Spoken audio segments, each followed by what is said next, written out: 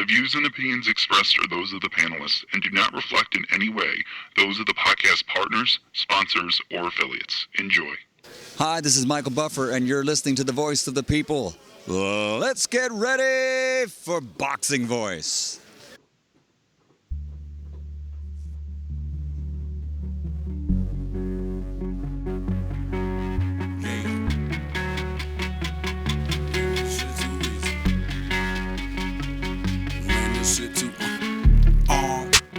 I wake up feeling like Mayweather.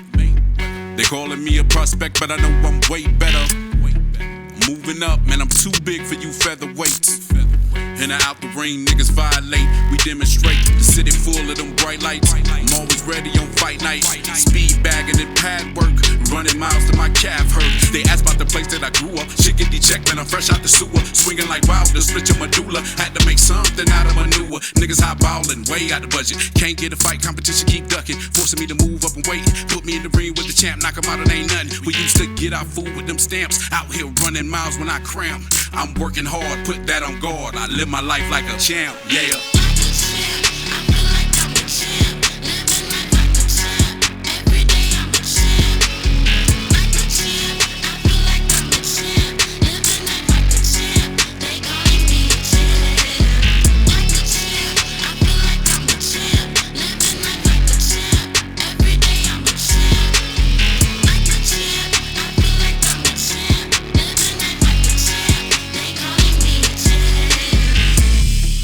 Every fight that I'm in, we win, we pop bottles. Feeling like Mike in his prime. Shout out Cuz D'Amato. What's going on, ladies and gentlemen? Welcome back to another edition of Border Wars, brought to you by #TBV Podcast, wherever hashtags are used. Another successful Border Wars in the banks. Shout out Steve Cunningham and the USS Fight Academy in Pennsylvania, Pittsburgh, for holding down TBV with a location for our Season 8 Border Wars. Man, a lot took place. This was supposed to be a boxing after dark, kind of modeled after HBO Boxing After Dark, where, you know, it's not a championship level fight. There were no title fights on the card. There was no big names on the card. You know, I guess the biggest name was Mario Money May Munguia, but there was so much controversy surrounding Mario that he wasn't the true A-side, you know, like a Eric Cruz bringing, you know, a fight back to Texas with both belts. It's a little bit different, right? He and Jose they had a unification in Texas. So it's slightly different, but I guess it overperformed. Like it went above and beyond the expectations of what we thought we would get. But Mitty, man, what's going on across the pond? How are you? Man, I would really like your immediate reaction. I know we spoke a little bit, but what did you think? And whenever you do get into it, let's start from the top, or rather the bottom to the top, leaving the main event for last. Yeah. I mean, what up? You know, I'm good. Border Wars, man. Border Wars for me is like, you know, it's a great invention coming out of like the TBV podcast community doing our things, right? And I love being there in person. And like, you know, like you said, like my immediate reaction is like, damn, I wasn't there in person, right? You know, I usually try not to miss too many Border Wars. And, you know, it's different, waiting and trying to get the Patreon footage.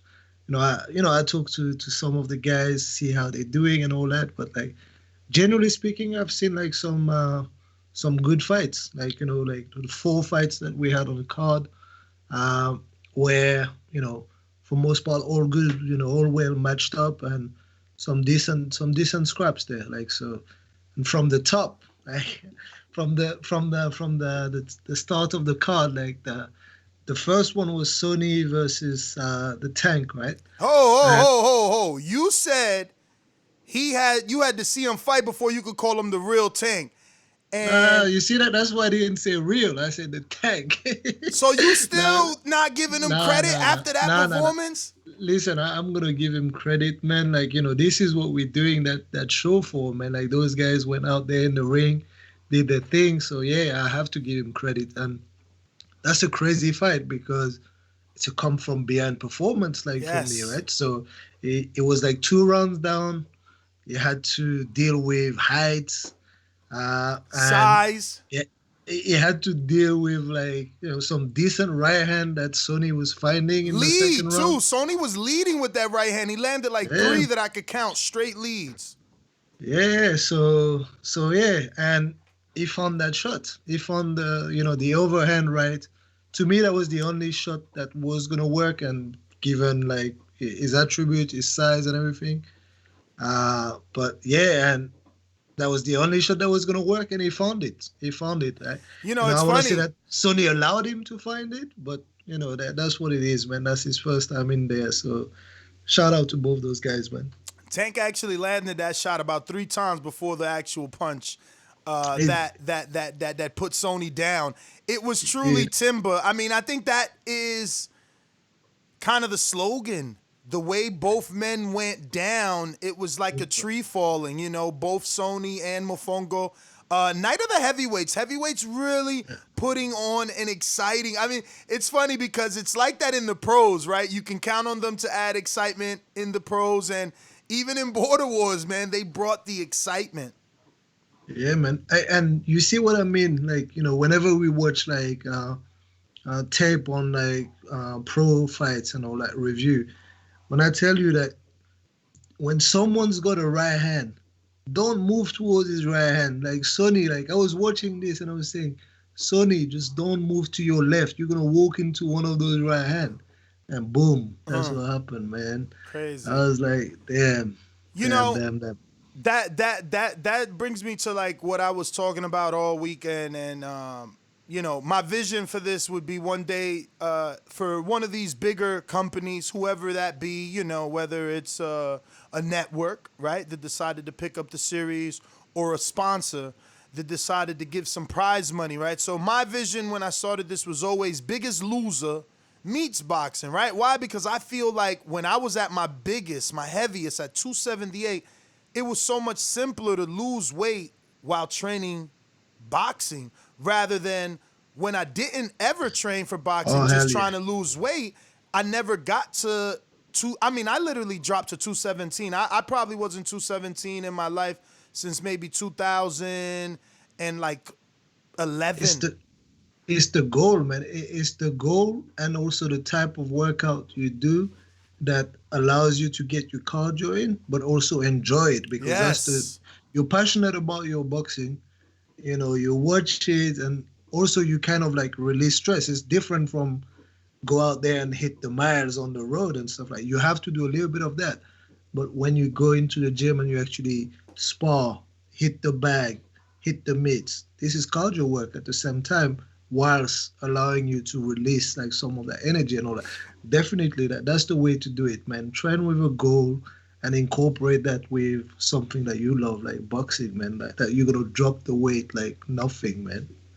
So, yeah, man, I think that, like, again, it's obviously wishful thinking, but if we had, like, a prize, then people would be willing to take weeks out of their life to be kind of in a house similar to Contender, but have those necessary people there, like yourself, a Doomy, a celebrity trainer, a fitness person to help them lose the weight, a dietitian and a cook to show them how to prepare their food. And then the winner is the Biggest Loser and gets that prize, you know what I mean? And really a lot of these guys have done that. My love-hate relationship with Marvin, he's still one of Border Wars' best, participants, because he started at 248. Now he has set a new goal for himself at 175. December 5th, he'll be 185. You look at a guy like Sal, also in the 200s, and first Border Wars fight was 165. Matt, Machine Gun, that is a person that I don't give enough credit to. You know, I forget who I talk about a lot. I think it's Santiago. I always say how Santiago's a stand-up guy, and regardless of losses, he comes back. You know, Machine Gun's never given up. Never giving up, and I'm rooting for him into December 5th.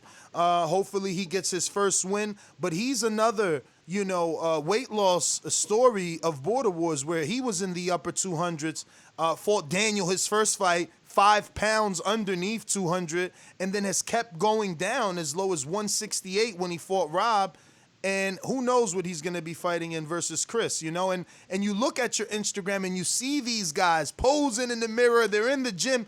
And I get like a warm feeling like, damn, this is something that we started that has got dudes off the couch. I think about Joseph and his call out, which I'll screen share in a bit.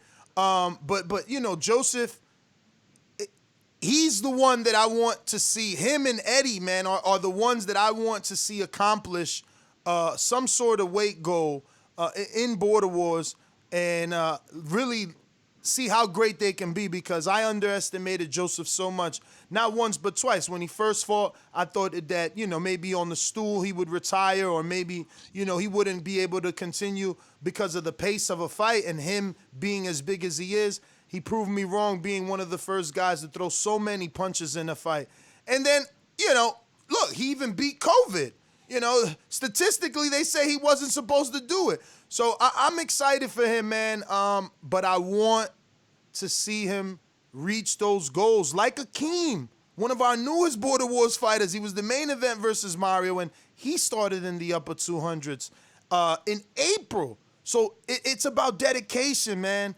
And if you have dedication, oh, man, it can be beautiful. Dedication, and that dedication, like we said, it will come through setting yourself a goal and having something tangible and concrete at the end of it. And there's nothing more concrete than having someone on the opposite corner looking just to, inflict some pain on you. So you got to be ready or, face the music, right? So, that's the motivation right there. Yeah, man. So I guess we can get, before we wrap up, because Sony has a lot to be proud of, and we do get our fair shares of one and dones, just like we have dozens of return participants. I'm hoping that he is a return participant. I'm hoping that he builds up to the rematch. I think Tank, there's a lot of exciting fights that Tank can make in the heavyweight division, depending on availability of both him and whatever opponent he chooses. And he should only consider the rematch if it's what suits him, both financially and, from a distance standpoint, right? Yeah. But I would love to see Tank and, Mofongo, Tank and BDG, Bola de Grasa, Eddie from Las Vegas, Tank and Supermax. Those are good fights. And even, those, dare I say, maybe Tank and Mario. Mario was 195. Is he better? I hear rumors in the message boards. I don't know if he's already contacted you, being as though you help so many people in the community with losing weight and diet plans, but I hear he wants to take another fight at 185, and that would be, 13 pounds lower than what he was for this fight, or give or take a pound. So I know we'll talk about the main event later, but I do want to know what you recommend in terms of, should he go up or should he go down? No, I mean, to be honest, for his frame, I would recommend him to go down, right? So Mario, and he's a strong dude also, right? So, but if it feels like, he can just go down and be healthier there and stronger, because he has a lot of power. Like Kim said it himself, right? That's stuff that he won't lose, and he can only add by putting lean muscle, right? And having a bit more speed into it. So I'll always recommend him to go down instead of going up, man. Yeah, man. So, Big Sony, I called the rematch on this one. I guess that the knockout, because if you watch the tape, Sony does say he doesn't want to continue. The towel comes in from the corner. I thought it was the first corner towel stoppage. you corrected me on that. You said that there was literally another towel flew in because this was the actual white towel, and I'm like, oh my Yeah. God, the towel. Like, I didn't know we had a towel stoppage before, man. And I was really disappointed in Sony because I felt like when he went down, I felt like from my seating, I could see him smiling, and I'm like, is he hurt? Is he looking for a way out? Can he get up? Because he only had 10 seconds. And that's the mind. It's the mind, Mitty, because he didn't know. And then post-fight's like, damn, if I knew it was 10 seconds, maybe. And it's like, damn. He could have got a draw, though. Just standing up. All he had to do was stand up and get a draw. I give you my take because I knew 100% that after sitting down half an hour to an hour after, it would be disappointed with not carrying on. I 100% knew that, like, when I looked at it. But I was wondering, like, the shot landed, no problem. The shot probably or did hurt him. But I don't know if he stayed down because of the shot necessarily. I think there was a combination of things. There's a combination of, like, tiredness. So with, like, a little bit more of, like, a better camp, more emphasis on the cardio, now knowing what it takes, he would have said, okay, yeah, I've recovered. Because, you know, when your cardio is better, like, you recover quickly anyway, even from those knockdowns. And also he said something that is quite telling. I don't know how much sparring he had, but he said, like, you know, I never felt a punch like that. And yes, it was a hard punch, but I feel like if he had more sparring, he would have felt that before in sparring, and he would have known how to handle it. No, that was telling. How to handle it and how to come back from it. Say, you know what, let me take my 10 second, let me recover. Well, actually, not my 10 second, but my 25 second, whatever Doomy gave Doomy giving out half an hour's. Yo, Tank was furious. If you were there live, he was like, yo, it's over. Yo, shout out to Tank, man. Yo, Tank. We love you, champ. The real Tank. Mitty won't call you the real Tank because he working with the other Tank. And the other Tank, let's be real. We talking about this fight. The other Tank acting like he ain't hear you. Talking about, I just want to know who called me out. I just want to know. Well, you hear him. He said we could fight for the name. He don't want your belts. He want to fight for the name. That's a real one right there. Delaware, stand up. He lives in D.C., so he repping y'all too. And if you heard his interview, Mitty, how do you don't love a guy that says, I got into boxing? Listen, I love him. I love his hype, you know, his energy and what he brought. That interview brought me closer to him, like, you know, and that's what I'm saying. Like, I wanted to be there, you know, because when you see those dudes in real life, you meet them, you interact with them, like, everyone in that border community is out there. They're friends, man. Like, so don't worry, I got him. I like, you know, I like what he did. I like, you know, the way he talked before, the way he talked after, and what he did in the ring, man. Like, so yeah, man. Like, but yeah, I'm working with the other Tank, though. Yeah, so you can get it, the real Tank. Yeah, he said in his post fight, look, he said, because he's a gentleman, he said, I'll give him the rematch if that's what he want, but I want to fight Marvin. We could fight for the name, but he's realistic, and this is why this is already one of my favorite fighters. He said, we could fight for the name, but I know he's going to act like I don't have any popularity, so it's all good. I'll fight somebody else and earn my shot. Yo, that's what I'm talking about. Not crybabies, begging. You know what I'm saying? Yeah. Go out there, do what you got to do, make a name for yourself. And that's what he did, because let me tell you, their fight, let me double check, but I think it's the most watched fight, and I'm talking Sony versus the real Tank. Last time I checked, I will be refreshing and give you them stats, but last time I checked, their fight was the most watched fight. We got a super chat from DBX in the UK who says, "Do me," a.k.a. Jack Reese.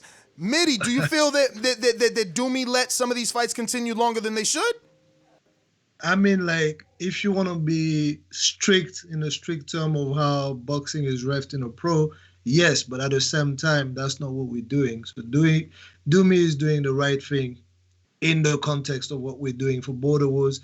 Also knowing that, you know, he's the only one working there. He doesn't want to have anyone just working the count for him. Like, if you watch a pro fight, when the fighter goes down, the ref has other things to deal with, and then he looks at someone who's keeping count for him and he picks up the count from there and all that. So Dumi has a lot of things to do, so we have to cut him some slack.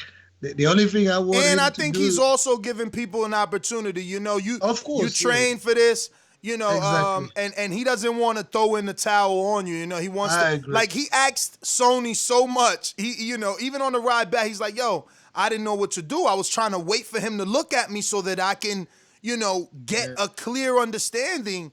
So it was a little bit strange, you know. Again, disappointed. Sony just had to stand up, up and get a draw. Hey, did you hear the J Mac say, are you gonna do an AJ? Are you gonna do an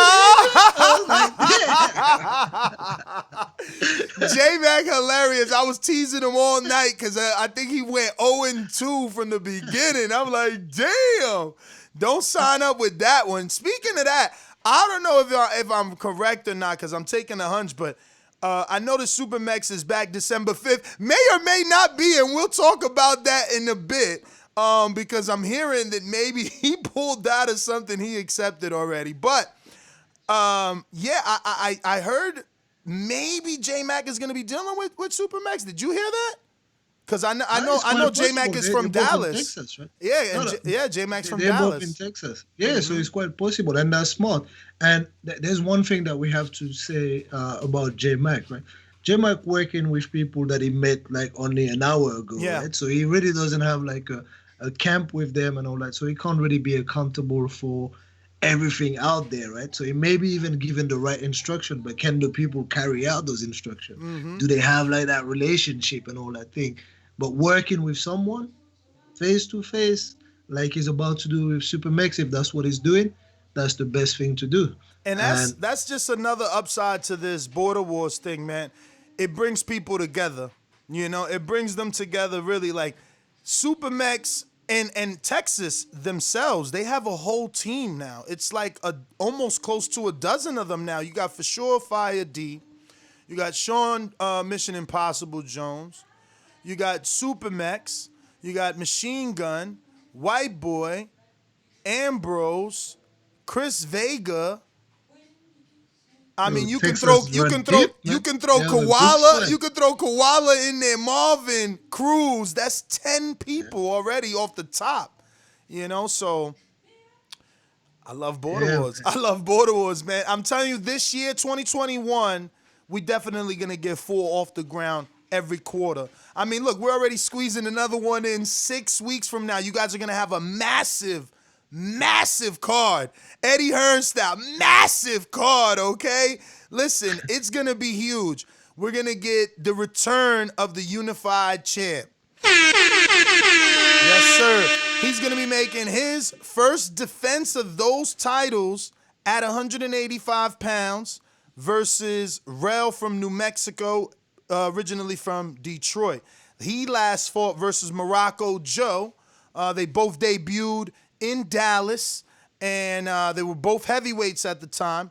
And Rel got the win in a standing 8 count, and now he's going to be facing Marvin for the 2 belts, and he gets to come in at a catch weight of 190. And if you're in that Border Wars chat, you know that they have a back and forth feud that's been going on for some months now, so that fight is going to be fireworks, okay?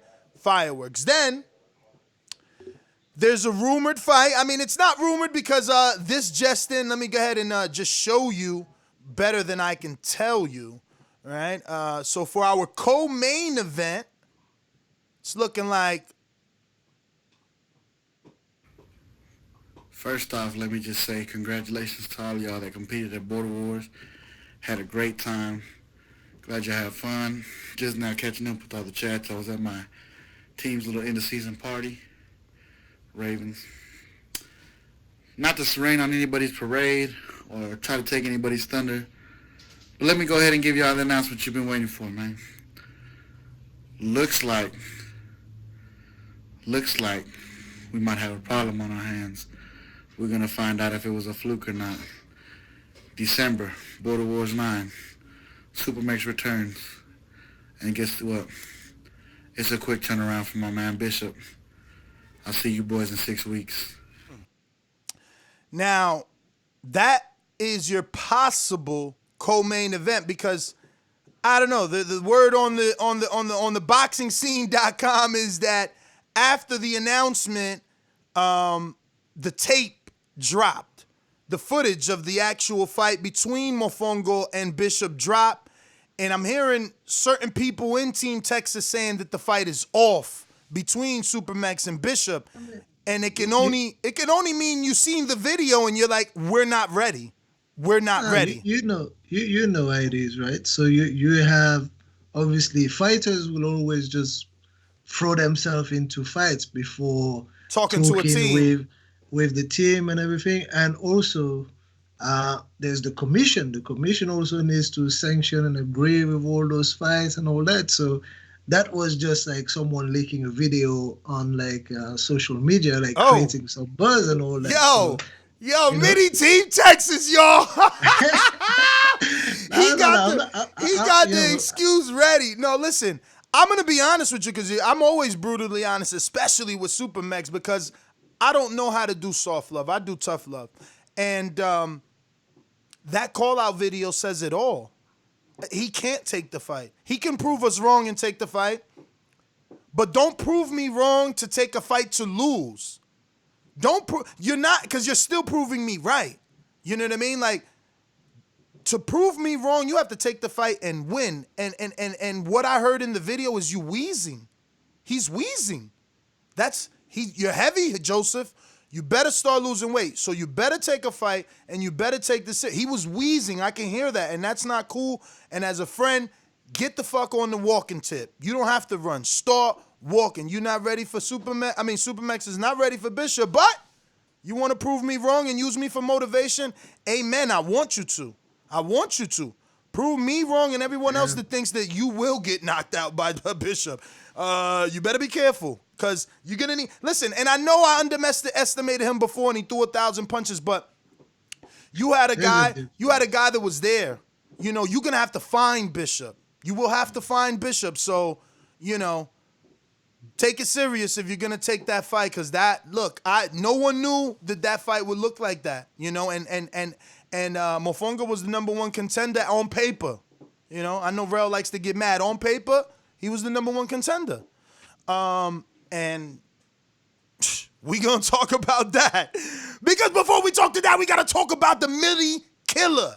The Midi Killer. Midi, how did it feel to hear almost every interview? I want Midi. Everybody wants Midi. I mean, like, it's interesting because like, I talked about like people throwing names out there. Like, it's cool. I heard it all like from like the first time I fought, right? Oh, I want Midi. But the fact is, it never happened. So, you know?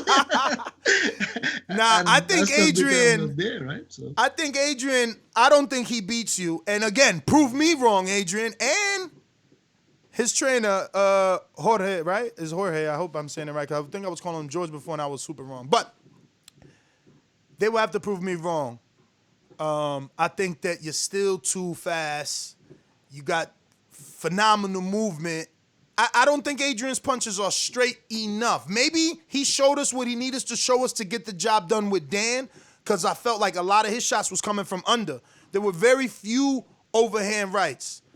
But he did have a phenomenal job, and I talked to him about that with Dan. Like, there was literally a point in that fight where they both hit each other with jab. 3 straight times, man. I never seen that. It was like, boom, both hit each other's face. Their heads would go back. I never seen that. That's one of the first things I've seen, and that tells me that both of them don't make adjustment, right? Because if that happens once, like, your jab is good, but it means like the other guy's jab is good too. Yes. So just move your head off the side. You should keep popping your jab, and then just move your head. Like, his jab will miss, you'll keep connecting. But anyway, that was like, you know, that was a little thing that I saw. Adrian didn't say he wants you next. He understands that there's levels. He did call out the Cobra. That's something we've never seen. Now, I wanted to give Sonny M credit for that, because he was coming from Oklahoma, never heard of him, and he wanted to take on the Cobra himself. He couldn't make it. He suffered a broken rib in camp for that fight. Had to pull out. Once again, Anthony Queen City Cobra has to show up to a Border Wars, doesn't have a fight. But this time he got a call out from a guy that traveled from all the way from Wisconsin. So I highly doubt Adrian won't show up for a fight with Cobra. And I think he'll show up. He'll show up. 100%. No, of course. That's what I said. I like the energy of those two guys. Like their energy was good. Their vibe, like they're stand-up people. Like the way they spoke before, like confident but respectful, and also embracing the spirit of border wars. In the ring, they just did their thing. They didn't want to like. His trainer said. Hard. His trainer said, whenever we want, the thing is, everybody's like, there's nothing in Wisconsin. I'm like, really? But his trainer's like, whenever you want, do the next one in my gym, have the after party in my bar. I'm like, yo, let's go. Hey, you know? I mean, if he's talking about after party, then there must be something. If it's just going to be us dudes, then we go somewhere else. Tank is so hilarious, yo, the real Tank. He's like fucking Kevin Hart. Yo, as soon as I said after party at the bar, he was like, dude, it's just going to be us dudes there. Believe me. But let's not disrespect the actual second fight. Adrian from Wisconsin, Rowan, took on Dan the Man in Washington. And I really expected more from Dan based off tape. He looked so good in the tape.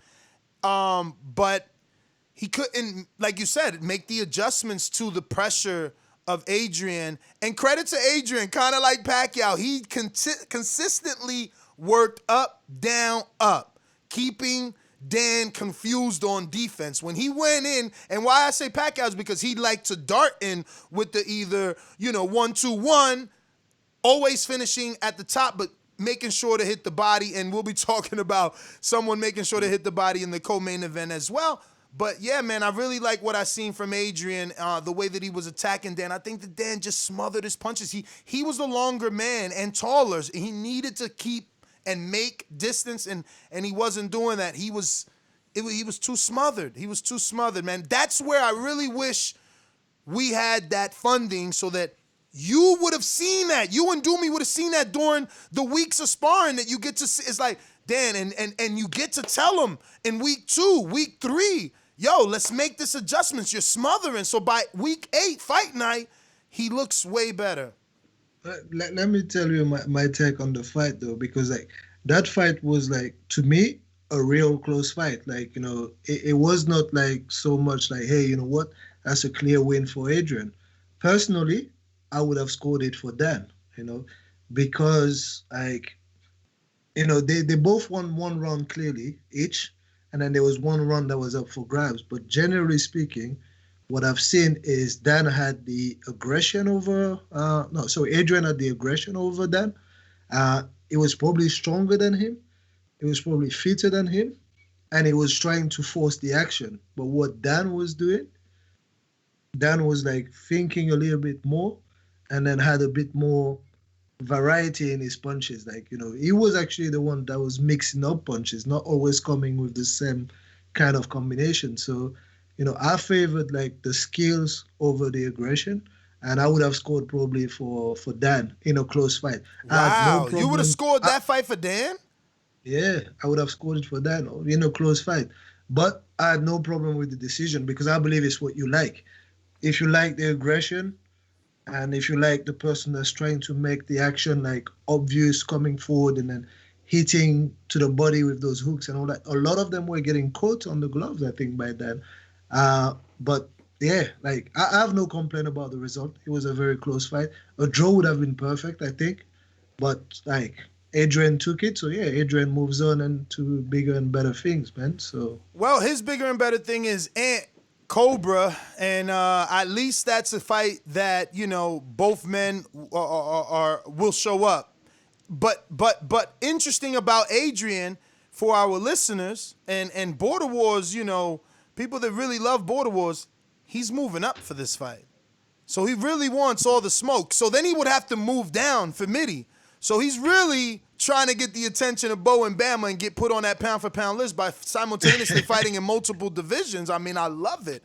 I love what these guys are doing. Seriously, look, I got to give credit to Rel. His last fight was at heavyweight. And to make a name for himself, because, I mean, look, a guy from New Mexico, you need to make a name for yourself. Why not fight the real Tank at cruiserweight? Make a name.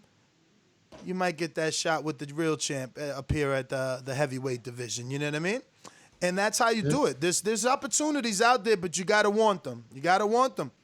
It's like I'm saying for Supermax, if you're serious, you need to, I don't know, Mitty, you're the diet guy. Like to take on that type of fight in 6 weeks, what sort of level of dedication just to walking would you want from a Supermax? Not even boxing training. Like how many miles walking would you want to see on a week? So this way he can break it into 7 days. Listen, it's tricky because like you have to take a look at like the impact on the joints also like for him, right? So well, that's what I'm saying. I get walking. You don't want him to run anything, but you don't necessarily want him to go in there and then put like way too much miles necessarily, right? So, man, I don't know. I want him to definitely get more active, train at least like not high amounts of like training or long hours or anything, but I want him to train at least 25 to 40 minutes every day, like being active, whether it's like going for that walk, going for that cycle, or going for that swim, low impact stuff.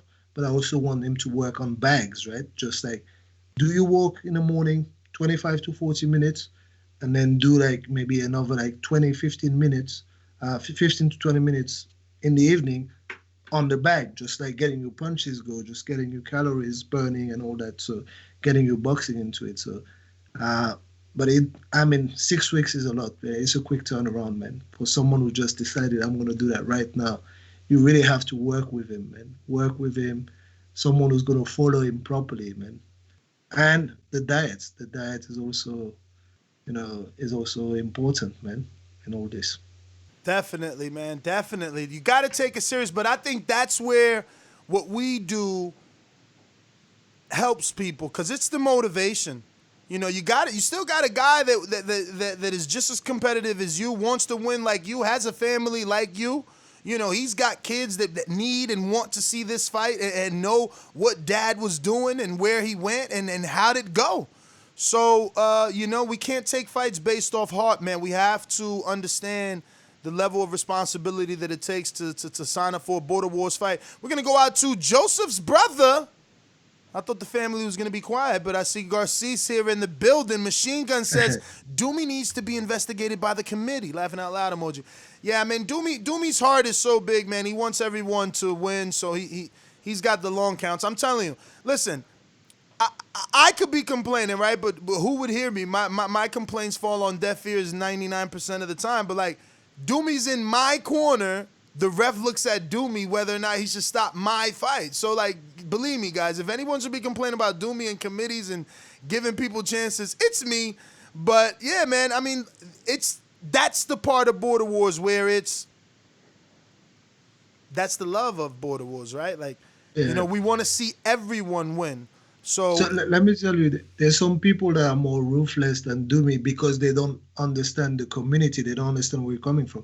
For example, like Steve Cunningham, right? Steve Cunningham, when you had the very first, Kevin Cunningham, right? Yes. When you have the very first Border Wars, like the guy as a trainer that sees what's going on with a fighter, what he likes and what what he doesn't like to see in the ring.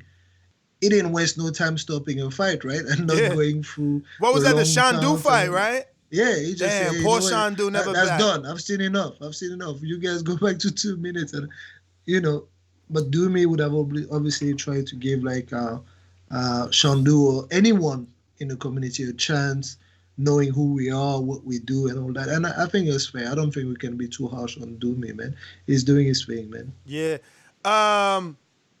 Teddy B said that he gave Adrian all 3 rounds on his card.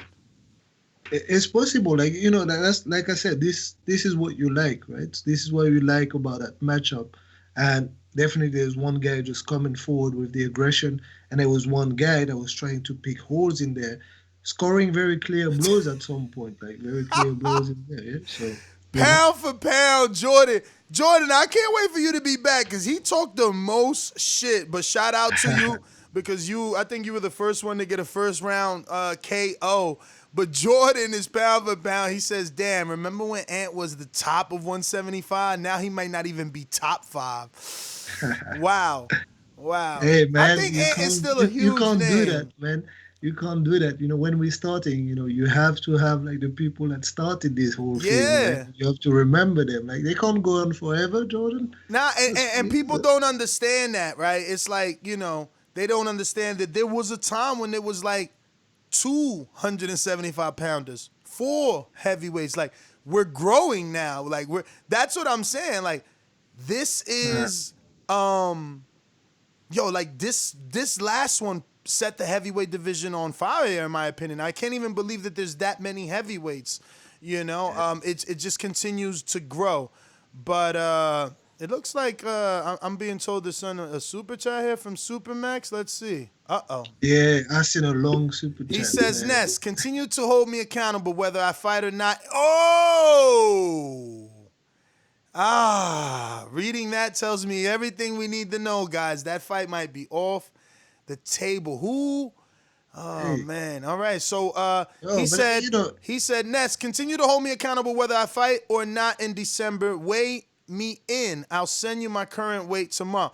Yes, that I want to do that, man, because I told your ass, if you would have listened to me, you'd have been already at least in 3 fights, and I know you would have been lower. But you got to take it. You got to be as afraid of losing as me.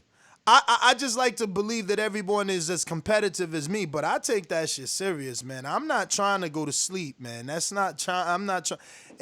And believe me, I'm taking a knee too, and we'll talk about that in the main event. No grabbing.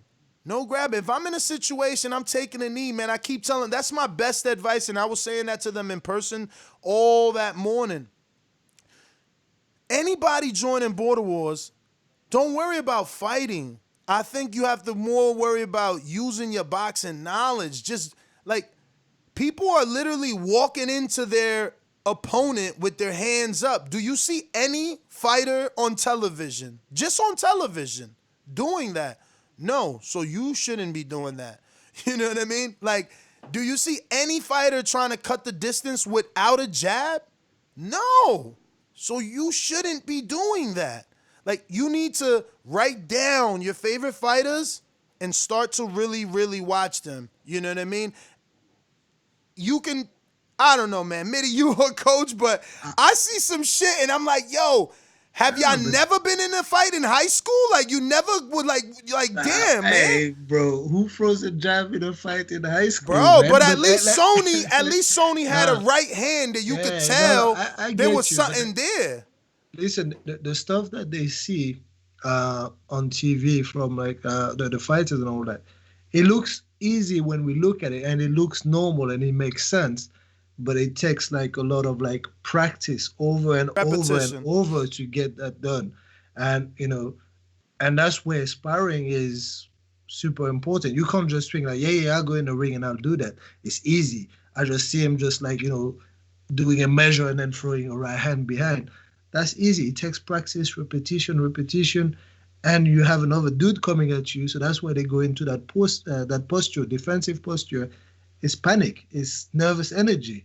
It's all those things that make them lose their mind in their head. Ask any one of the guys that had their first fight on Border Wars.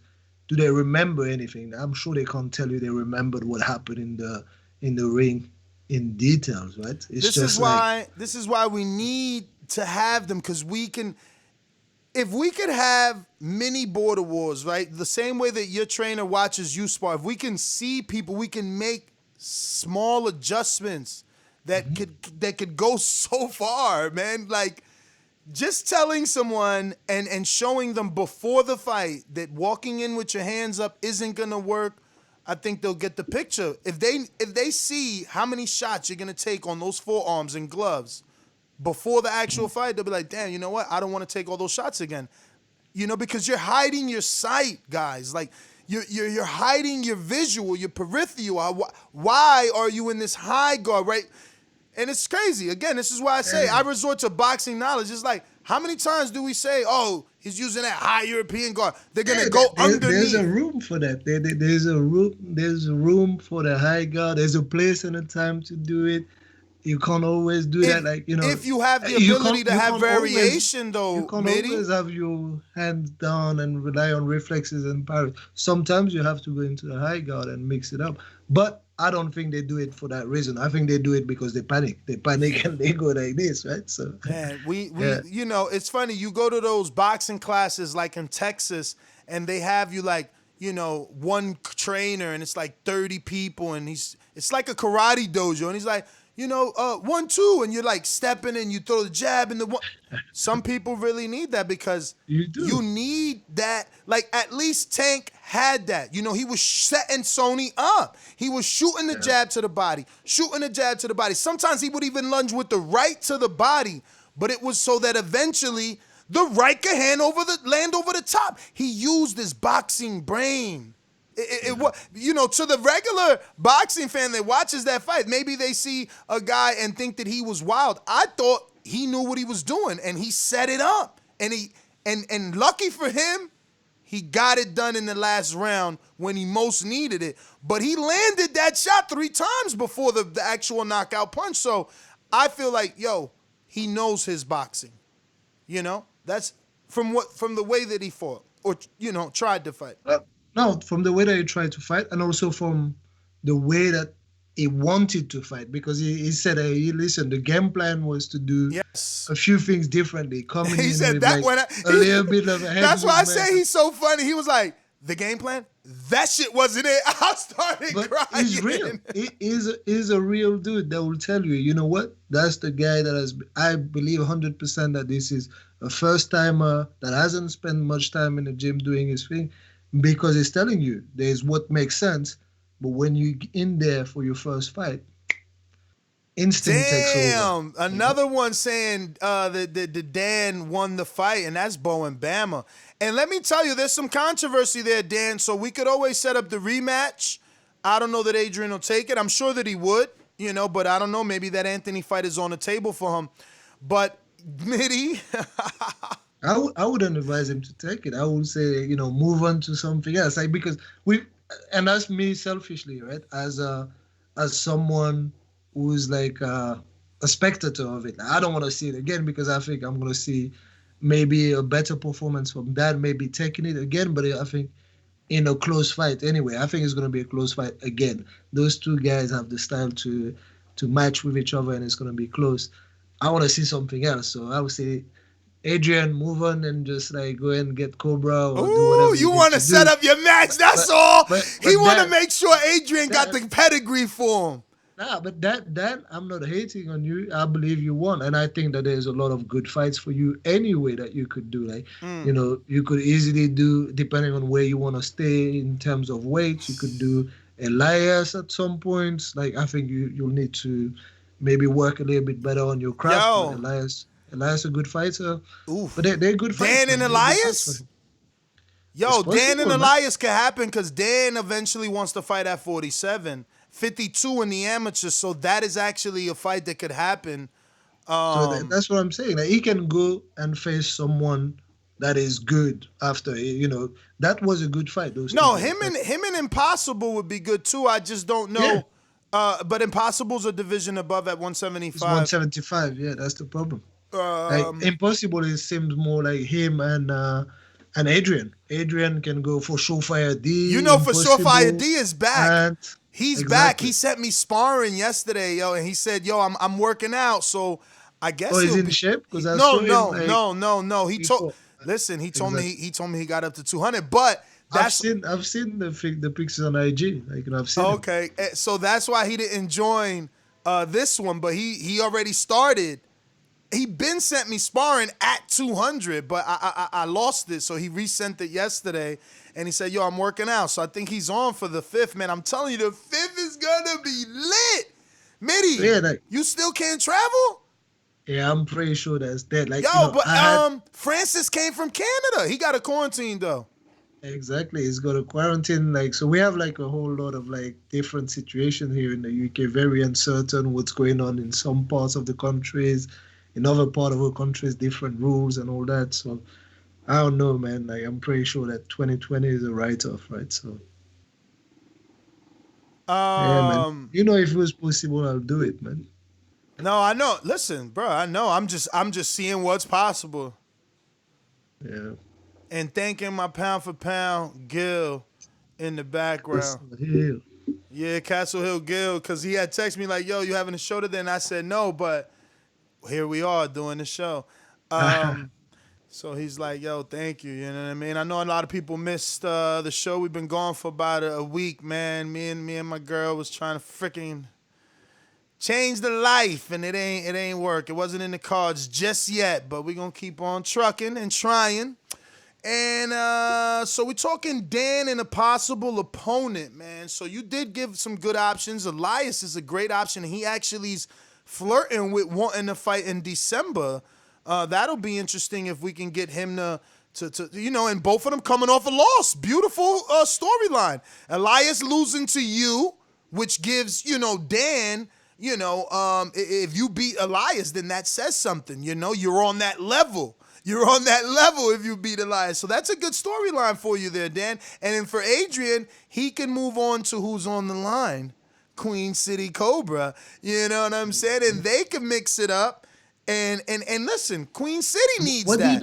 did Ant say though? Like, so Ant was over there, people talking about you and calling you out, and what did he do? Did he stay quiet, or did he have like that? Did he have the Actually, smooth man, voice saying, "Yeah"? yo, I wish that we already had the sponsorships, because Ant, again, a guy that came twice to Border Wars. Luckily for us, it was two different girlfriends, so we didn't look that bad in front of her. You know what I mean?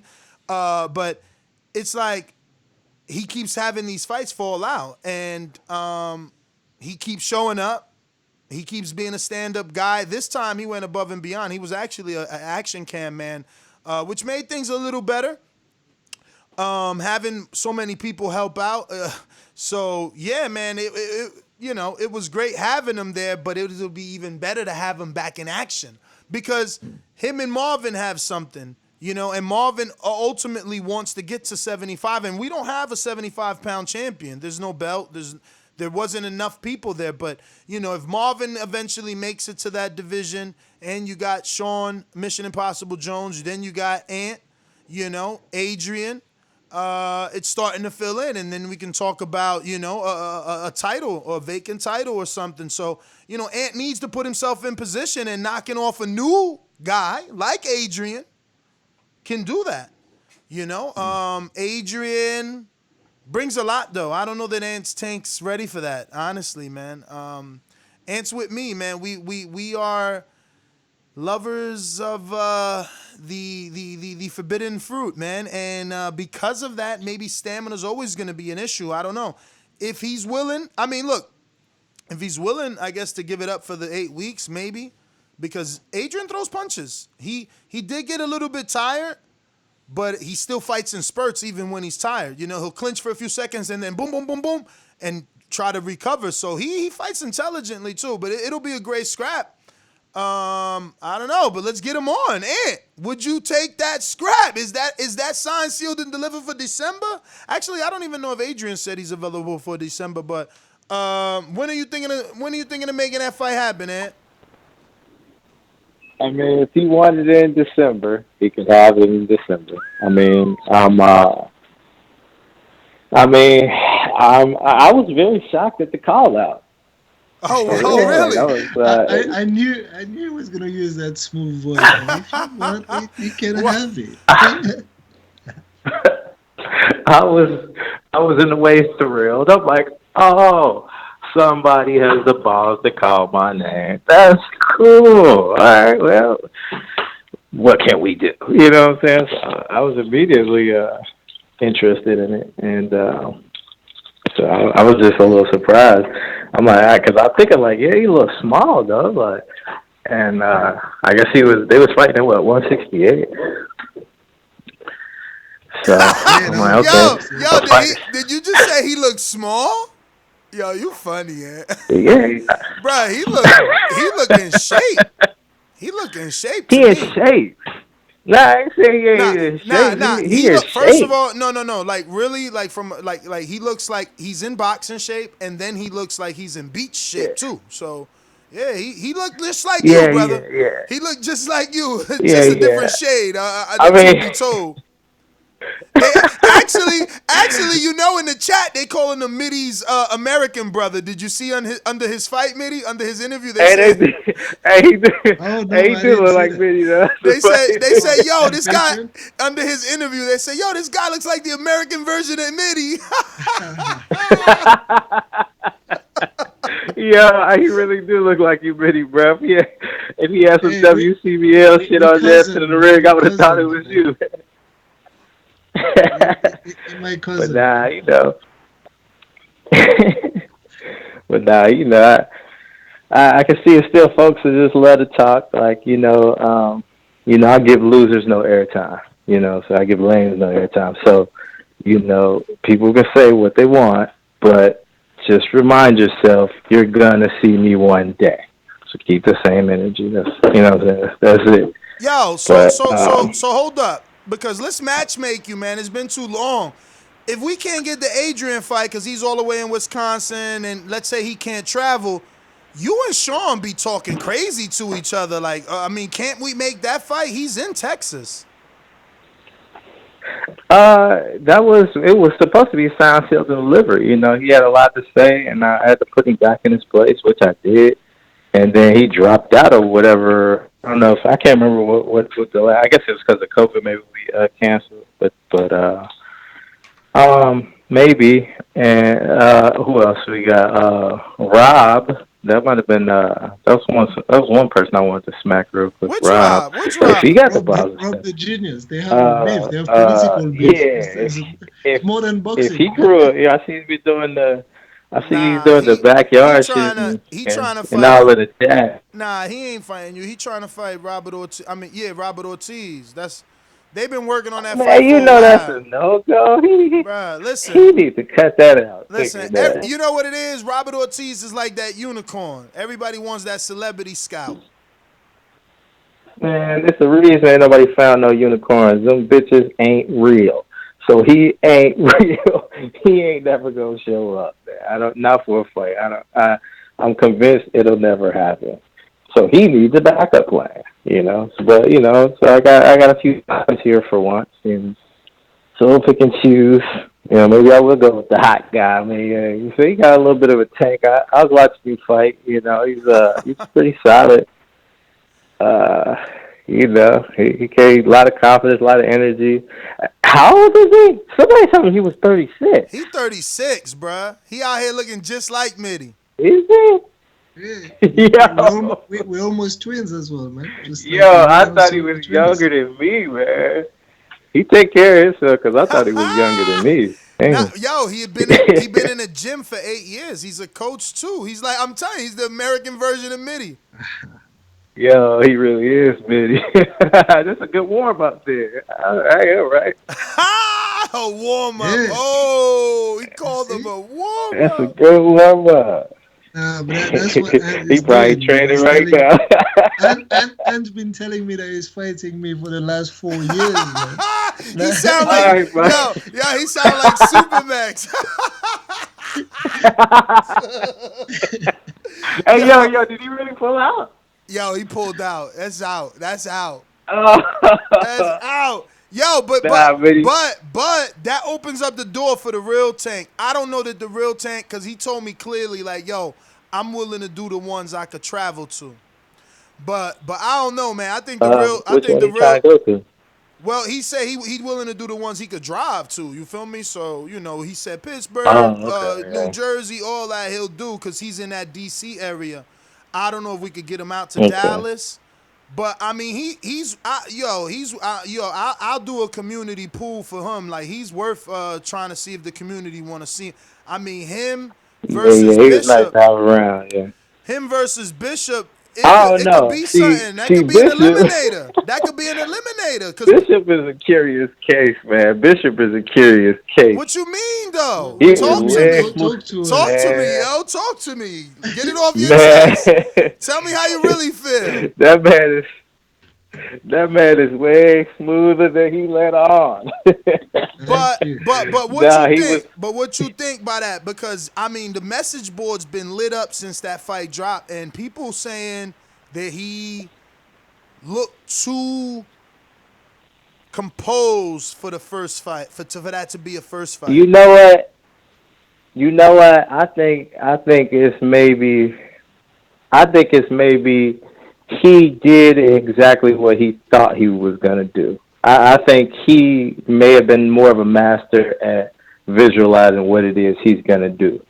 You know, Uh, some but people are just good at I that. mean, Like some there people is just happen that. to be good There at is that. that. Hold believe on, in Mitty. that. Let me throw this narrative out there, cause Sal in L.A., California, you know, he fought in 2017 Border Wars. He feels like if you watch Bishop's tape, that he did the same moves to his Tito doll. You know, the rubber Yeah, box. absolutely. He Absolutely. fronts like I seen him doing that same exact thing. Old southpaw trick. Lift the hand up, blind you, drop something on you. yeah, but I mean And Well, he shows that. I just seen him doing that. it was actually the to me it was the Andre Ward combination from the Chad Dawson fight. He hit him right, Oh, when so he so went down low that. he's using the lead hand to blind you when he throws the left straight left to your body so that you could cuff, and when It he comes just back with a follows with the hook. right hook. Boom. You know what I'm Come saying? right back out with that right hook. Bruh, beautiful That's what I Yeah, mean. that combo. shit was sweeping. It was like he put it on something about the size of whatever he was Listen, hitting. That's where those punches th- was going. So he just listen. did exactly what he trained to do.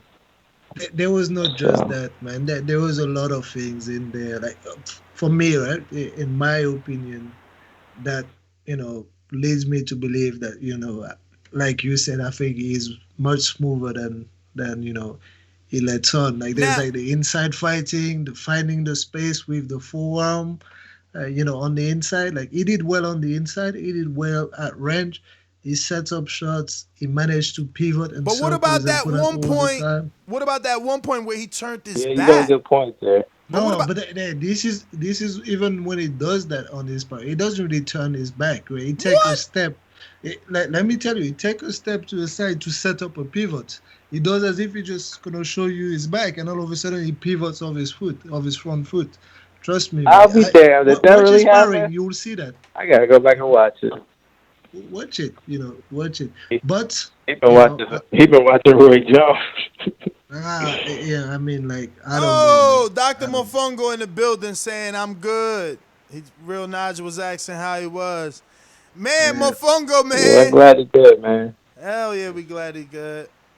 He said, That's my yo, guy. I'm glad he's all right, I man. watched that video today, and Mofongo's a fighter, man. He's yo, me and my wife was looking at that, and I'm like, yo, he literally, and he went through his whole post fight like a fighter.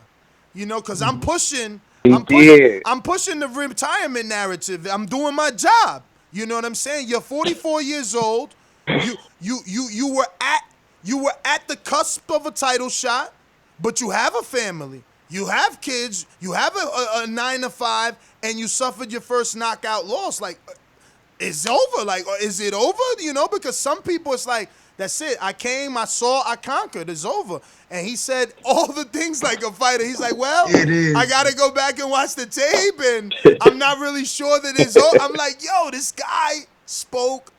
Yo, it's so beautiful. I watched everything back today. I just love everybody's post fights and Listen, their pre Yeah. fight interviews. He, Mofongo is a he really classic. is media Like, trained. you know, what happened?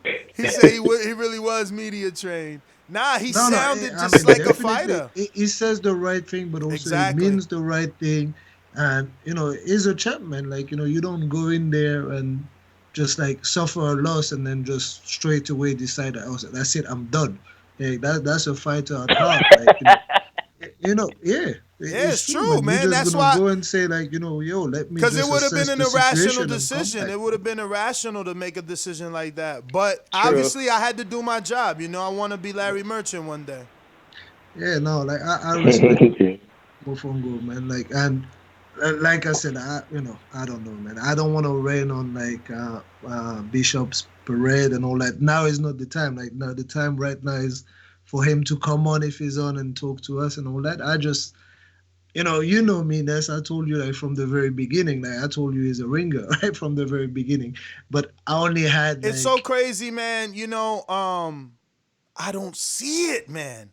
I only had I only had the energy that he gave off. Like so, I've seen a lot of people that have never fought, never taken part in those type of events, and they sign up. I know you have more experience than me, man. I can always tell you the guys that want to do it. I'm not questioning like his intention, right? He wants to do it because he wants to fight and he wants to experience it. I respect that.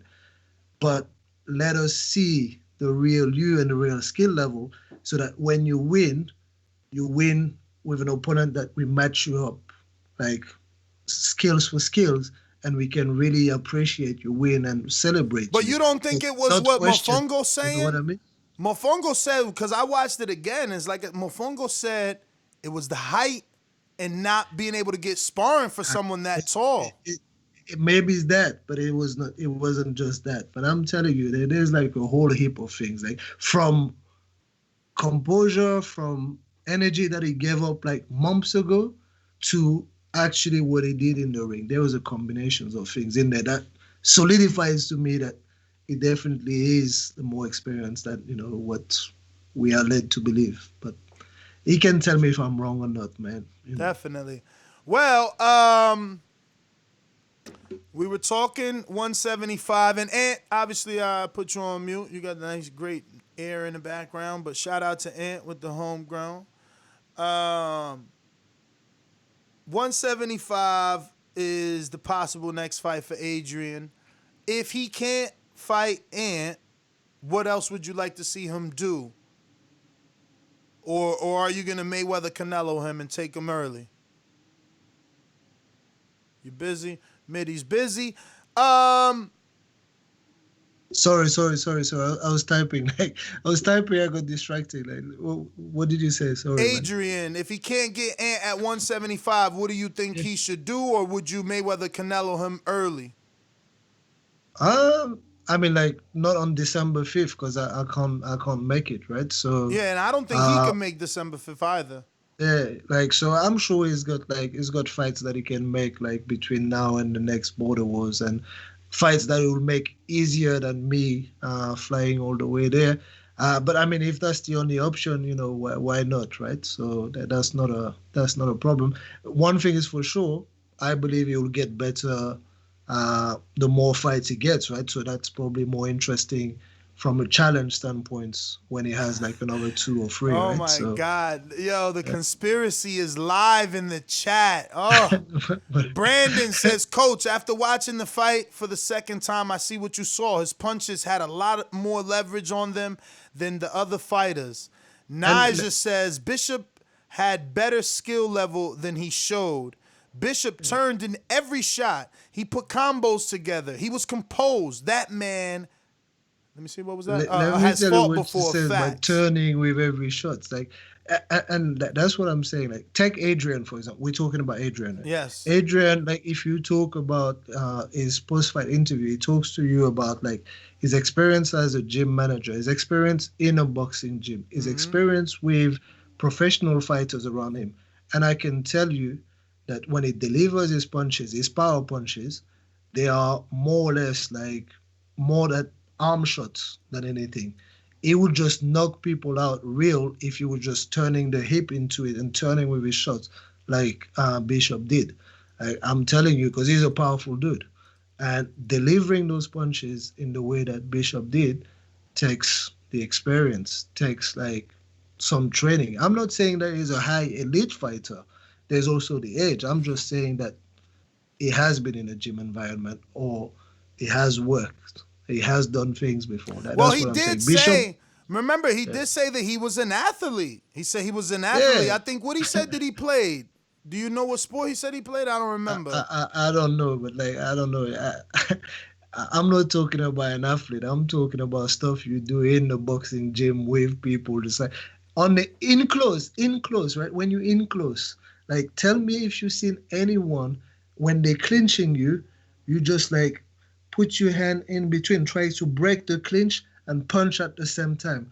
Use your forearms to lift the elbows of the other fighter and throw an uppercut Man, he underneath gonna that. make me watch this a second time. I ain't see all that shit. Please go and watch it. That's the whole type of thing. Like, watch Kim and Mario. Watch Kim and Mario, and watch what happens when those two locks. Those two locks, they wrestle like they try to push each other Bro, to the ground. Keem should have had a point deducted, man. Come on, that was flagrant. Bishop doesn't play. Bishop like remains calm in there. He swims under the arm. But that's the finds the space, experience, boom, Chico. boom, and It's he the goes. experience.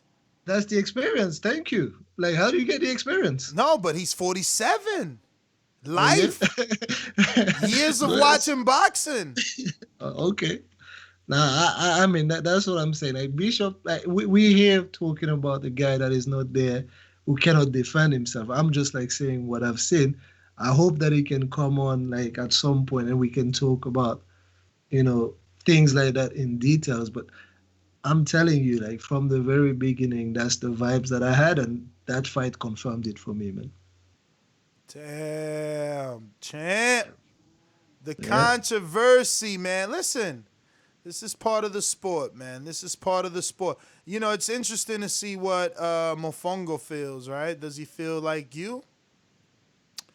I don't know, man. We don't Mofongo, know. like I said, Mofongo doesn't have to feel like me. Mofongo is a class act already. Everything he said is classy and is respectful. He has respect for Bishop, so who am I not to have respect for Bishop, right?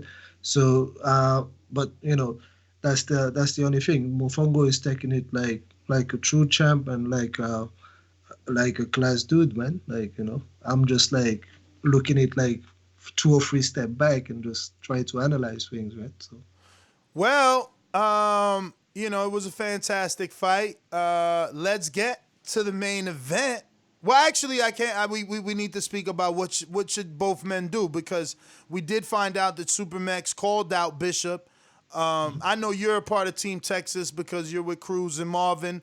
I'm assuming you're part of that dietitian plan for. Not really. Oh no, but what do you want to see Bishop do next?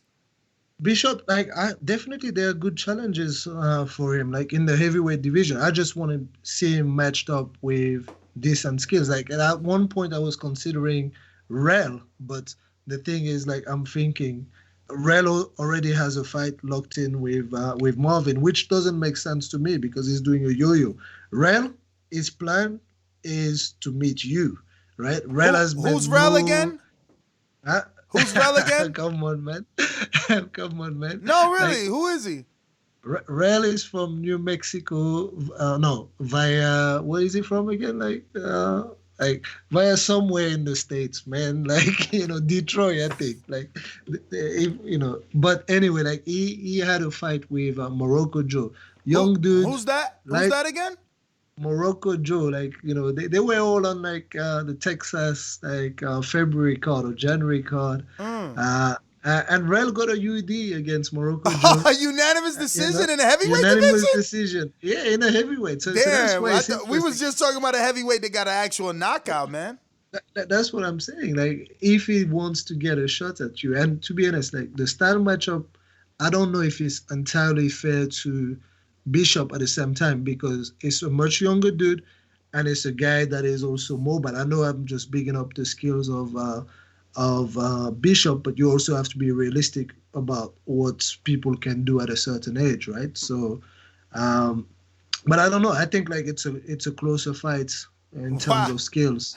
Wow. And, Wow, you want Bishop to go for Rel and Rel for go to Bishop. All right. I mean, that could have been a fight, but that might not be able to. We might not be able to do it because Rel is locked in with what's his name, with Tank, right? So with Marvin. Now, if you look at who's left in the heavyweight, who is really left? Like, we can't give Bishop to you straight away because we have that rule, right? We need to see him at least 2 times, right? So. Before he gets a shot. And we don't actually know what you want to do, Ness, but that's a fight that could happen if Bishop goes over, goes through his next opponent. At one point, I was even considering my guy Eric Cruz. I said, like, you know what? If you're not healthy and you can't drop the weight right now, you could actually fight Bishop. But that's not the right thing for Eric, though. What? Eric wants to be healthy at 185. You mean no? Okay, I thought you meant it's. I'd cut you off. No. If I wouldn't have cut you off, I would have understood. I'm sorry. Yeah, no, and that's what it is. Like, in trajectory-wise, in terms of health, it doesn't make sense. Yeah, not in terms of skills and power and stuff like that, right? Jose was talking about stuff. I don't know if Jose. I don't believe Jose would. I don't believe Jose would fight Bishop, man. And at this point, he's been so. I want him back. You see, he's in the chat. You know what I mean? Yeah. But the thing is, we don't even know like when he's telling the truth anymore. Yeah, and it would be good. It would be good. I mean, because I don't. I mean, the lowest he could get is to like 190, Jose. But I don't know. Would Jose take that fight after that knockout? Doubt it. Well, he's saying that hey, you know what? Like, he has the skills to counteract. Let me just tell the chat real quick. Go watch the interview with Bishop. Bishop has a plan, and Ness is last, man. Just like everybody. You know what I'm saying? Stop it. Yeah. Stop but it. That's what I'm saying. Like, and that's what I'm saying. Like, where Bishop has a plan, and that's where I was getting at him with the energy when he first came through.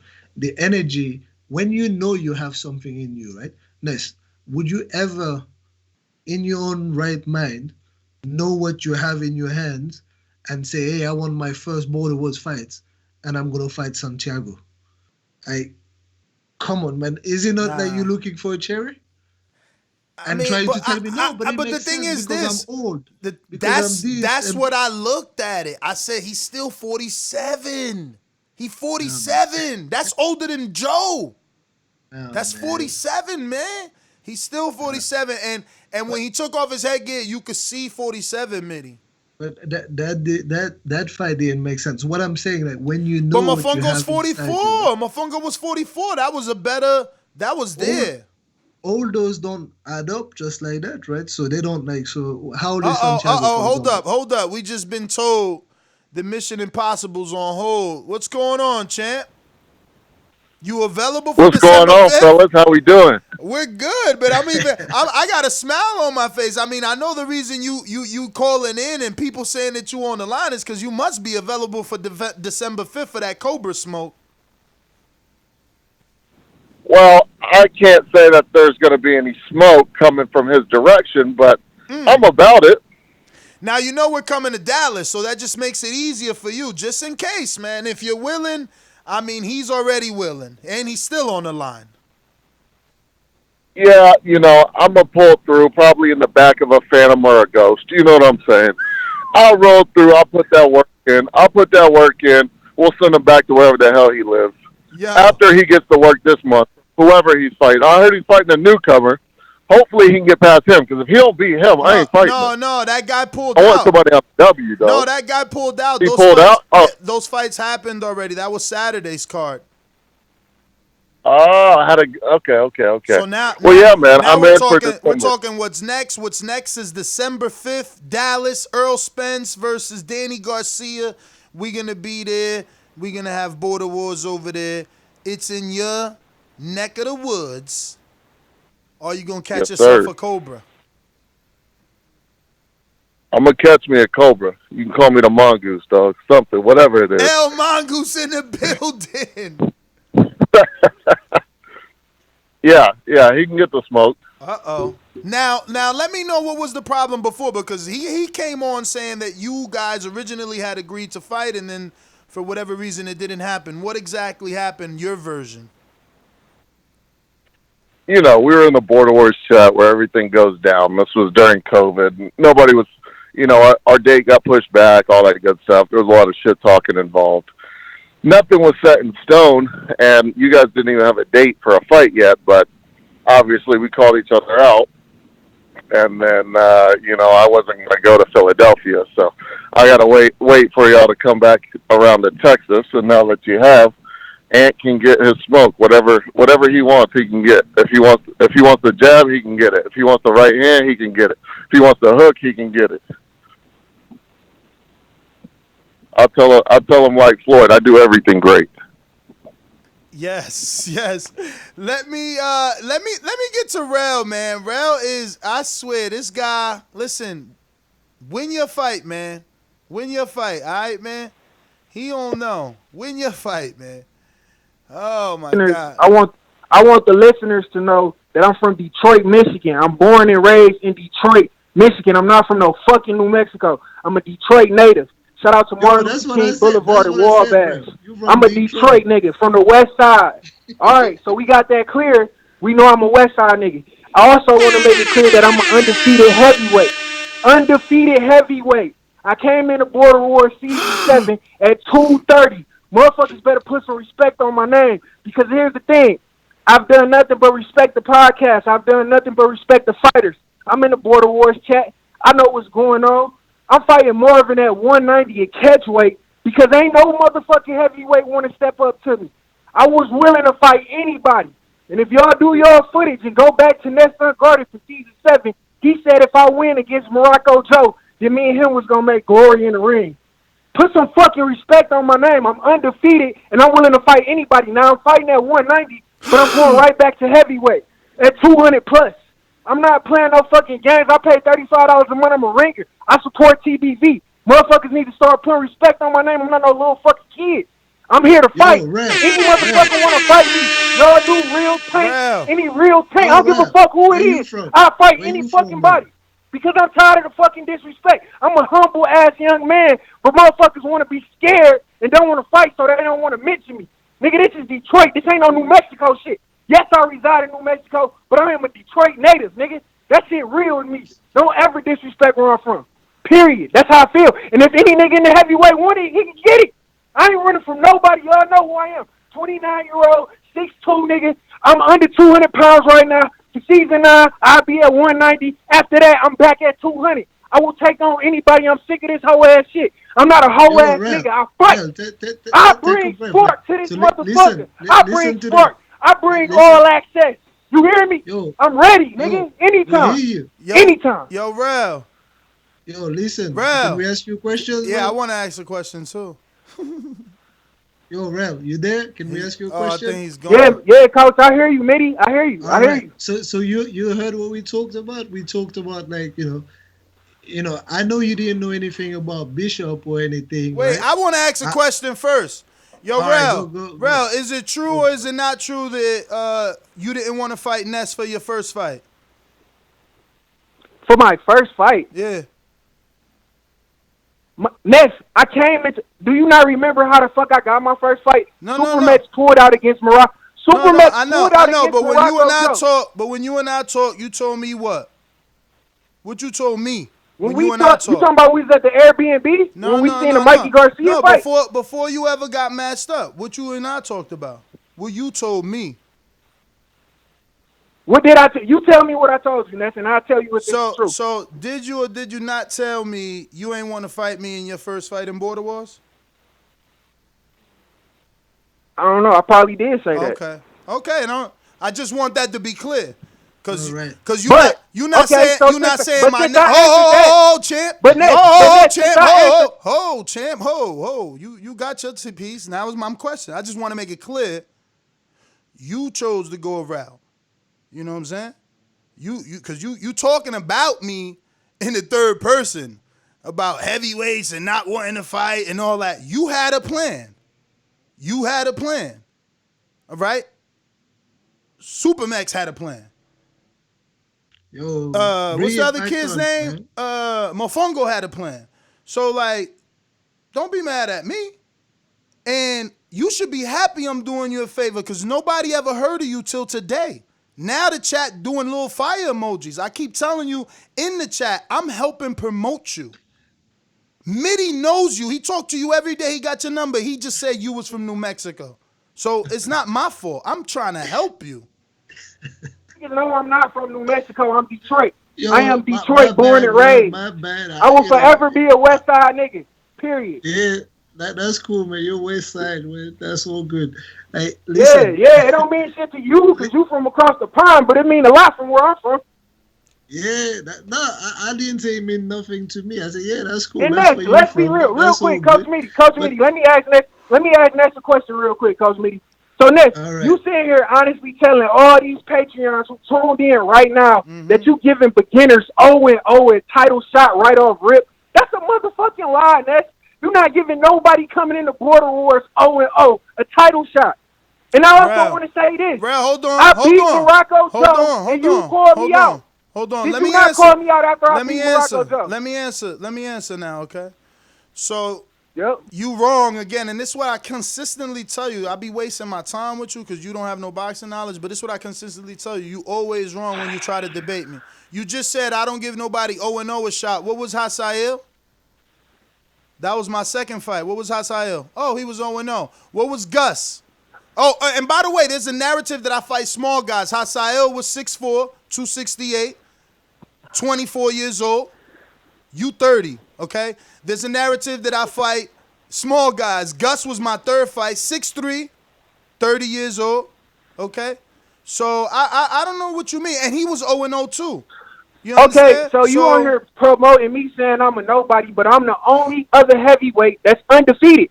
So why the fuck am I not ready for you? What I told was you I'll you? fight you. Was I called you out at the was end you? of my. I Was called you? you out at the end of my whole highlight. Was you the I said, only? Ness, what's up? Was What's you up? the only heavyweight who was undefeated, or are you wrong again? I mean, Mofongo had a draw on his record, but literally I had one fight.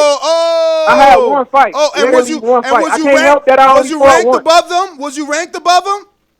Was you ranked Okay, above them? let's ask the listeners. All the listeners who tuned in. What? A fighter who's 1-0 Why don't I ask you a question? Rel, why don't I ask you a like question? What? You cut me off though. Why don't I ask you you don't a want question? no real shit being said.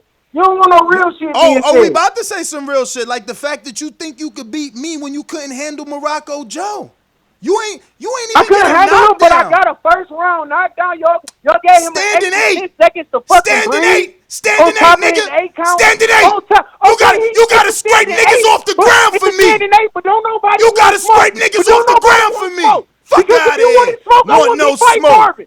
I wouldn't be fighting Marvin. Kick If you wanted rocks. smoke, I Kick wouldn't be fighting rocks. Marvin. Go make a Period. name for yourself. Listen, you doing exactly what I'm telling you I to ain't do. ducking you, You Ness. doing what I'm I'm not telling you to ducking do. you. You I'm doing not what I'm ducking telling you you. to do. I am You not doing ducking what you. I'm telling you to do.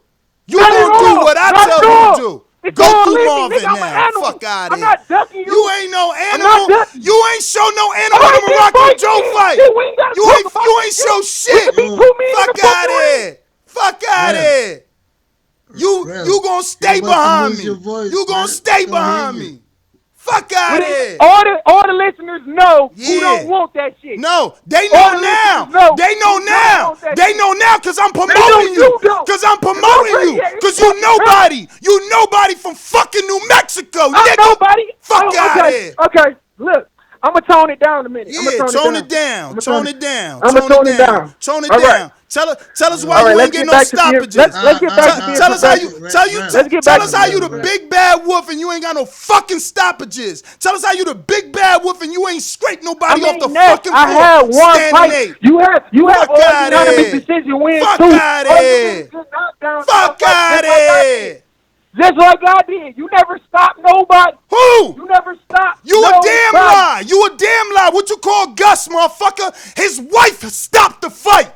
That's what I'm saying. You don't know shit about boxing. Everything you saying on here is wrong. Okay, I What you wasn't mean there I for ain't got Gus, no so I stoppage? didn't know that. What For you the mean I ain't listeners, got no I didn't know that he stoppage? stopped Gus. Fuck out of I here. never even Nigga, met I got Gus. 7 knockdowns in 4 fights, motherfucker. Fuck is you talking And I about? ain't worried about Fuck none is of you that talking shit. about? And I ain't worried about Fuck none out of of it. You better be worried.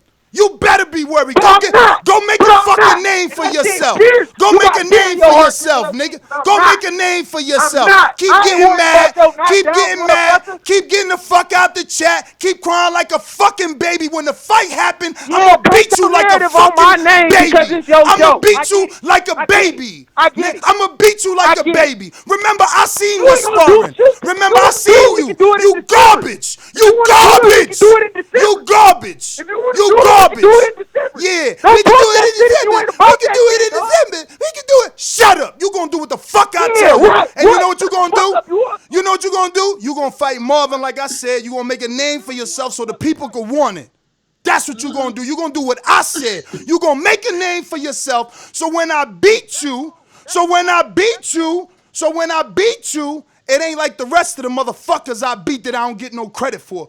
Go beat Marvin, who ducking me, let's be clear, was a heavyweight and left the division, okay? Go fight my leftovers, my sparring partner, let's be clear. My sparring partner, okay? Yo, Fuck out of here. Wait, let's chill. Like, so, I mean, Rel can do that, and Rel, there's like another path. Like, you don't have to go out the heavyweight division.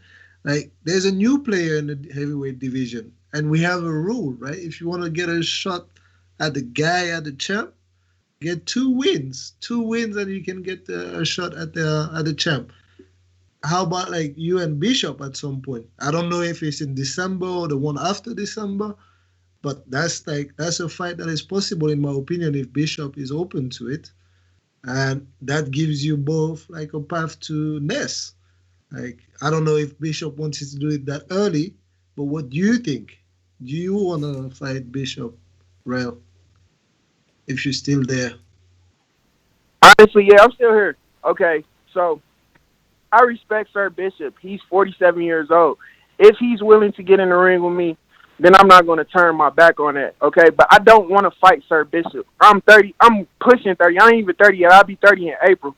So I'm not looking to fight a 47-year-old. Not to say that Bishop's not skilled, not to say Bishop not talented. It's just that Bishop is not my first choice opponent, okay? Because when I signed up, I've always been humble about the whole situation. I took it as just a pickup game of boxing that you can't do like a pickup game of basketball. So it's a tournament with a bunch of like-minded people, and I'm in it because I love the sport, and it's good to have a group of individuals who love the sport as much as I do. So my whole thing was to get off the couch and be motivated. Since Border Wars has started, I've quit weed. I've stopped smoking weed. I live a more healthier life. And that was the whole purpose from the jump. You know, I never came in here saying, I want to take this person's title and I want to take that person's title. I came into Border Wars just willing to participate, for the love of boxing. That's why I'm here. You know, for all the disrespect and lash outs I'm getting because of who I am, that's just motherfuckers in their feelings. Because at the end of the day, I've done nothing but be respectful. Feelings? And now that I'm where I'm at. That's cool. He's staying his feelings. So my nigga, if I ever release my text with you, you got some nerve to talk about feelings. You the most fucking emotional motherfucker I've ever met. All I want you to do is win so that I'm forced to fight you. It's that simple. But you not even bright. You yell and you text and you cry and you lead a chat. Fucking win. Force me into fighting you. All right, Ness. All right. Ain't shit to yell about. Ain't shit to yell about. Exactly, but you came on here yelling, right? You came on here talking about people disrespecting you because I'm promoting you. We cool. Because I'm promoting you. Because I'm promoting you. Who is real? You know I'm a heavyweight contender. Motherfucker, you know who I am. You know I'm from Detroit. Bro, that's a narrative, man. This is what I'm saying about dealing with people that ain't fucking on your level. I'm building the shit up. Who is real? I'm making it a joke so that media's so we fought like this. You see what I'm saying? Hold on. So when Earl Spence says, who he fighting? Or you ain't gonna be on pay-per-view without me. Sit down somewhere. He disrespecting? I mean, this is what I'm saying about dealing with motherfuckers that don't know boxing. This is why you ain't getting no shot. This is why I got you going through hoops of fire. You know why? Because since you don't know boxing, you don't know that I'm the motherfucking A-side. And the A-side make you do what I say. Be careful if I don't put you in a fucking Canelo catchweight. What? Message. Yes or no? Message. Did you not call me out of season 7? Yes or no? Wait. Did you not call me out? Of course. Of course. Castle Hill. Of course. Okay, you called me out. So why the fuck you got me fighting Marvin? So Rel, let me ask you a question. Did Supermax just not call out Bishop? Wait, say that again? Did Supermax just not call out Bishop? He did. Oh, all right. Enough said. So, but my thing is this, Ness, you called me out, I got the dub. Why we not fighting? Why do I have to go through cutting? Because I'm making you go. I'm making you go through hoops of fire. I'm the A side. You going and I through ain't giving hoops you of shit fire. about that, so I don't understand why you giving me shit. I ain't giving you shit. I'm not on your head every day saying, let me fight you, please, Ness. What? I ain't know you on that shit, but I'm also letting you know that I'm not worried about Yes, fighting. you is saying that. Yes, you is saying that. You lying, but it's all right. I'm not worried about fighting you, dog. I mean, apparently and you real are. niggas know. All the real listeners know I'm not worried about fighting you, bro. Apparently you are. Apparently you are. You the only dude text me privately 1,000,000 times crying. Apparently you are. But I'm going to give you what you want. All you got to do is win. All you got to do is win, no matter what. TBV, bro. All you got to do is win, Rel. All you got to do is win. Coming out in my corner. All you got to do is win. Talking like I'm a All you got to do is win. All you got to do is win. Bruh, supporting me. I have real life niggas who contended against Charlo and Sean Porter on my side. Let me stop talking like I'm nobody. Let me keep building the fight. Nobody showed and watched your fight like you lied. Let me keep building this fight and tell them your character. Didn't you tell us? Man, shut up. Didn't you tell us 500 people was gonna sign up to Patreon to watch your fight with Morocco Joe? That's why you ain't get the fight. Because you did shit fucking numbers. Didn't you do shit numbers? And didn't you fucking illegally share the fight to not do shit numbers? Huh? Answer the question. Because I didn't sign no Answer the question. Answer the question. You didn't have no contract. Man, don't share no link from your highlights. You never did. All right, we're going to let you go. We wasted enough time promoting you to make you important enough to get in the ring with me. We're going to move on with Border Wars 8 review, okay? We helped you a little bit. Now people know you're not from New Mexico. You just lived there. Thank you, Ness. All right, guys. So we had a super chat from Castle Hill Gale. He was obviously entertained, so he said, "This is gold, right? Gold!" Exclamation mark, right? And for those of you who don't know, that was Rel from New Mexico. Hey, yo, stop, man. Stop. Mitty, he going to fight you. He going to drop down to 160. I'm playing Rel. Yo, he don't even know when you playing. The fact that I said, who's Rel, he thinks I'm disrespecting him. No, like, but he actually texted come on, me, man. This is what I told him. Yo, hilarious, Don't bro. worry, Hilarious. It's building you up. But, yo, so where we at? So we're talking about, what Bishop can do and what Mofongo can do. Right? So obviously Bishop, there are different options, but I'd like to see him with a heavyweight that we respect, at least on a skill level. We respect everyone, but with decent skills level. Now that the Supermax Bishop isn't happening, it would be better Supermax Mofongo, but you know that Mofongo's on the East Coast. He does it when it comes to the East, you know. Yeah, he will do it at some point in 2021, and that's what I was gonna say for Mofongo. Yeah, the best thing for him to do is just enjoy Thanksgiving, Christmas, just build, rebuild, right? And whenever we back in Jersey or somewhere in Pittsburgh or on the East Coast, then he can come back and decide, what he wants to do and who he wants to fight. So. That's what's up. And then we've got the main event, the big main event we've got to talk about, man. Yes. Whoa. Yo, listen. Yo, because I don't want to do what you said you don't want to do, but I feel like not that a point should have been deducted, but a point definitely could have been deducted. I don't think that you need to see someone be shoved to the ground like that 2 times for the point to come out. We all boxing fans. You know you're not supposed to do that. Not supposed to do that. So Amir Khan, Lamont Peterson, a lot of shoving in that fight. Khan got a point deducted. Some thought that was excessive. But Peterson never hit the ground. That could have took a lot of energy from Mario, especially your first fight. No, you smirk. You don't think that's true? The anxiety, now you on the floor, you embarrassed. I'm like that type. Because I'm looking at it from an embarrassing standpoint. It's my first fight. I already got all this pressure that I didn't show up. Now I get shoved down. It's I'm weak. I don't know. It was really a pretty hard shove. It definitely could have been a point deduction. I would have done that. I feel immediately. Well, you are. He is the guy that disqualified Enrique. I couldn't believe that shit. I was tight for that. But then it doesn't take away from the result anyway, right? Because there's multiple knockdowns in that fight, right? So, but I hear what you're saying, right? So I hear that, it may have like played on Mario's mind. He may have been like injured from that, but none of that happened, right? So, and yeah, so I mean, it's good that we talk about it, but I don't think that it's a very relevant point for the outcome of the fight anyway, because the way the fight played out, in my opinion, like the first fight was really messy. I didn't really know who to give it to. I think Mario might have done okay in that first round, but like Kim also seemed to be nervous in that first round.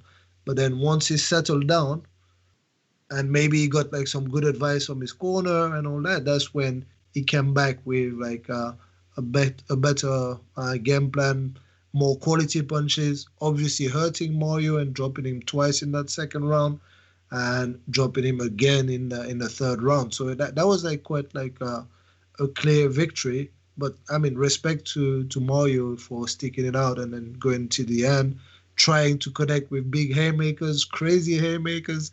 I saw like an uppercut, like reaching for the ceiling. Yo, he threw an all Yugen. He threw an all Yugen. It was hilarious, man. Listen, I want the rematch. I want Keem to understand that he is better skilled in my eyes than Mario. I'm not saying that he deserves a rematch based off the fight being tight. It's just a lot of intangibles in that fight. So in the first round, I believe that Keem deserves a knockdown. That was I'm clipping it for Mario because I want to make sure he comes back. I want him to see what he did, okay? And that first punch that Mario lands, he and it's beautiful. It doesn't look beautiful, but the intent is there. And he went to the body first, then he came up with the right hook. Fucking Keem, that shit looked like HBO, bro. Keem's neck is about to fucking rip off his shoulders, and then his foot goes out the ring. He says, I'm used to sparring on rings on the floor, which is cool. So do I. My ring, everybody knows, 2 Jersey Border Wars that we got our ring on the floor. That was the punch. And why I know that? Because I don't know if it was in the same round or the next round. Mario lands another fucking right. It was the next round because that's when Keem gets the knockdown. So Mario lands another right hook. Keem goes to take that next step. It ain't there. And I'm going to clip that too. Now, I ain't going to highlight it and put it out there. It's for Mario because he took it really bad, and he shouldn't. I think he did well. But Keem got that dog in him because after that, he did get himself together, and then that's when he wailed on Mario, eventually getting Mario down twice in that round. But that fight, and why I say the rematch midi is this. He didn't get the knockdown, right? So that knockdown can change his temperament. Energy. Exactly. He can build confidence. I get it. So now he doesn't get the knockdown that he was supposed to get. The action gets stopped. It commences. He gets shoved to the ground. He's embarrassed. He has to get up. The round is over. He goes to the corner. He lands another big shot, and then he gets dropped 2 times. So I just feel like if that first round goes the way that it was supposed to, which he scores a knockdown, the point gets deducted. He got 10-7. First round is 10-7. How do you lose? How do you lose a 3-round fight with a 10-7 round?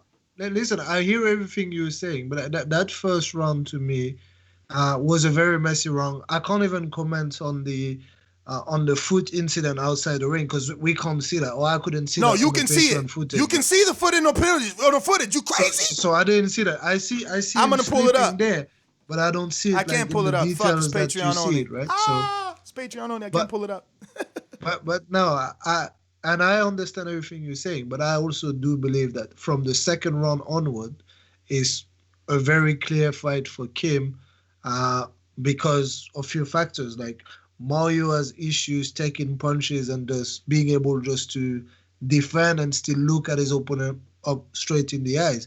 He's looking down straight at his boots or whatever, right? So is susceptible for those uppercuts and for all those shots, and that that cost him like that fight, right? Because in that posture, came unloaded on him and got 2 knockdowns, right? So, and the cardio, I also think like the cardio was a problem. Like Mario seemed visibly tired in that third round. I right? thought it was the Like, anxiety, man. yeah, I mean, like all that first fight is all so that goes tough. into it. Like all that goes into it, like managing your energy system, and you being able just to remain fit in the fight, right? So, and I don't know, man. Like I don't know if the outcome changes because Mario is an emotional dude anyway. Like so, the anxiety will always be there. Teddy Like, B wildin'. Teddy B, you wildin'. Go watch the tape.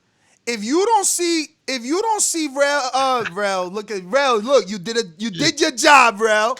You did your job. Oh my God.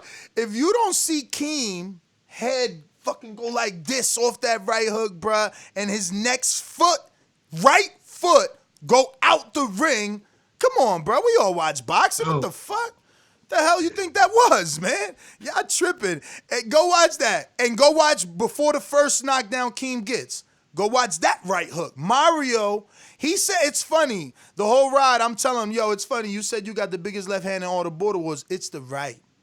Brother, it's the right. You know what fight I want for Mario? Zach. I think Mario and Zach is the perfect fight. Zach the Mac Daddy. It's a good fight. It's a good fight. Yeah. Like, listen, but like, tell me what happened. Like, how come, like, for the first 2 fights or maybe 3 fights, we can't hear the commentary, but then for the main event, we hear the commentary. I keep saying, you see me in the chat. We need a quality control person to go over that final checklist, right? So for the first 2 fights, my live cameras, my action cams, the people that are in the ring recording, their cameras are on. I actually like it. I just need to figure out a way to make it work because I do like that ambience, but I have to switch away from that particular camera to not have it play when we want to commentate. But because if you notice the main event, like if I'm not talking, then you're not hearing much. You know what I mean? So it sucks. And I was alone. Listen. It wasn't what we wanted. It was supposed to be an HBO After Dark, and it was. Production-wise, HBO After Dark. Fight-wise, it was championship boxing. The heavyweight division made a huge statement with 2 knockouts. Obviously we got a possible new player for Mitty in Adrian. Then Dan the Man, I mean, that could be a great fight for Elias. It produced a lot of fighters, and if I know that Sony said he's willing to come back, but it also has to be depending where it is in terms of location. But I see good fights for Sony too. Maybe Sony and Bishop. I mean, not Bishop, but I mean, it probably would be better off Bishop. But I don't know that Bishop would take it. But I was thinking Super Mex. But then again, man, that right hand of Sony might be too much for Mex. Even though Tank took it well. But what about Tank versus Bishop? You think Bishop takes it? I mean, like the Christian, the Tank, like it's possible. Like, or you don't like that. Or you don't like that matchup. I mean, I don't like it, but I don't like. I think it's possible. He could do something. Like I'm saying, like, I'm maybe a bit too high on like what Bishop can do. I've gone through it, like, for the last like hour or so. It feels like, but like, I don't know, man. Like, I gave you my option for Bishop. Like, only Rel is the option. Okay, damn. Yeah, and someone else, like, so like maybe like someone who can, at least someone who can match his movement. So not someone who's gonna stand like in front of him just like that. Someone who can understand where someone pivots on you, just like follow him, right? And just don't have like punches that come from the side and you don't see them coming, right? So yeah. I also like, I ain't gonna front. I want the King Mario fight. Oh, I mean, like, I don't know what's going on, but I see you feel it, right? You feel there's something clear, there. There's clearly something there with Amin. One-liners in there. And exactly. Hashtag tendencies. Exactly. You know? I want that fight. That would be Amin's first fight. Amin said he wanted to get to 175, but I'm sure he can do 185, which means Mario got to come down maybe 10 more pounds, which would help him. You know, he got to get out the cruiserweight division. He can't be up there. You know what I mean? So for Mario, 185 is a step closer to a healthier life. And then you got the motivation of getting at the guy that continuously thinks you ducking him in boxing bars, makes hashtags about you. But let's ask him. Yeah. I mean, are you available for December 5th, Dallas, you versus Mario, grudge match? Just like the king is what I mean. The king is what I mean. Listen, Ness, I don't know. You must have seen some of that footage I sent Dooney. I don't know. But December 5th, only way it works for me, and this is what I've always told you behind the scenes on the air. I'm really like a poor fighter. I need a sponsor. I got a lot of obligations. The only issue I would have is not to travel. I got an easy, career. I could put in vacation days. I got time on my hands. It's just, getting some of the. I need a sponsor. I'm gonna lay it out like that. The fight in of itself, I think. Training. I've been training. Let's talk business, man. What kind of sponsorship package you looking for? You looking for like a glove sponsor? Or you looking for like a flight sponsor? Because we ain't make a wish, but we definitely try to make shit happen. No. Hear me out, because I don't want this to come off at all disrespectful. Like, remember, we help Santiago out all the time because good fights are hard to come by. Like I said, Tank is a dude that I'd be willing to help out to get to wherever he got to get to make a good fight. Like, he's a good fight. You know what I mean? So what exactly is in the contract, champ? I would just say honestly, the flight. The flight would be good. The flight. I take everything else on my own. The flight. A flight to Dallas is doable. Now you got to understand, if you need a flight to Dallas, does that mean you can't pay your fees? There's Border Wars fees, so that's also another thing. Well, so this is what I'm saying. So for me, it was always a counterbalance. We probably, kind of kicked the can on this for like two Border Wars seasons. I'm trying to make this one happen. Listen, Mario wants back in after the loss. He lives in Dallas. It's an easy fight to make. I feel like there's a rivalry there with you. This is what I do best. Hey, Rel, you still listening? I might vacate, motherfucker. I might vacate and become a promoter. Keep talking shit. You want to earn your shot, you better respect me. But listen, listen. My battle bars have been prophetic in terms of what's going on.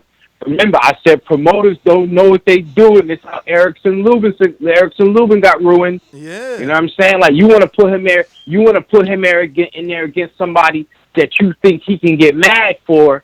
And all that bull rushing gonna get him jabbed up in things. I don't have to give away no strategies, but stop trying to put a battery on his back.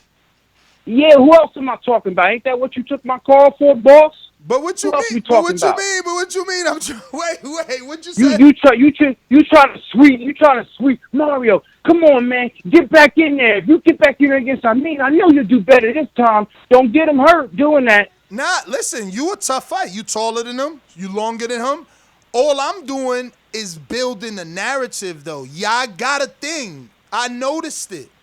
Y'all got a thing. You always coming at him. So what better way to settle some sort of thing? You the one put hashtag tendencies. You the one got them in your raps. It's fact. It's factual. It's all factual. Everything I say is factual. I said, so wouldn't you want to fight him? So wouldn't you want to fight him? Absolutely. I would definitely take that fight. So I'm just being a matchmaker. But how tall are you exactly?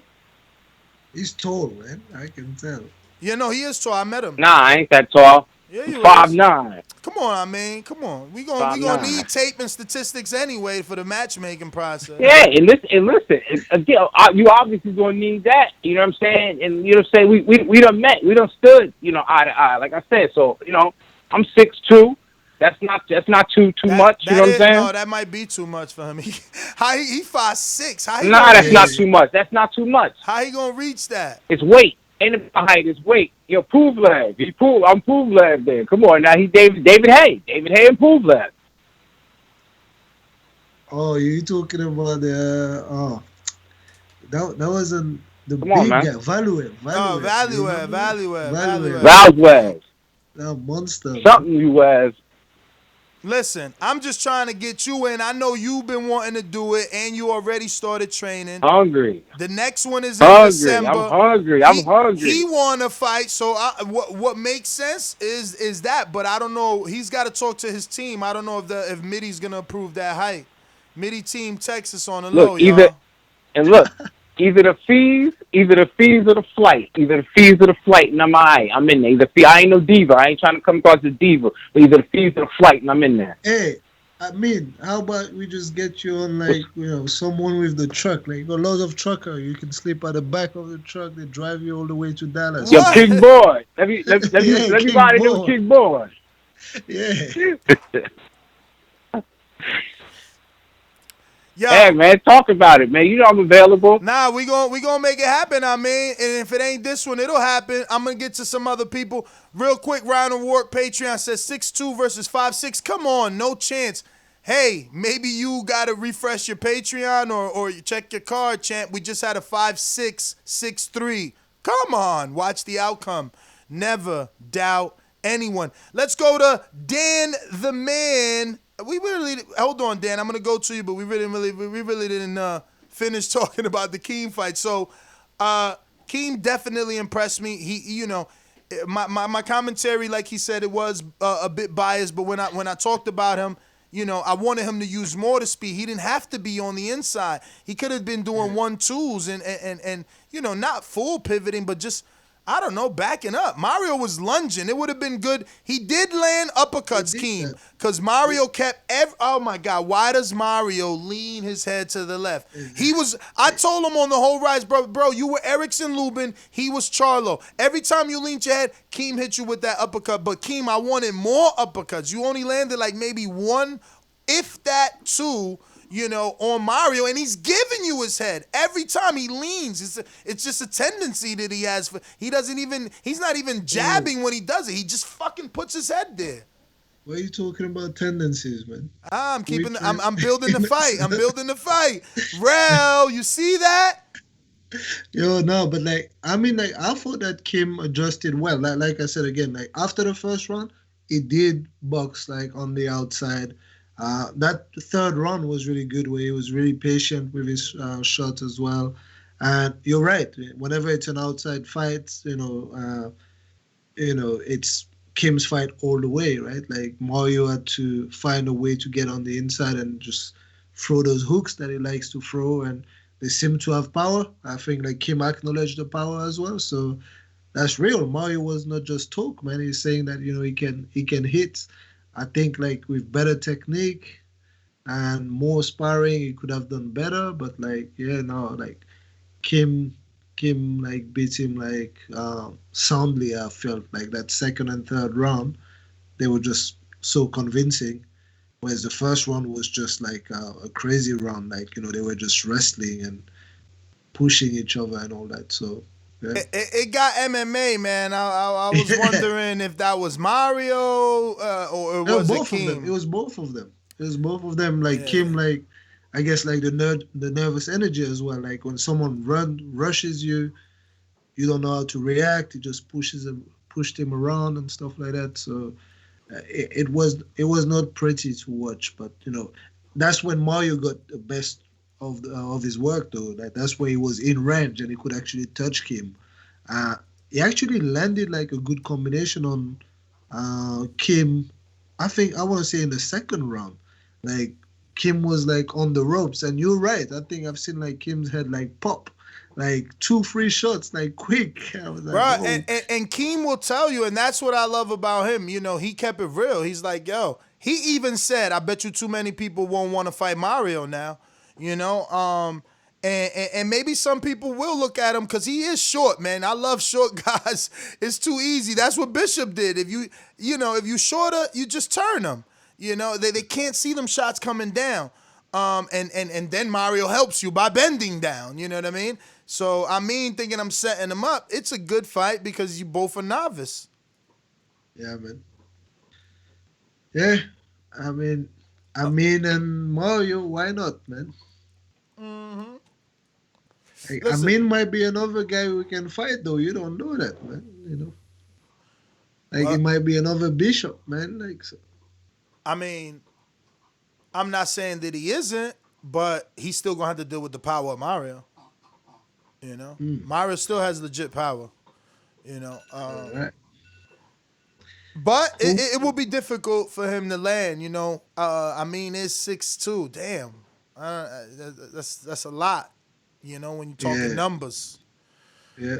But Keem wants Marvin, Jose, Mitty. Is that what he said? He said that just for the hype. You know, for the hype. For the Mitty, likes. You the most called out. He needed more likes and more follows on the Twitter account, so that's why he said it. I don't know, man. Keem don't strike me as a dude that doesn't want smoke. Like he spawned heavyweights, he spawned pros, you know. Yeah. So I knew that the composure was gonna be there, and it showed. You know, I think again the only thing I didn't like was the shove. Maybe he didn't know his own power. You know, maybe he didn't mean it intentionally and didn't know he put that much force into it. He didn't mean it. He just reacted like, you know, that's all, you know. Yeah, but other than that, he was very composed, you know, and did well. He was what, 193, right? Or 190? What did they weigh in at? That fight was supposed to be at 190, right? Who does he fight next? He wants Jose, but Jose's not getting in there, right? I mean, Jose is back in the chat. He's back in the chat for a reason, right? So yeah, but I don't know, man. I mean, he can fight Kim. I think like Jose can fight Kim. Jose can fight. I mean, there's a few fights. You for think Jose would fight Kim? Yeah, why not? Like Jose fought like Eric, so now I can believe that Jose will just go in there with someone who is dangerous, right, or perceived to be more dangerous than him. So. But you don't see it like he. I mean, he always said he cherry picked Eric, and he did keep Eric at the end of his punches. He didn't cherry pick Eric, man. He was gonna go like if Eric caught him right, Jose was gonna just throw the fight, like So Jose tried to be smart. But Jose never got caught. He outboxed the boxer. He outboxed the puncher. I don't know, man. Like I urge everyone listening, if you're not a Patreon right now, go back, join Patreon first and do hashtag like Border Wars, Eric Cruz versus Jose, man, and make up your mind because Ness will just drive you down the rabbit hole. Man. Yeah, listen. Film study, man. Film study. I don't know. You and Cruz always felt that fight was tight. I felt like it was tight, but he won. I felt like, Cruz ain't doing enough, man. He ain't doing enough. Cruz didn't execute, and at the same time, Mitty. I'm sorry. Go ahead. My bad. No. I mean, like. Cruz could have done better, but that doesn't mean that he lost. That's the thing. Like, and I felt that this is how the fight was judged. The fight that is judged based on you so much better. We thought we so much better, and then you had like a subpar performance. Means that people say, "Oh, we're gonna give it to Jose because Jose did better than we thought he would." It was supposed to get knocked out. It went to a decision, so let's give him the win, right? So, that's the thing. If Cruz fights Jose again, that's what we need to do. If Cruz fights Jose again, Cruz stops Jose. I'm just telling you that. And doesn't even stop him, accumulation. He stops him within the first 30 seconds of the first round. I'm telling you. Bro, I'm you're telling you. bugging. No way, bro. He can't stop Jose in the first 30 seconds. You kidding me? I'm telling you, he stops Jose within the first 30 seconds. Nah, bro. Like when you've been in there with someone you know and you know you fucked up. No way. Let me 30 just go and seconds put is it too like little, that. man. If Cruz was a pro, maybe. 30 seconds is too Man. little. Jose is a career soccer player. He runs and That's why he is a soccer player, man. Let him play soccer, man. Like, we don't play boxing, you know. Like, you know, that's what we do. Like, listen, I've been in the ring with Cruz, like, in Texas. You know, I came like a few days before, right? I mean, Cruz is gonna have to earn his shot back. You know how sparring Jose there, is. like, and man, Cruz get on the Thursday night before the fights with Elias. Cruz gave me some tougher rounds than the fight, man. Cruz gave me like so good 6 rounds of sparring. That was the best work I've had, like, you know, throughout the whole training camp.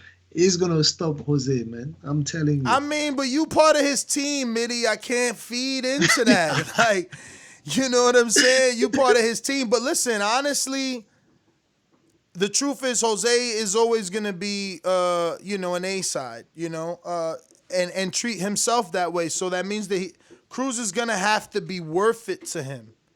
But Cruz has the advantage over guys like Akeem, who wants the Jose fight.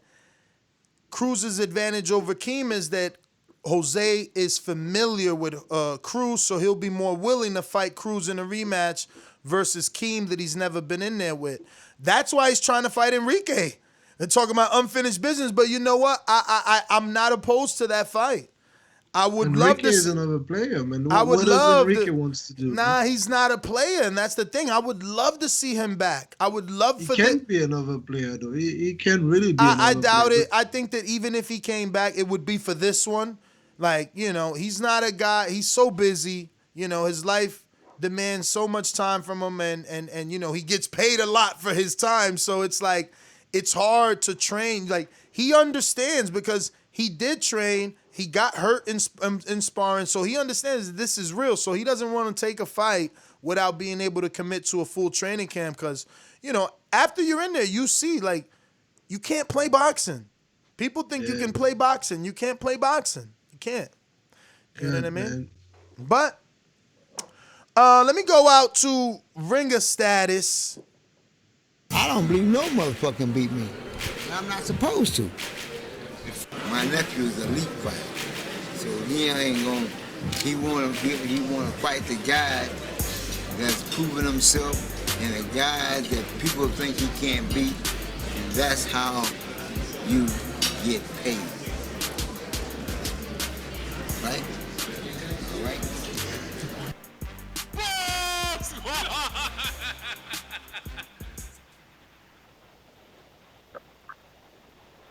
Yo, shout out Tabo, Riddick Bo Mack, and Bo Jackson. Bo and Bama in the building. Shout out all the Border Wars fighters, man. It was beautiful. It was a 4-fight card. It was beautiful, man. Salute to the fighters, the trainers, USS Cunningham. Shout out to the chat, you know what I'm saying? So, supporting the Border Wars. Shout out to the comments and the fights on Patreon. Sign up to Patreon, man. That's where it's at. You get to see the footage first. What's your opinion of the fights? You get to put that there. You know what I'm saying? But November 1st is when the pound for pound come out. Is one ballot in already? There's a total of 3 people on the committee. Is one in already? We're waiting on the other 2. They're taking their time to watch the fights.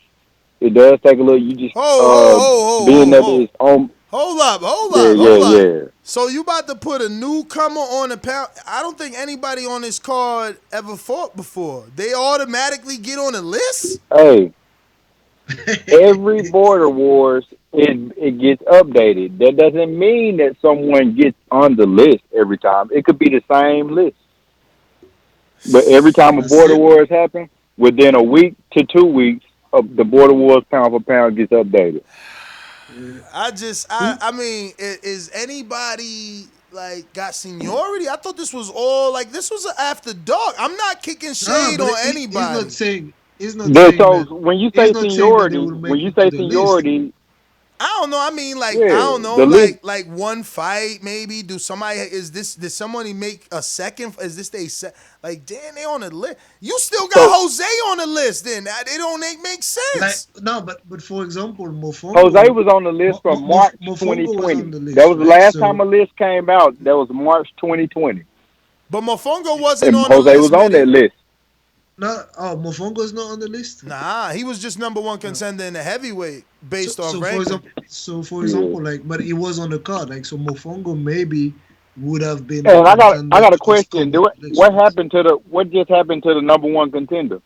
Hey, I got a question. Oh, he lost. He No, lost. no, no, no. There was a quick. I'm saying what happened. What happened? What you mean? What happened? He lost. What happened to the number one contender? He lost How he lose? by knockout. How? By knockout. By knockout? Yeah. What division is that? Heavyweight. Okay. Oh, nice. What you trying to say? Yeah. Where you getting at? What you No, I'm trying saying to say? that's it.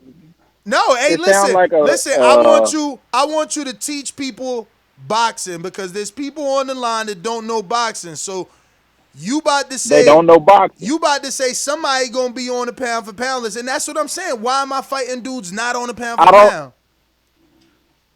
It's three people on the committee. One ballot is in. It's two other pound for pound list ballots coming in. So I honestly don't know, but I know I like what I seen within the 4 fights on the card.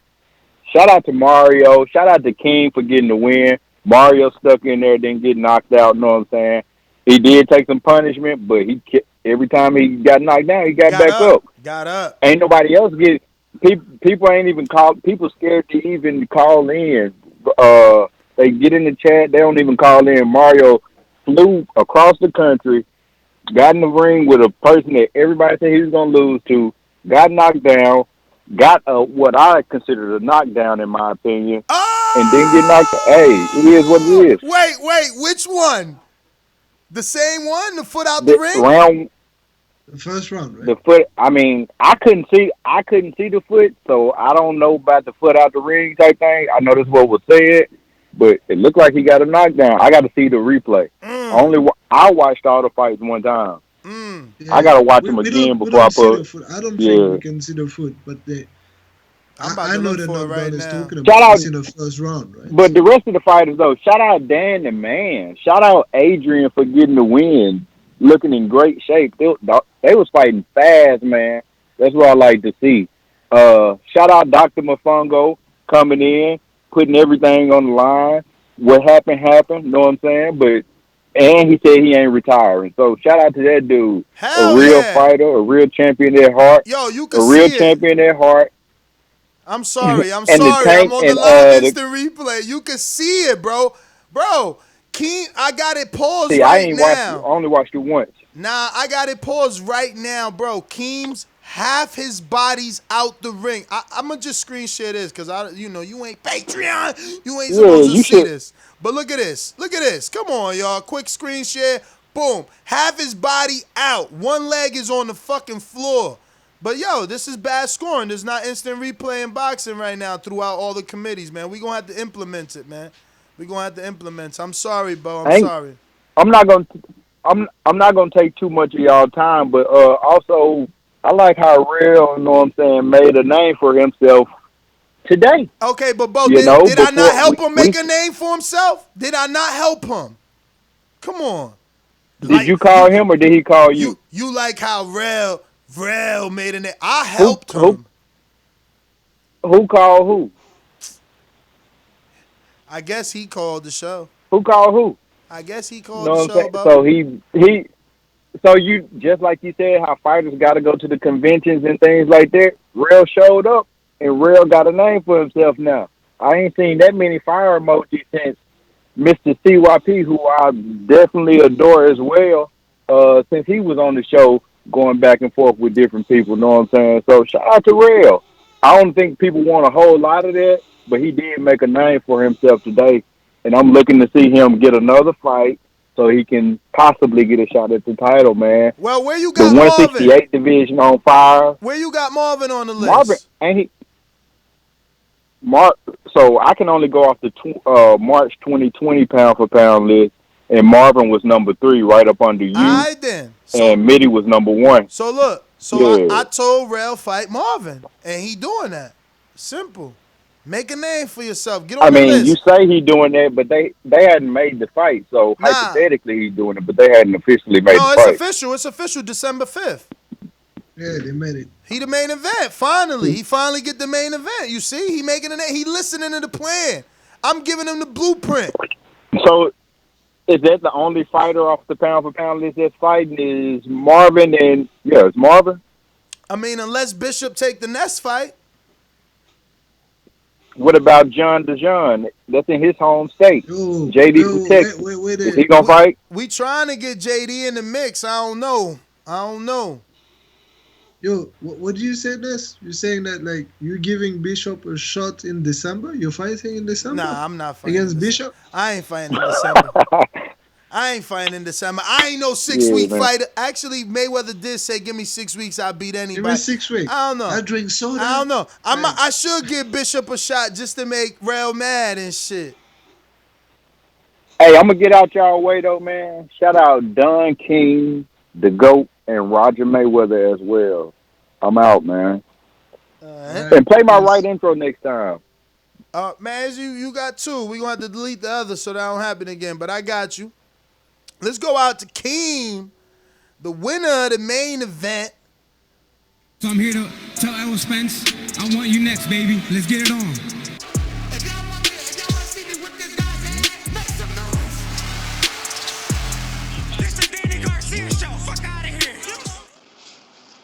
Yo, The Dream, what up? What up? Happy to see you landed safe, champ. Thank you, man. Thank you. I landed safely, man. My wife picked me up, bumping the champions here by Jada Kiss. You know what I mean? When it ate with my family, it was good. It's great, man. I feel great. Yo, your brother hit me up like, yo, where can I watch the fight? Yo, my pops hit me too, like, yo, what's up, man? Where can I watch this fight? Yeah, I'm sending the Patreon link. I gotta tell you this story, and I told you I was gonna wait till after the fight. So he's like, yeah, man. So how you know my son? So I'm like, nah, he listens to my show, and he's like, and what do you do? So I'm like, I'm a podcast. I talk boxing. He's like, oh, okay, so I was like, yo, he's gonna be in one of my events too in Pittsburgh. He's like, really? And I'm like, yeah, he's fighting. He's like, no, Keem? I'm like, yeah. He's like, no, not Keem. No way he's fighting. And I'm like, no, seriously. He's like, man, I haven't seen Keem fight. And that's how he told me the other story about you being young. That he's like, he hasn't seen you fight since he used to pit you against people and shit. So, yeah, man, I know he was excited. It's funny because when he hit me, he was like, yo, when you started fighting, I was like, what you mean? When you put me in the gloves? He was like, man, I know that. I'm talking about as an adult. Yeah, man. But nah, man. But first and foremost, man, we gotta stop this blasphemy, man. There was no knockdown in the first round, champ. Straight up, dog. Listen. Hold on. I'ma clip it for you. Listen. You don't gotta clip it, man. I lived it. Dog. But listen, I've been sparring on the floor. You seen where I sparred? It was flat. So I never had to worry about no edge of the ring. That's never on my mind. So as I got towards the edge of the ring, it happened twice, bro. My foot slipped clean out the ring twice, man. You know what I mean? And I get if you just watching the footage or if you didn't have a good angle, you know, you might think, oh, he got knocked down. But I clearly, my back foot slipped right out the ring. Oh, shit, I dropped my phone. Hello, can you hear me? We hear you. It's the advertising board, right? You sleep on the advertising board, right? It was water in the corner. Yeah. Nah, it wasn't no water, man. It's just me not having that what's the word I'm looking for? That presence of mind, I guess, to realize I'm at the edge of the ring. I'm so used to just sparring on the floor. So it happened to me twice, man. I slipped out the ring. Yo, champ, let me tell you something about boxing, man. You and Rel, man, what's up with y'all? What you mean? What happened? You was hit with a punch. The punch caused you to go out the ring, regardless of where you slipped out of the ring again in that fight. It had nothing to do with a punch. No, If you wouldn't have got hit with that shot, there's no reason for your back foot to go where it went. He That's hit not you true. with, man, all right. I'm backing up. He was throwing the punches. I'm backing up. I sent the footage to Jemmy. He got everybody footage. He got all the interviews. I asked him to do a little trailer so we can have a trailer to promote the December 5th card. If I'm lying, maybe you don't make the trailer because I ain't point the timestamp to nobody. You know what I'm saying? I see it. I know it. It's I got all it good, paused man. right Listen, man, it wasn't no knockdown. Doomy did his job as he was supposed to. Doomy was a great referee. Controversy all in that fight, champ. You know what I'm saying? What's up with but, that you shove, know, champ? You got on your Jamal Charlo shit? What, you was a Charlo? What's up with the shove, champ? What you mean? Nah, it wasn't no shove, man. Don't do that. I mean, Mario was getting rough, man. I got rough back, you know. He just happened to fall. That's all. It's a fight, baby. It's a fight. That was hey, more listen, like first an of all, MMA. your whole commentary was you giving Mario advice. You was basically Mario's corner man on the mic, man. What's up with that? What's up with the bias, bro? Yo, you want to talk about bias? I think he said one nice thing about me the whole time. Yo, you want to talk about It bias? was at the end when he knew you were winning. At the end when he knew I was gonna win, stop him. You can stop him. I don't want to hear that, man. Nah. Bias, You want to talk man. about bias? I had to help Mario in his corner. You sent the back Oh, call. Sway had to help Mario. You sent the back call native to be his cornerman. That's watch a the footage, Biddy. Watch the footage. Watch the footage. Is he rubbing his head with a dry spot? Mario's head like. Cause it ain't no water on it. I'm literally yelling like there ain't no water on the broke my whole sponge. concentration with that. That was chill crazy, out, man. Nah, you gotta listen, man. You gotta chill out. Nothing, man. That shit was hilarious, on the real, man. Listen, salute to Mario. Like I said, in all seriousness, much respect to Mario. As y'all already see, man, I'm not gonna tolerate the disrespect. If people have been trying to, give to him, man, he showed up, he showed out, he had a lot of heart, he did well. I'm glad with how it happened. I'm happy with the outcome and all, but I really am not too happy with my performance. I know I could have done better, and I will do better next time, man. 2-minute rounds kind of throws me off too. When you train at 3 minutes, you got a little more time to work, so the 2-minute rounds are short, man. So that's something I gotta adjust to too. But yeah, man, I'm just I'm gonna come back better, man. I'm gonna make adjustments. Tell Jose stop ducking me, man. He be on some weirdo stuff. Who ducking you? Who ducking you? Jose, man, this dude is weird, man. You call him out, and he started talking about some left field stuff. Dude, I told y'all that. But listen, so timeline. Obviously, you just put one in. You going to Disney World with the family. What you looking like? What's a good turnaround month for you for 2021? I could do like my birthday, February, mid to late February, something early March, like the first quarter of 2021. I'm down. Make sure you talk to your gym, man. I'm trying to go down to sunny Florida. Yeah, I'm gonna ask around, man. Well, you said Kevin Cunningham said he ready. He did. So what's up? Let's do that. We might have to look into that, man. We gonna have to see. I want to do something new, though. I want to do something new, honestly. Maybe Jason Galazza's gym. Well, yeah, see, that's what I was gonna say. If I could link up with him and talk to him if I could get the because I never been there like that. I don't know them like that. I know you do though. Yeah. So we could do it that way. And I'm here, so they ain't far from me. It's like probably 30-minute drive, so I could link up with him and whatever arrangements need to be made. I gotta find out where Facio at. I wonder where Facio Jr. at. I'm gonna see if he down there. Maybe his father let us do it in nature. Or maybe Mike Polite. I know Mike Polite, his gym. I never been in there. I've drove by it because it's private. They don't let you in. I don't know how big it is, but I don't know if you can maybe holler at with Mike Polite Coffee. He trained in Orlando. Yes, that's another one. That's what I'm saying. It depends who you gonna fight, man. Is you main event worthy? Listen, give me Jose. That's the main event. You know what I mean? But he gonna say it's because of him, man. Man, listen, I don't care about that. It could be because of him. Just get him in the ring, man. The thing is, so hard to negotiate. He like Canelo, man. He do what he wants. Canelo. Listen, man. Hey, let me ask you something, bro. On the real, what champ don't have no 8 counts, no knockdowns? I mean, listen, not everybody is a puncher. Paulie Malignaggi doesn't have knockouts like that, and he was able to win versus Sinchenko. He's a 2-time champ. Like that. He had him, though, and he was pillow-handed. I'm saying Jose is still learning. Hey, well, tell him come learn with me, man. Tell him get in there, So what's man. your Straight. second choice, man? Who else? Who else? Because you know Jose, again, he the A side. He picks you. You don't pick him. Man, please, man. I don't know, man. Whoever, man. I want Jose though. All right. But yeah, What so weight yeah, man. class?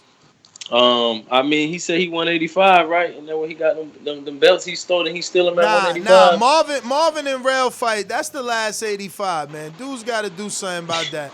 See, that's what I'm saying. When you brought that up last time, Jose was the one that was talking about, oh no, I'm gonna do one. I'm gonna be the champ of the dads. Nah, I'm man, not that shit fighting is done. these light heavyweight That's amateurs. over. That's over. You either got to be 175 or cruiserweight, man. You got to lose weight. This is about losing weight. That's what I'm saying. If you too big to be up there with the big boys, get up out of there, man. But we can't. That 185, like you could be 185, I guess, but we can't have titles there. After the Marvin Rail fight, that shit is over. Marvin also wants to move down anyway, so we'll just. So what, you gonna make Marvin pick a weight? Well, he's already moving down. But I'm saying his belt right now is 185. So what is it? Whatever weight he picks. Nah, he's 185, right? But he's after the Rail fight, he's done. He's going to 75. So it's over. We don't even have to buy belts for that division again. Like he could keep his belts on the mantle, unless and even if he loses, right? So if he loses, Rail wants to fight at heavyweight. So Rail just takes those belts, puts them on his mantle, and he was the cruiserweight champ. And now he's trying to be the heavyweight champ. But I feel you. I mean, Rail could defend him as a cruiserweight if he wanted to. Listen, Rail say he going up to heavyweight after he get this fight. You know what he doing? Yeah, I know what he doing. He gonna lose. He gonna lose at heavyweight. He want the big bad wolf. He gonna lose at heavyweight. He gonna lose at heavyweight. He want Mr. Big Bad Wolf, Mr. Nestor Gibbs, man. That's what he said. He earned it after that, man. But yeah, real quick too. Hey, shout out to Steve Cunningham, man. That's probably the nicest guy ever, man. Super accommodating. His wife was super nice. His kids were super they helped cool. us so much. They did, man. They was incredible. The gym that they got is super nice, man. That shit is huge. That little room was made for Border Wars. That little private, man. That shit was crazy, man. Just shout out to them. I really appreciate that, man. They made it a lot better too, man. So yeah, man. But yeah, that's all I got, man. I'm out. Appreciate y'all. All right, Keem. There you have it. That was main event. Yo, we are lit. We going out to Dan the Man in Washington. Dan, man, I think it sounds like the public wants you to get a rematch with Adrian. I seen Adrian winning, so I didn't see it with those eyes, but Mitty, obviously more experienced than myself. Plenty of people in the chat believe that you won. After reviewing the fight, do you still feel you lost? Because you did in the post-fight feel that felt you lost or expressed that you lost. I'll definitely take a rematch with him. I felt that I lost more in the sense that I couldn't do everything that I know I could. It was weird trying to link up with J Mac and Izzy right before my fight. Not really used to him. My coach couldn't make it. So I would definitely like a rematch with him. We talked about it before we left the gym, about a rematch, like possibly in the summertime. I know that's when I have a free schedule again to do a Border Wars. Bet. So walk us through it, man. I mean, what did you see yourself? Did you rewatch it already? Yeah, I rewatched it. I feel like I definitely took the first round. The second round, I definitely feel like I edged him out. I know you guys were talking about his aggressiveness, but in all honesty, I think I was the one that really backed him into the corner, had him on the ropes. Like he'll come in yelling, but that was it. Then he'll back out. But I was the one that walked him down, had him on the back foot. When I threw my punches, he shelled up. So I mean, I felt like I was more of the aggressor. In all honesty, he just came in kind of loud, and it kind of, to me, it seemed like he just kind of ran away, backed out because I was landing the shots that counted. I thought he hit me with some good shots, but nothing fazed me. I mean, he hit me, then I just went in on him. Like nothing was like, he didn't earn my respect, in my opinion, with his punches. But like Mitty, I believe said earlier, he didn't really like turn with his hips or nothing like that. It was just all kind of arm punches, so it didn't really have any oomph behind it. But I felt like when I hit him to the body, he would, like I said, shell up or like kind of go back into the corner, into the ropes. Well, if he doesn't give you the rematch, because I mean, it is available. Obviously, it looks like Ant is going to be taking that Sean Jones Mission Impossible fight. But you're not available till the summer, and he's also not available this December. So it's definitely something you guys can go straight into. Would you rather it be that way, or do you want what Mitty's suggesting for you to go somewhere else? No, I'm definitely fine with going somewhere else. There's plenty of fights to be made in Border Wars. I'd rather not like hold anything up. Seems like y'all trying to push them a little bit faster, which I have no issues with. I mean, I still got plenty of fights that I can still do from my gym and all that. So I mean, I'm not stressing. I have patience. I can definitely wait. I would definitely like to get that get back, but I mean, at the same time, it's like not gonna let one loss define me. If I don't get the immediate rematch, there's still other fighters to fight in Border Wars, make new fights, more exciting fights. So, what would you say the best thing you did of the night? Definitely hit him with a couple of good body shots, and I felt like I had him scared. For me, with the lack of energy that I had going in, I was a little confused. It was my first Border Wars, and I was expecting to do like a weigh-in and like face off and all that. So I didn't eat at all yet, like the entire time. I was expecting to do that and then go eat. So I kind of went into that fight not eating at all that entire day. So the fact that like people still thought it was a close fight or that I won or it was a good performance with me not being 100%. I mean, I'll take that as a win. Just at least for me myself as a prize. Like I had no energy in that fight. So for me, I wasn't breathing heavy. It was just more like I didn't have any energy. Yeah, I'll take some of the blame for that, man. It's lack of organization. We are a small thing right now. It's as you can see, it's self-financed. So that's what I mean when I said in the chat, because you're in the chat, that we need a quality control, someone that can go over that final checklist, because someone should have gave you a call to at least submit a video weigh-in, because everyone was getting in at different times. But yeah, apologize, brother. I was gonna say that because like to me, I knew that you were training in a gym and all that, and you have like some proper training. So I was wondering if you took some shortcuts, because like it felt to me that in the third round you were getting tired, but now you're explaining like it's not the cardio or anything. It's like the lack of energy because you didn't eat and everything. You still thought that you were going to get weighed in. Yeah, exactly. And the thing was like I was going to make weight, but for me, I guess it's like I just wanted to be sure I was going to still have some of my equipment. So just for 168, so I just really wanted to make sure. So like I did nothing wrong. Like I was within weight for like 2 weeks already, but I was just expecting to weigh in. I didn't want to eat anything like too big because like I said, it was my first Border Wars. Didn't really know what was going to go on, so I didn't want to eat too little or like too much. I just wanted to wait until like we did the weigh in, face off, and all that. And then I think also too, talk to my coach. Definitely gonna try to have him at the next one. I think J Mac and Izzy were great, cornerman and all that. Like I understood what they wanted me to do, but it just maybe took me like a second or two to kind of process it because I'm used to like hearing my coach's voice and not theirs. So hearing everyone scream and yell, I was like, hey, who am I supposed to be listening to again? Oh yeah, that's right, J Mac. So it took me a while to get used to his voice. So that was like a little bit of a frustration as well. Yeah, man, I understand. And what's with that third judge too? I was kind of wondering what was up with that. Dude, again, lack of organization, brother. I don't know how that happened. Because, well, actually, I do. Remember that for your fight, we were supposed to swap judges because your fight was the only neutral guy because he was your boy, your fighter's trainer. So we used him to be the judge for all the other fights because he didn't know any of us. Whereas everyone else, we all, like you were already in the chat. We all had a connection somehow, except for him. So Kels always just flies in to be a ref, and Stainless kind of been doing that too. Shout out to the both of them.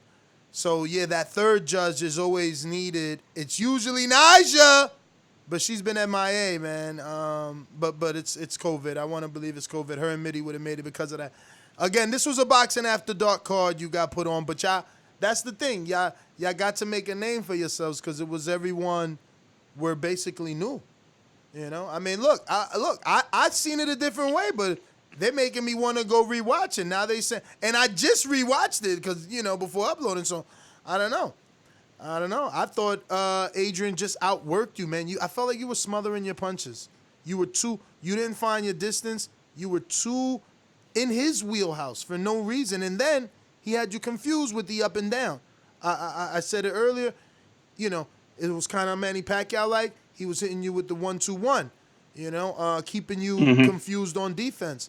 So to me, I like what he did. But look, that doesn't mean that I'm right, because I never agreed with Harold Letterman's card, right? Like, he loves come forward fighters, and if you're a come forward fighter, he automatically scores for you. I like boxers, so I was I guess because from your pad work and your sparring, you're expecting more from him. But I was expecting you to be on your jab and turning the way you kind of that sparring that you submitted. But Adrian also said that. Adrian was like, yeah, he looked good there because that guy wasn't as good. And I'm like, I don't know. He just looks like he can box. Yeah, and that's the thing. And I really can box. And that, like I said, the issue was like I had nothing to eat. So, but I mean, still putting that performance without eating anything at all that day, no energy. Like I said, I'll take it. I definitely. Next time when I'm there, I'll be a little bit more prepared and kind of know what's going on. As my first one, still being a little nervous on what's going on, just trying to figure it out, go with the flow. Apologies, man. One day we're gonna get sponsored, and this will be a whole lot better. But those are the things that you're supposed to learn in the chat. But you're obviously busy because you're not in there like that. But, I tried to ask a couple of times in the chat, but it kept getting ignored because everyone's like, talking about white fridges and shit. So I'm like, well, damn, hey. Lil Fridge, where you at? That's why I ain't no Rel. That's his real name, Lil Fridge. Lil Fridge. Lil White Fridge, man. Yo, I love it, man. See, Rel, you getting all the promotion you need. You the main event, baby. He the main event December 5th. Him versus Marvin is going down. We need a name for that, right? Remember they used to have like Mayweather versus Mosley was like, who you picking? We need a name for Marvin versus Rel. Man, I don't know, man. We'll come up with it. Dan the man, like, what did you think that Adrian did well then? Like, so obviously it's good to be critical of yourself, and, but what do you think? Like, what problem did he give you? Honestly, I think he did well with kind of coming in, clinching real quick, and then coming out with like a quick combo. He did that pretty well. That kind of threw me off. I really gave him props on that one because I just wasn't expecting it. I felt like he was clinching because he was tired, but it was only for a quick second. So that's when I felt like he was doing well, even though he was tired. He was still letting his hands go a lot more.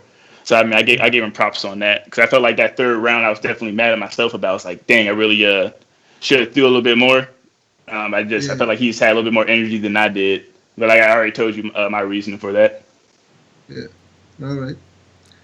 Yo. And you don't know anyone else, right, in the Border Wars like ecosystem, like, so have you seen anyone else that you want to say, yo, I want that guy, or you just take anyone? Like, yeah, honestly, I'll really take anyone. Like, I think, of course, like most people, like, yeah, you're the one I want to fight, but that's just to challenge myself, see, how good I can become, or, see how great I can be. That's how I look at least for Border Wars. But I'm down to fight anyone who's willing to fight me. Anyway, like I said, I do plan on moving down. I definitely don't mind fighting Adrian at 168 again, or like I think still I naturally walk around like 165. But like I said, I think I plan on going down 160 and all that welterweight. Cool. Damn, welterweight, yo, that's but welterweight for the amateurs or welterweight for the pros? It'll be more welterweight for the amateurs. 147 for me, yeah, that's oof. Yeah, I don't know about that.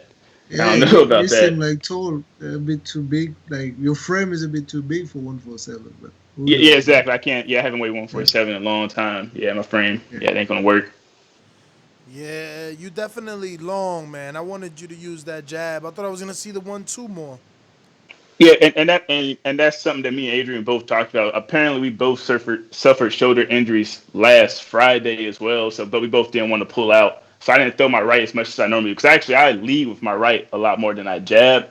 But but I couldn't really do it. So I jabbed a lot more than I normally do. So I tired my basically my left shoulder out a lot faster than I normally would. Has your coach watched the video yet? Have you shown them the video?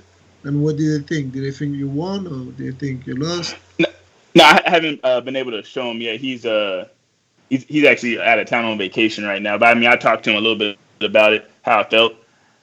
All right. Yeah, that's the thing. Like, like one thing about giving like your first impression after a fight, you always have to just be non-committal in the middle, because like you always need to rewatch it, because in the heat of the moment you can't really assess what you've done, and you're always going to be critical of yourself. So I felt like, when you were saying, oh, I felt that I lost and all that, and then when I watched the fight, I didn't feel like that. I felt like, like I said, I thought I would have scored it for you, right? But like, when you watch it back and you just like pick a few things, I'm sure you'll find that you didn't do badly, man. Like you did well, man. That was a good fight, man. Respect. And you're right about it, because I did rewatch it, and then that's when I was like, oh yeah, I definitely felt like I definitely edged him out in that second round for sure. So I felt like I definitely had 2 out of 3 rounds. I really would give him that third round, but I felt like the first 2 I definitely had, and it was just more of like I know what I can do, and I just literally couldn't do any of it. Like I just didn't have the energy to throw like my normal 4 to 5 punch combinations. It was more of like a 1 to 3 punch, if anything. I couldn't do I like to do 4 or 5 up and down. You know what I mean? So it's just, it just took a lot more energy to do, and I just didn't have that energy. Let's see. All right.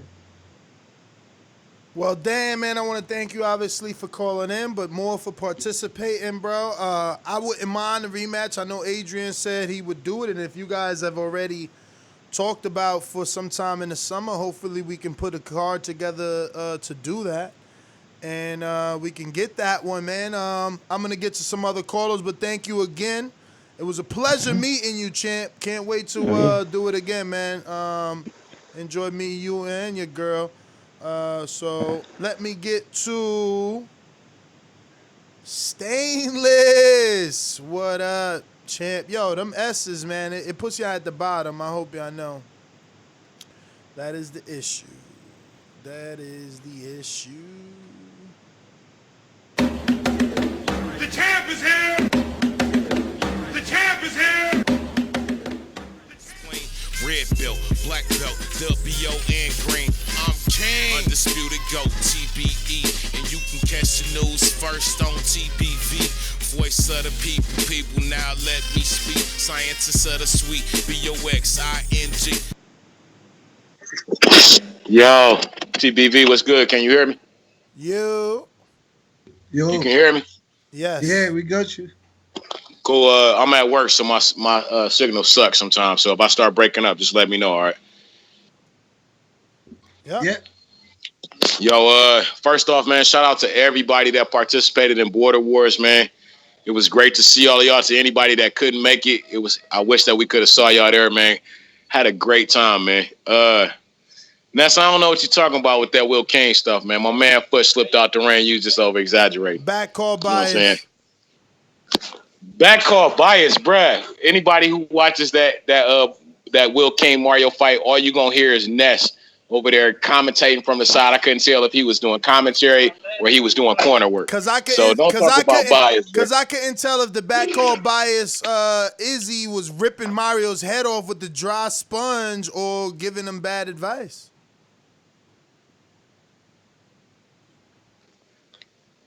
Nah, man, you know what that was. You do that every time one of your people fight. All of a sudden, you the world's biggest cheerleader, man. But it's all good, bro. I had a good time, man. Shout out to Lil Tank for knocking out Juices and Barry, aka the Commissioner Sony Woods. Great fight from Bishop and Mofongo, man. I definitely wasn't expecting that, man. And to Dan the man, as a judge in that fight, I thought he had the cleaner punches. But as he said, he kind of gassed like in the middle of that second round. Now that I know that it was because he hadn't eaten, that makes more sense. But I mean that whole card, man, I would have loved to see a rematch too, man. I don't know who put that fight card together, but they did a great job, man. Shout out to Steve Cunningham too, and his family for letting us come through and use the gym. But if I'm being honest, man, I never want to go back to Pittsburgh again. Why? Just personal stuff, man. You know, my flight was canceled. I had to buy another ticket on the spot, so I had to spend another $150 to get home today. But why cancel? Cause some when I set the dates, because I decided to come in on Thursday instead of Friday, it moved it over, so it had me leaving on Saturday morning. And so I didn't check in, so it canceled my confirmation, took my money, I had to buy a whole nother flight. You know what I'm saying? It's a bunch of little stuff, you know what I'm saying? It just, Pittsburgh ain't really popping like that, if I'm being honest, man. I hear you, like, I hear you. You know what I'm saying? It looked like we had to go find and make our own party everywhere we went.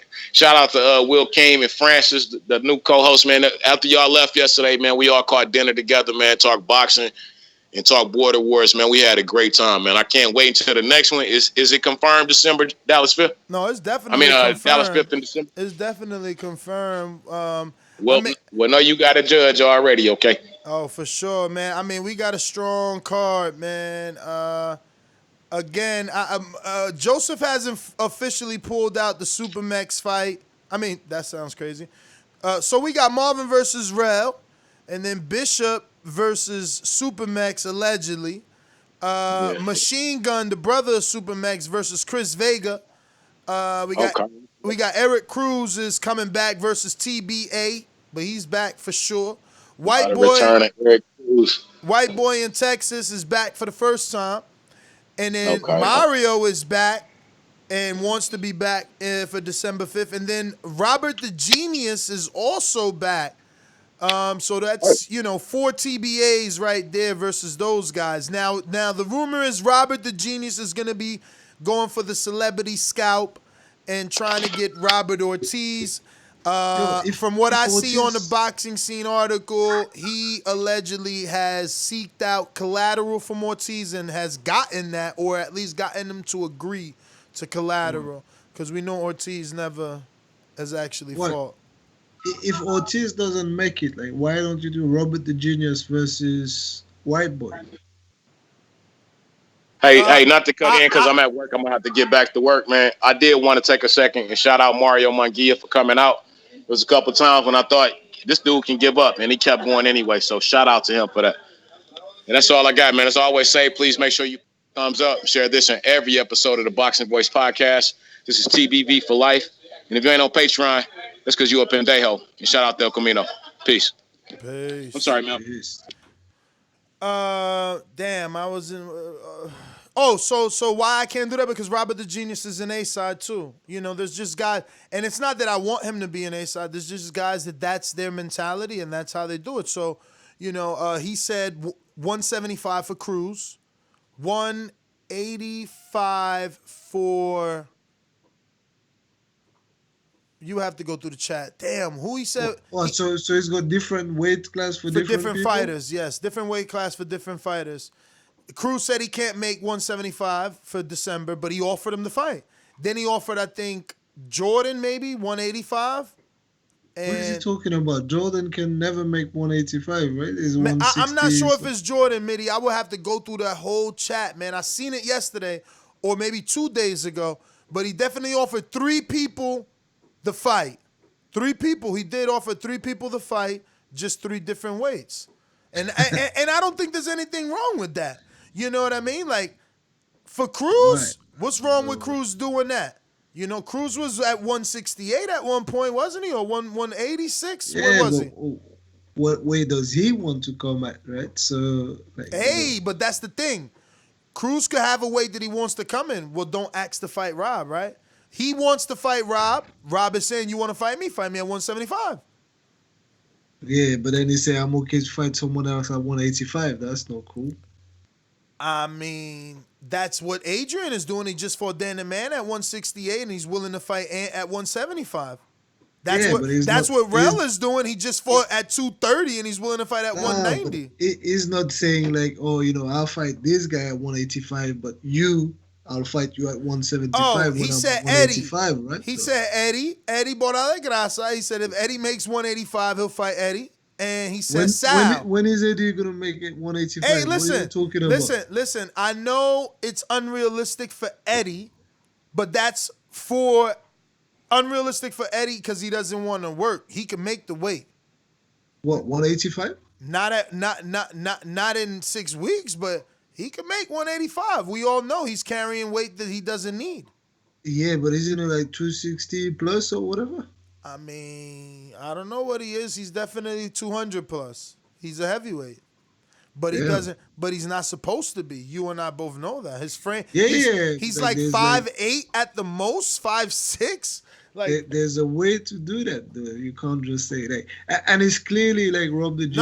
No. But what I'm saying is, obviously, he can't make it in 6 weeks, Mitty. But if you want the Robert fight, go start making weight. You know where it's at. I mean, it's on you.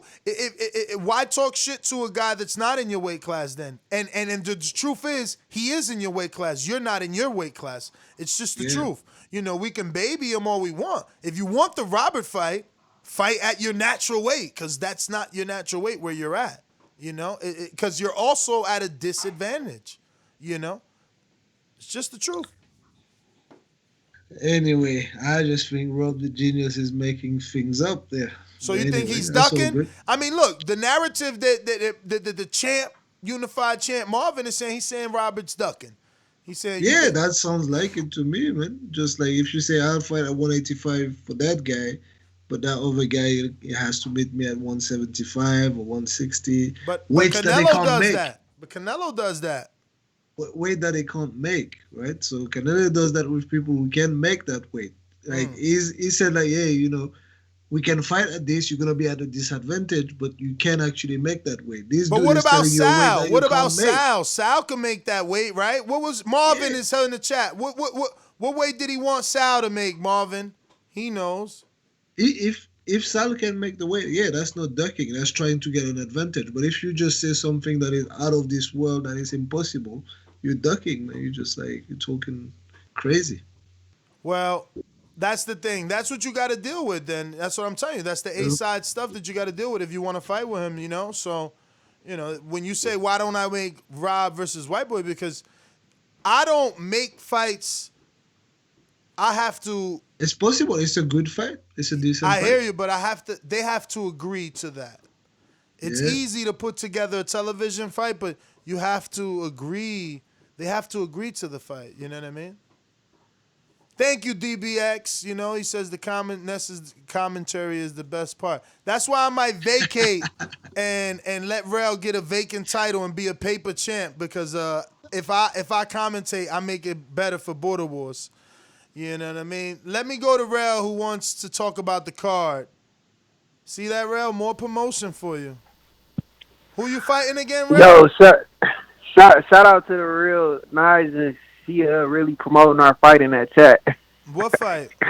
Oh, Ness versus Real. She keeps saying she wants that. You ain't got no fight with me, Rel. All right. Anyway, my name I'm calling to in build your name. For the review. As far as the review of Border Wars 8, man, I feel like Dan the Man and Adrian should off top have a rematch, because I had Dan winning 2 of the 3 rounds and they only had 2 judges. So I just feel like that should have been an automatic disqualification, because Dan, he did pretty good. I'm not saying Adrian didn't have a great output, but I counted, and I feel like Dan landed more body shots, and people didn't take that into account because it wasn't head shots. But he was my favorite fighter. He was humble. His interview was good. I just feel like Dan should get another shot. I mean, y'all should go back, review it, like the TPV. Everybody who run the sanction with the judges should go back, have a talk about that before they just make that loss on his record official. Yo, would you want disqualified, though? What you say disqualification? Say that again, Mitty. You said there should be disqualification. Because we were lacking one judge in that fight. Oh, maybe a contest. No contest. He meant no contest. Yeah, no contest. Okay. That's what I meant. Yeah, no contest. Eric Cruz in the chat. Rel from where? He know. Yeah, shout out to Cruz. He needs to get his ass back in the ring too. He needs to get his ass in the ring. I'm about to give Cruz a shot. He a heavyweight. Hey, okay. He deserves it. Shit, he been here.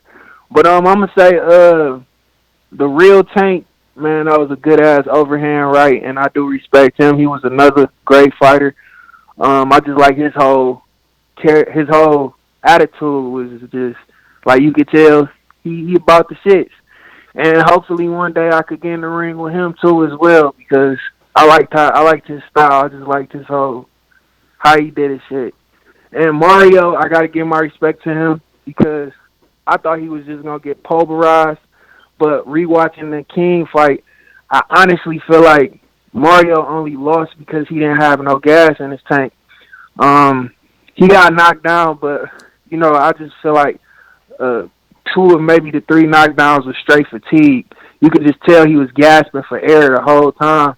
But when he would throw an uppercut, when he would throw a hook, when he would throw a jab, that shit was effective. That shit was very effective. So I gotta give Mario his props. And really, that's my whole. I think it was a good card. That was just my whole Border Wars 8. Alright, Rel from Detroit, ladies and gentlemen. He's gonna be taking on Marvin. And Border Wars 9. Damn, I can't believe we're already on 9. Sheesh. We're gonna be on 14 soon. I'm telling you, 4 for sure next year. I hope even more. I swear.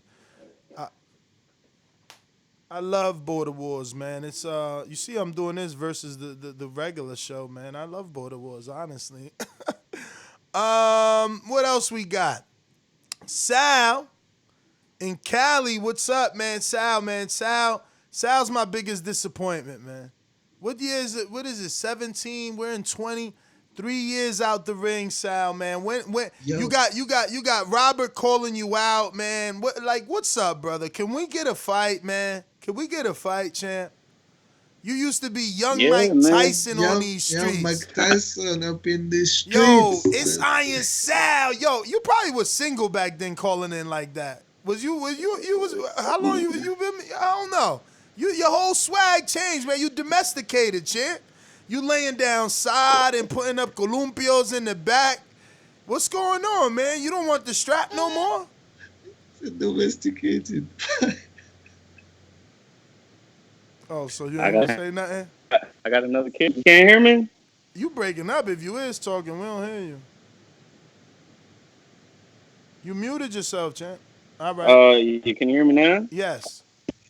All right. Hey, how's it going? What's up, Mitty? What's up, Ness? What up, champ? Yo. What's going on, man? I just wanted to call in, man, to congrats everybody that got in the ring. It was a really good showing. I really don't want to make it too much about me, to be honest with you. Everybody fought, man, and that shit just got me amped again, bro. I mean, I've been listening to the show more and more lately.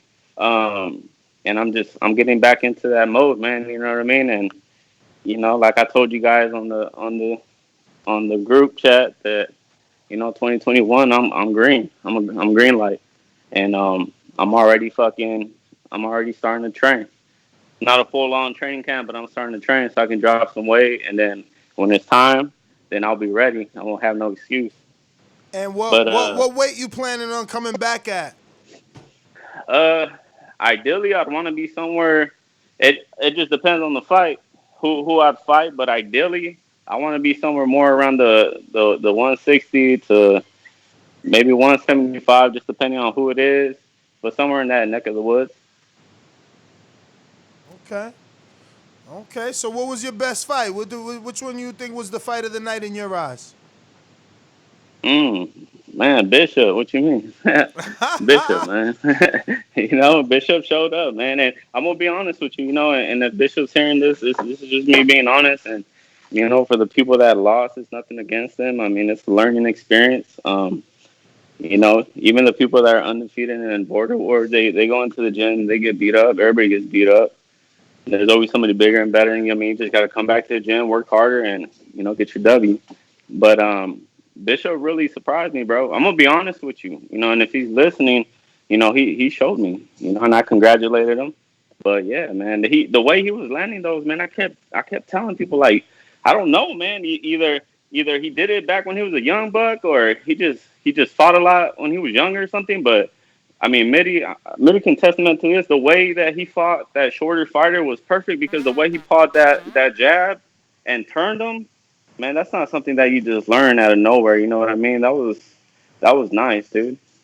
But yeah, that was my fight of the night. But you think he was a ringer?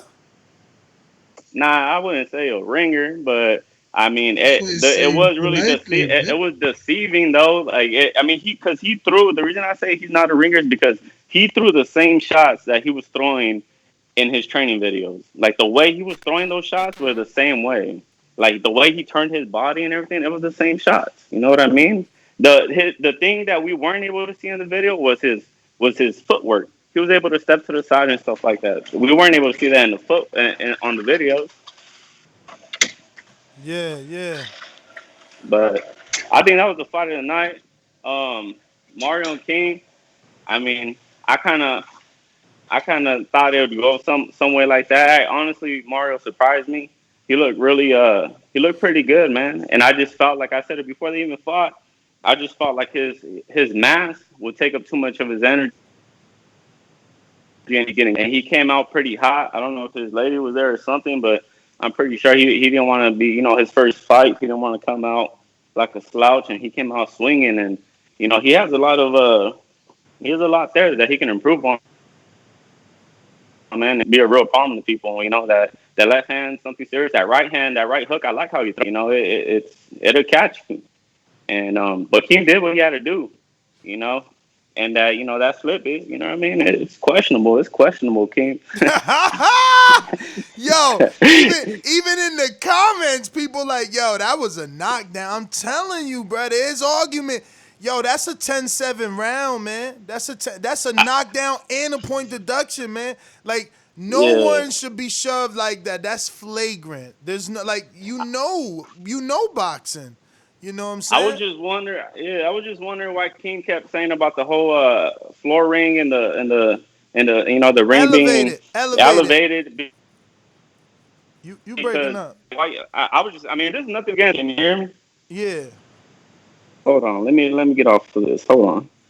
Yeah, because you are going now. It must be your Bluetooth. Yeah, I got you. All right, you can hear me? Yeah. All right, cool.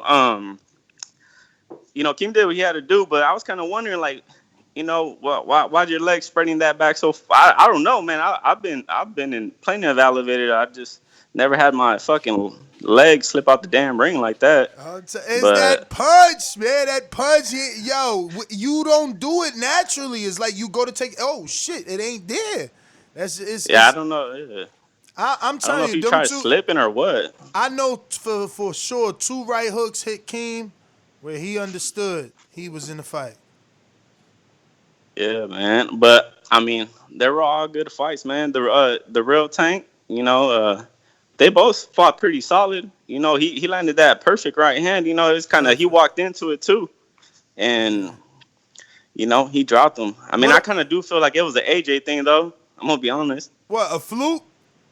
Nah, like he got hit and he got up and he wasn't sure if he even wanted. You know what I mean? He kind of just straggled around a little bit. But I don't understand. But something. Nah, you got to give the real Tank the credit. That's called knocking the fight out of someone. You get hit and you don't want to even fight no more. Yeah, no, that's nothing against him. Yeah, like, no, he did what he had to do. I'm just talking about, you know what I mean? The other cat, like, I don't know if he tapped out or what was going on, but he got in there, man. That's the thing. They all got in there. That's what I'm saying. If he took that loss, man, just brush that shit off. Yeah, get that rematch. Because he was winning before he got dropped. I had him up 2-0. All he had to do was get up, and it would have been a draw. All he had to do was stand up and say, yeah, I want to continue, and it would have been a draw because it was only 10 seconds left on the fucking clock, man. Damn, man. Well, I'm just trying to call in, man, more and more because I'm trying to get my name back in the ecosystem because I'm tired of people saying that fucking, oh, you haven't fought since Obama's been in office, this, that, and the other. Hey, but they need to put some respect. Hey, you know what's crazy is they need to put some respect in my name because I fought that long ago and I still look better than most of them. Ooh. And then how much experience do you think I got since then? how much more experience? How much better do you think I look now? I don't know. Have you been fighting? You seem domesticated. Boy, you say, man, you gotta see I my seen the garage, man. You I gotta seen see. the Come on garage. now. I seen it. That See a garage. I seen your Please garage raise the and your check. house, man. God bless your house and your family, champ. That's a beautiful garage and a beautiful backyard, man. I'm trying to get I my girl appreciate to that. allow me to get some nice shit like that. That is nice. That's a beautiful setup. I'm gonna need Yeah, man, I something like appreciate that if that. I go to Florida, because the gyms are very far, man. Son looking for his like children to become champs, man. Word. He He's wants that setting them up for real. retirement check and all that. I am, man. I try getting my son. He's about to turn 8, man, and he really likes it. He likes to hold one-on-one with me and him, and I'm not gonna say I'm gonna push him to it, but I'm just hoping he falls in love with it. And if he doesn't pursue it, then I mean that's cool. I just kind of want somebody to be inside the gym with me while I'm working. With the whole COVID and everything going around, I'm kind of just trying to stay home. So that's why I just threw a lot of funds into building my garage up. Nah, beautiful garage. You need the whole border wars in that. Hey, I'm telling you, man, I'm thinking about redoing the whole thing and just putting a ring in here, man. If I put that ring in there, you guys are more than welcome. Dog, you put a ring in. Yo, what's the fighter's name? He just signed a Havoc advisory. He got a ring in his backyard, dog. You put a ring in your backyard, we there in a heartbeat. Listen, let me get to some other callers, Sal. Thank you as always for calling in. Yo, 4 years now. We was just checking that in the Border Wars chat. Sal's been a Patreon, bro. So, long time listener, long time supporter, Border Wars fighter. But we do wanna see you back. Ito Cool says Keem did the Austin Trout after Canelo hit him. Respect. That's what I'm telling you. I'm telling you, Canelo hit Trout. Trout went to take the step. It wasn't there. You know what I'm saying? Just Keem got lucky that when his step wasn't there, he went out the ring and, you know, lack of education and the boxing knowledge. Because another thing that I was yelling out, J-Mac all on the fucking apron. Listen, if you go back to James Kirkland versus Carlos Molina, James Kirkland loses that fight. You cornermen, get your ass off the fucking apron and once the round commences. You can't be. That's a disqualification. But I'm telling you, 10-7 round, disqualification with J-Mac, intentional shoves. I need a rematch with Keem. I need a rematch. But look, we're going to let Keem do his who thing. missed the knockdown, though? Like, it must be Doomy who missed the knockdown, right? It's the ref that. You know I ain't missing. You can hear me on, oh, that's a knockdown! But they're going to call me biased. You know what I'm saying? They're going to Photoshop and say I'm biased. I'm telling you, I got it paused right here. I'm just not giving nobody the timestamp because you got to be a Patreon. I know the timestamp. And I showed it to my girl. Bro, we watched it during edit. It's even easier to rewind it. I was like, I'm going to make a clip. But then it's like, you know, I'm not because Keem going to think I'm, you know, because I don't have no dog in the fight. I'm just watching the fight. And I seen what I seen. Oh, God. There you go. There you go. And so it begins. Ness versus Rel. All I want to see. Let's go. Who is Rel again? Is he on the pound for pound list? Marvin is the one ducking me. Come on. Marvin is fighting Rel instead of fighting me. We could be putting all the belts. Hashtag all the belts. Okay? You know, but it's all good. Let him make a name for himself because Marvin is on the pound for pound list. Marvin does have belts. You know what I mean? And Marvin does have a name. So, you know, it is what it is. But let's go out to Info Joe. What up, champ? Mr. Info Joe. This portion of the show we call In the Mr. Know, Info Joe. presented by my brother. Yo, what's up, TBV? What up, Am I clear? champ? Yeah, it's a whistle. Yo, Crystal. man, great Border Wars, man, great Border Wars. Shout out to all the fighters, man. You're all winners in my eyes, man, from fight fans to fighters, man. I'm proud of all y'all just for even getting in the ring. So those of you who took a loss, man, Pick yourself up, man. Hold your head up, man, and bounce back, man. That's all I can say, man. But shout out to everybody. Hey, man, salute to the TVB community, man. Shout out to J Mac, Izzy, and Stainless flying out and helping out, man. That's some real boxing brothers shit right there, man. You know what I'm saying? I wish I could be there. I'm trying to make the one in December. Yeah, man. They definitely helped out. So definitely, Izzy, don't take it personal when we laughing about the fucking water and the sponge, because you seen all the shit I forgot, like making sure the second fight had a judge and, you know, whatever else I forgot. So don't take it personal. It's just a funny moment. You know, these mistakes happen. I laughed at this shit too, man. Why, as you were saying it, like it wasn't nothing coming out. He was squeezing him. Yo, he was rubbing his head. Bro, he was squeezing the hell out that sponge. I'm like, bro, there's no water in it. Right. Hey, first off, let me go off with the first fight, man. Who was that? Tank. Shout out to Tank for the victory, man. That overhand right is vicious. You got that G dropper with that one hand. Shout out to Sony, man. Hold your head up, champ, man. I thought you had the first 2 rounds. You just got caught. You know what I'm saying? But shout out to Tank, man. He had that for one punch to land that clean on the chin, man. He got power in that right hand, man. It was good. And sorry for me doubting you, because I did pick Sony just based off the height and seeing how big Sony was. Automatically picked Sony. You know what I'm saying? But, you know, he's on the back channel, and, you know, he's the commish. So, you know, I chop it up with him all the time. So I did pick Sony, man. But shout out to Tank, man. He put that work in, and he got that victory. Next up, I want the whole back channel to apologize to me. Yeah. Cause y'all try to say I duck Sony. See? I don't know about that. I'm apologizing to Tank for doubting him, man. But shout out to Dan the Man and Adrian, man. That was the most skillful Border Wars fight in Pittsburgh, man. It could have went either way. I did edge it for Adrian. I thought he had the higher punch count. I had to go back and look at it. But it was a toss-up to me, man. I would like to see both of those guys back again. Kind of remind me of the guy that fought JD. They on that type of level, man. Like JD and what's the kid that JD fought? The last Border Wars in Texas. Darnell. It was on that type of level for his skill set. They back in December. I got to talk to them. Him and a friend, I think, at 175 allegedly, supposedly. Yeah. Far as King, man, shout out to Mario, man. Hold on. Back that up. Shout out to Dream, the Supreme King, man, for getting that victory. I seen Keem's videos in the gym, man. I knew he had this, man. How they pushed him, they was trying to beat the shit out of Keem in that gym, and Keem was fighting back and doing good. So I knew he would be ready. So that mean Mario is the Thanos of Border Wars, because he hit Keem with some shit that Keem ain't seen in the gym. Hey, shout out to Mario for letting his balls hang and showing up.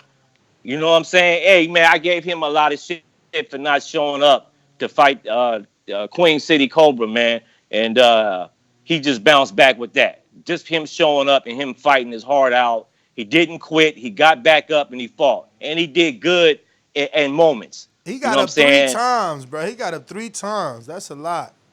Hey, man, most of these Border Wars, I done seen them all. Most of the fights are won based on not so much the skill set. Gas tank. It's so much. It's gas tank, man. I can tell the guys that really ran and really worked out. It shows in the gym, man. The ring is the truth teller, man. It's going to show how much you ran, how much you worked out. And some of those guys could win in the past Border Wars in the present. A lot of guys have better skill set, but sometimes they just gas out. They don't have it. You know what I'm saying? Because just fighting takes half of the energy out of you. If you haven't worked out, this shit is going to gas out in the first round. And I noticed that in all the Border Wars fights. The dude that gasses out first, most of the time he loses. It ain't sometimes based on how good the fighter was. You know what I'm saying? Not to say that a lot of the fights don't have skill sets. What's the last fight? I'm missing somebody. The first fight was Sony versus Tank. Second fight, Dan the Man, Adrian. Third fight was Bishop Mofongo. Bishop, hey, shout out to Bishop. Hey, I want to say this, man. I was 47 years old when I first fought in Border Wars. He was the same age as me. The torch has officially been passed to the older guys in TBV. He did that. Shout out to Dr. Mofongo. You're a true warrior. You're a great guy, and I consider you a friend. And I'm glad to know that you're all right and made it home safe, my brother. You'll bounce back. You're a true warrior. I will say this, man. I'm going to tie you into this. This is my last thing I got. The Border Wars dropped the ball in this aspect. We did not see enough film study, and I think people need to actually not just send in bag work. They need to send in sparring so the opponents can properly prepare for that style.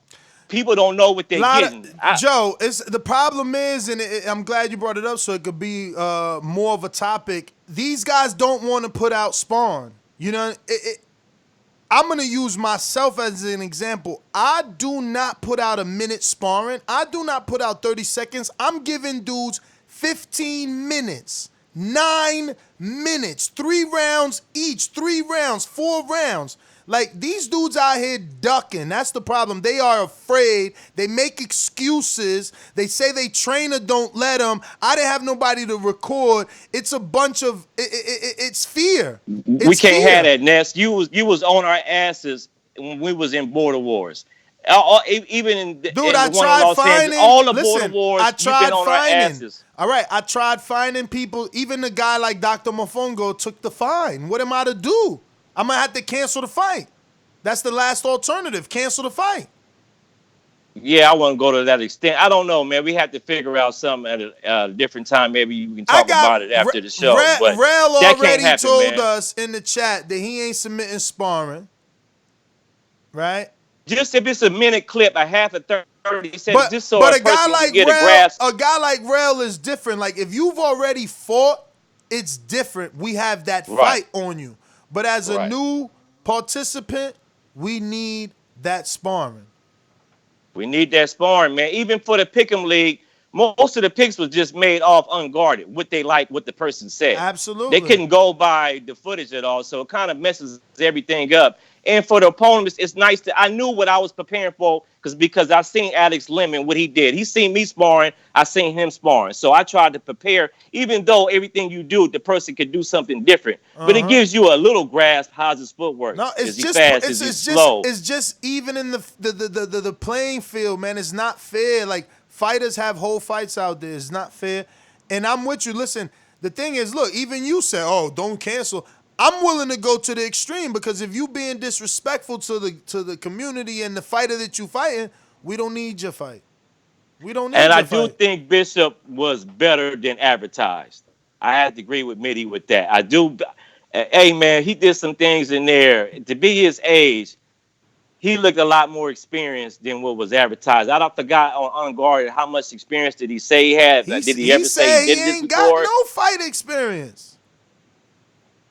I don't know, man. I might have to take that. I know he sound like a great dude, honest dude. I'm gonna believe what he say, man. But I don't know, man. Yeah, no. Listen to me. And I am not questioning him. You know, Mitty and other people believe that he looks better than advertised. I'm not questioning him. I'm believing him because of, you know, my interactions with him.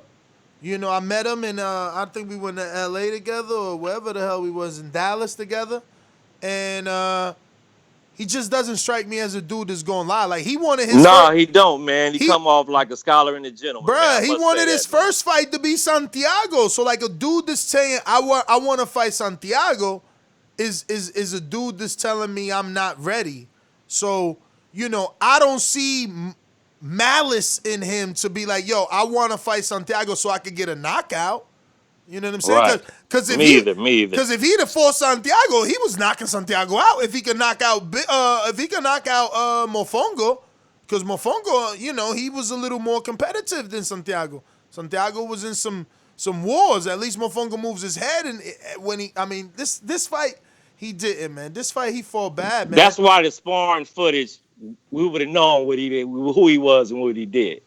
You know what he's capable of, rather. Exactly. You know what I'm saying? But we Because would have him had. hitting the bag. But Him hitting listen. the But bag. here's I the was thing. like, But here's the thing. that ain't the same dude Okay. that was hitting the bag. Because even the bag didn't even look like technical hooks and technical All right right, so let hands. me- You know, so but let when he me- was in the fight, everything was a real left hook, a real straight right, pivoting. You know.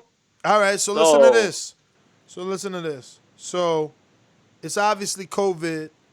He tells you, listen, man, I'm 47. I'm not even taking the risk to go into no gym to record no sparring, to spar no dudes and be all sweaty during COVID. Me and Dr. Mofongo taking the test. We both gonna be with our test that we didn't test positive for COVID. I'm only taking off my mask at the time of the fight. I'm putting it back on. I mean, it's either cancel the fight or stick to the rule of I don't care. I need sparring because I mean, this is where we're at. But these And it's knockouts, the potential for somebody no, really but getting hurt. I think that for season 9, that's exactly what we should do. With every season we grow, and I think we need to implement cancellation of the fight because the knockouts are becoming more frequent. It's just simple. Right. That's all I got, champs, man. Great Border Wars, man. I'm proud of TBV, man, and the whole TBV community for supporting. You know what I'm saying? Much love from above to all y'all listening in the chat, everybody listening. Peace. Shout out to the boxing gods. All right, we're going out to New Orleans. JT, what's going on? So interesting that you come across like a nice guy, but you're really a piece of shit. Hey, with that comment. Come on. No, that was a piece of fuck you. That was a piece of shit. You know, we're doing live TV. Man, I don't care. What you gonna do about it? I'll kill this mother. Why do you have to talk like that? Well, I'm talking to you the way I want to talk to you. You have a problem? Turn off your station. I'm the best ever. Yeah, what's up, y'all? What's up, Ness? What up? I talked to Keem. I ain't talked to him. I talked to him on the back call. Shout out to Keem and Mario. You know, Keem did his thing, man.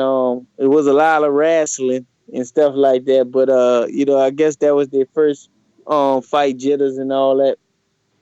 And that wasn't a knockdown in the first round. Keem's foot completely went out the ring. And it may look like he was getting hit going down the course, but that wasn't no knockdown. But King won the fight clear. But shout out to Mario from stepping in the ring. I tip my hat off to Mario because I ain't gonna lie, I thought he had never stepped in the ring. So I mean, he gets my respect. I ain't gonna pick on Mario. None of that. Then he talking about he wants some more smoke. So shout out to Mario from getting in there. Now that Dan in that Adrian fight, me personally, I think Dan pulled that fight off. He looked like the better fighter. Looked like he had a little more skill than Adrian because Adrian was just. I mean, I didn't really see the aggression. I just saw a lot of winging punches, and with Adrian, I thought Dan beat him 2-1, maybe most. I mean, at the most, but I just thought that fight was misjudged. Sony fight, he was beating that dude, man. I don't know. I thought I don't know. Maybe the anxiety or whatever got the best of Sony because even when he got caught with that shot at the end, it looked like Sony could have got up, shook it off, and then went in back. Maybe lost that round, but I think he was beating the dude the first 2 rounds because all the dude really had was a hooking chance. And just like I told Sony, don't let him get close. That's when his shots become effective, and that's what happened. So Sony was not pumping his jab out enough, keeping the distance, keeping the range in front of him. So he let the dude get in and catch him with that sloppy hook. And I mean, it floored him. But Sony should have got up and finished the fight. And I think Sony still did enough to win the fight. That's the only few fights I saw. But I'm gonna be at the next one December 5th. If we don't have no stimulations to that nest. So shout out to everybody. I like the fights. Shout out to Keem again. And everybody. And shout out to J Mac. But that's all I got, y'all. It would have been a draw, champ. Just FYI, it would have been a draw if he would have got up because it's 10-8, man. It's 10-8, champ. 10-8. And that was a big ass knockdown. He got like 30 seconds to decide did he want to fight or not. He should have been counted out on the floor so the Tank could have got a real KO versus a TKO. You know what I mean? Because then the towels came in, you know, the ref like, do you want to continue? And then Sony said no. So, you know, we're going to go to my Jimbe. What up, champ? Yo, Dominicans lost this time around, man. You know, it's all good. Mofongo's going to dust it off and come back. It happens, brother. We all have to take L's sometime in our lives. Yeah, man. But yeah, that being said, man, and I know I haven't gotten in there yet, and I know I'm trying to drop down more weight, but that Bishop Smoke, I would love that fight. Love that fight. He's trying to fight in December, though. He's trying to come back December 5th. Like, he was scheduled to fight Supermex. It was some secret announcement. It got announced, and now I don't know, man. The narrative I'm painting is they seen the footage, man. They dropped the call out last night versus waiting for the footage today. And they back and they like, wait, that ain't no 6-week fight. And I get it. That's not ducking. Bishop ain't no 6-week fight, especially when Bishop has momentum. He's coming off a knockout. You know, or you can look at it like Kovalev and Canelo. He's going right back into camp. I don't know. It's two different narratives there. Listen. Si allá no hay grano, aquí hay grano de un elefante. If you know what I'm saying. I hear you. But I got elephantitis nuts, bro. Yeah, but you can have balls and lose, man. Just because you fine. tough don't mean you can win. Yeah, no. And trust me, I don't know shit about boxing. I'll be honest. I don't know shit about boxing. No, that's what you do know. You are ranked in the top 3 and 5, and that is my advice. Do what you know. Do what you tell these fighters to do and what you want them to do. You know, don't do the high guard rushing in. Yeah. No. But he had the long guard. Doomy ain't called it. He had it out there all day. My man, Mofongo was shorter. That's fine. He didn't know how to get through it. I'm a true southpaw. He might be a fake southpaw. I don't know. Hey, but two southpaws, it's a different fight, right? And you're 6'3", right? No. I'm 5'10". Oh, 5'10". I mean, you're a heavyweight, right? Right now, you're still at 200. Currently, but Mitty's working on that, It's actually going kind of quick. But what do you weigh right now? I weigh myself to that 249. I mean, so that you could get all the way to 215 by December, and it still be a decent fight because he's not heavy. He's in the low 200s. So I can't do December because I have my parents coming, and December is a month that they go around my brother's house, my sister's house, and then my house. I think you did say this already too. Yeah, now that I'm hearing it out loud, I heard this before. You're right. I mean, you got to remember, Bishop has options. Brother. Bishop has options at this point. Even though it looks like one of those fell out. We'll see though. I mean, it's always got to be, you know, when your schedules work, right? Like his got to work with yours. He's definitely back. Well, I can't even say definitely, you know, now that his fight is out. I don't know. It was supposed to be a fight between him and Supermax. He wanted to be back in December. He wanted to come into according to his post-fight interview, he wanted to come into the next year looking to be, you know, going into his third fight in Border Wars. He's looking for a resume at 47. I'll definitely say this. I do think that he was way more experienced than when he led on. You could tell, bro. I mean, he spun them around like a top. I mean, you don't do that, you know, you're not born with that. You gotta practice that over and over and over again. So wait a minute. I mean, you're gonna have to answer this for everyone now because there's everyone that's calling in is saying the same thing, and I get it. My question is, so no one can have that natural ability of what we've seen? No one can naturally do that? They can't be, I don't know, physically gifted? Nothing? I don't know? I mean, can you work that type of shit with a mannequin? I don't think so. I mean, I'll be honest with you. Oh, you know so what I'm you saying? saying you saying the training that he led us to believe he was only capable of doing? Yo, Ness, my man had went from shot to shot exactly, posting, and then going to the next comp. Come on, B. That's all set. That's all set up.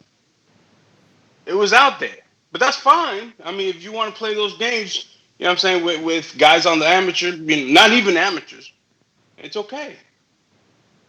I want the smoke though. But that being said, I'll be honest with you. Rel is real funny, and I like Rel, but he's saying he don't want no smoke with Bishop, who's 47, but you're like 60, right? How old are you?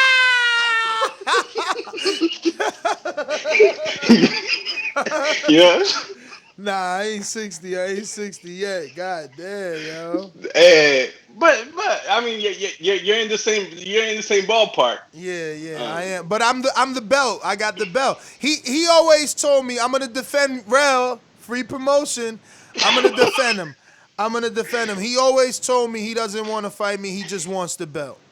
I believe he said that at least once or twice to me. So, but I'm So not how is giving. he gonna get I'm the not belt giving. if he doesn't fight you? No, I mean he's being respectful is what I'm saying. Like he's like, yo, it's not like I want to fight you, but I do want to be the Border Wars champ, and it's like I get it. So what? You're gonna give him the belt? He's gonna ask for it? I mean, I don't know, man. I don't know.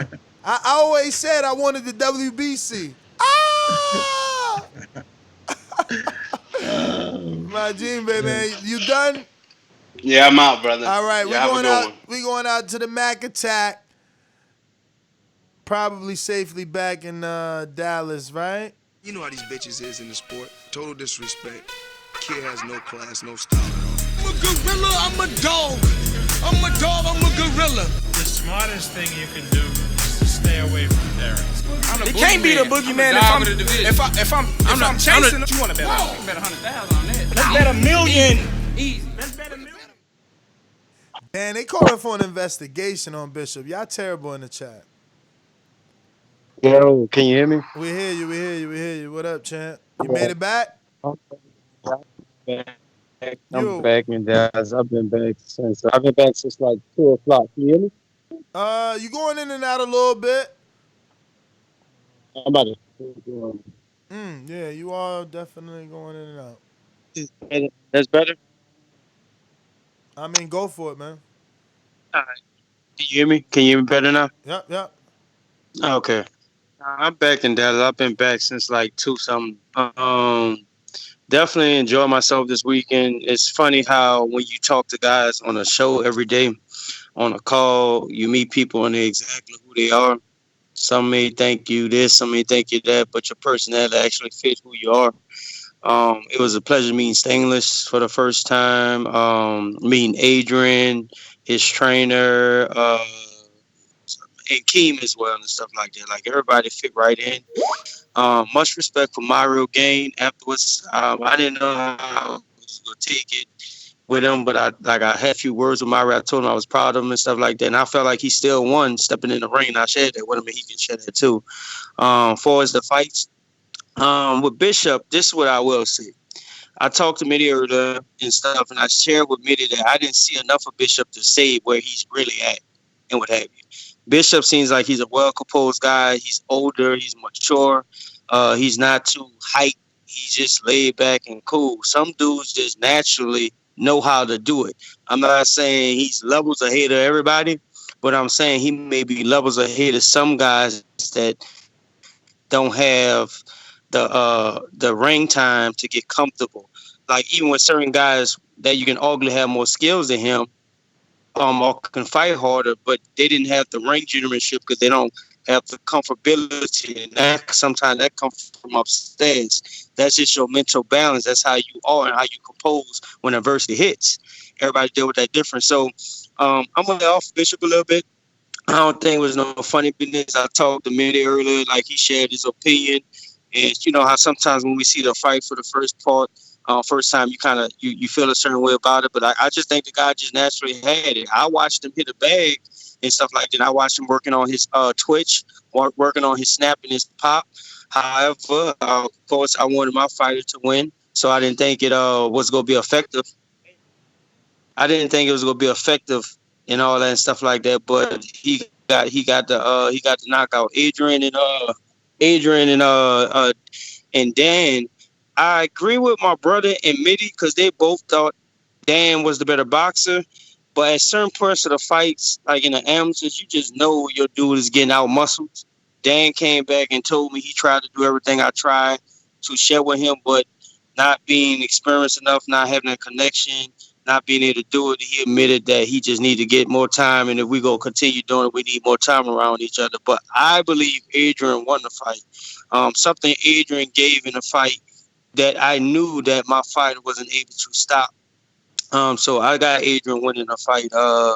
We know Keem dominated my round. I don't know why you trying to pump that slip or that step out the ring as a knockdown and stuff like that. But it's all fun and dandy and all that and stuff.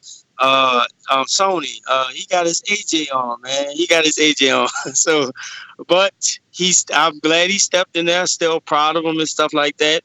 I do agree with my brother. Tank had a hooker's chance, and he landed that long-ass hook that I thought Sony was going to be able to move away from, and he got it. That's 1, 2, 3. The fourth fight, who was the fourth fight? I'm missing somebody. Who I'm missing, this? You got them all. You said Sony and Tank, Adrian and Dan the Man. Then you went to Mofongo. Okay. Great experience, man. Like I said, it's fun meeting these guys in person. Energy was always positive. Like win or lose, man. Like you just support each other and stuff like that. All that weird stuff that goes on in that chat to people who are oblivious to what real people are in life when you actually encounter them and meet them. It have no room for that and stuff like that. It's just weirdos. We didn't have no weirdos in our presence this weekend.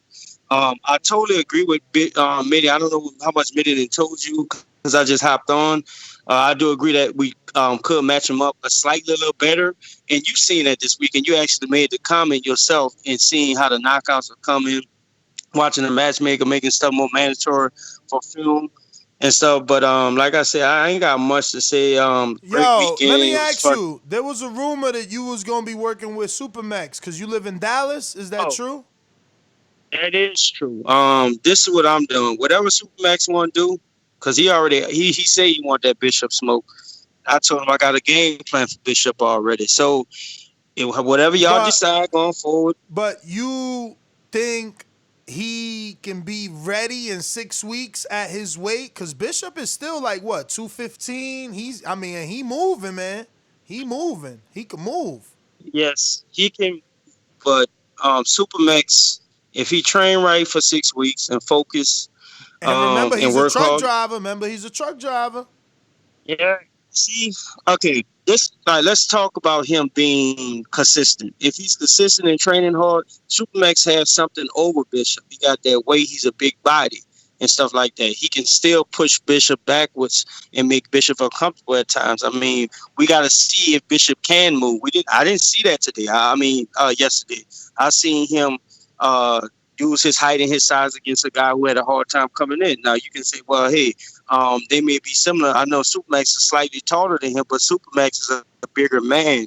And naturally, when you're in a ring with a bigger guy that's going to pressure, that's a whole different type of fight. So if Supermax is working and training and we getting some good conversations in and stuff like that, I'm confident in what he can do. Now, if he's on and off with it. How far is Dallas from, because he in Plainview, Texas, man?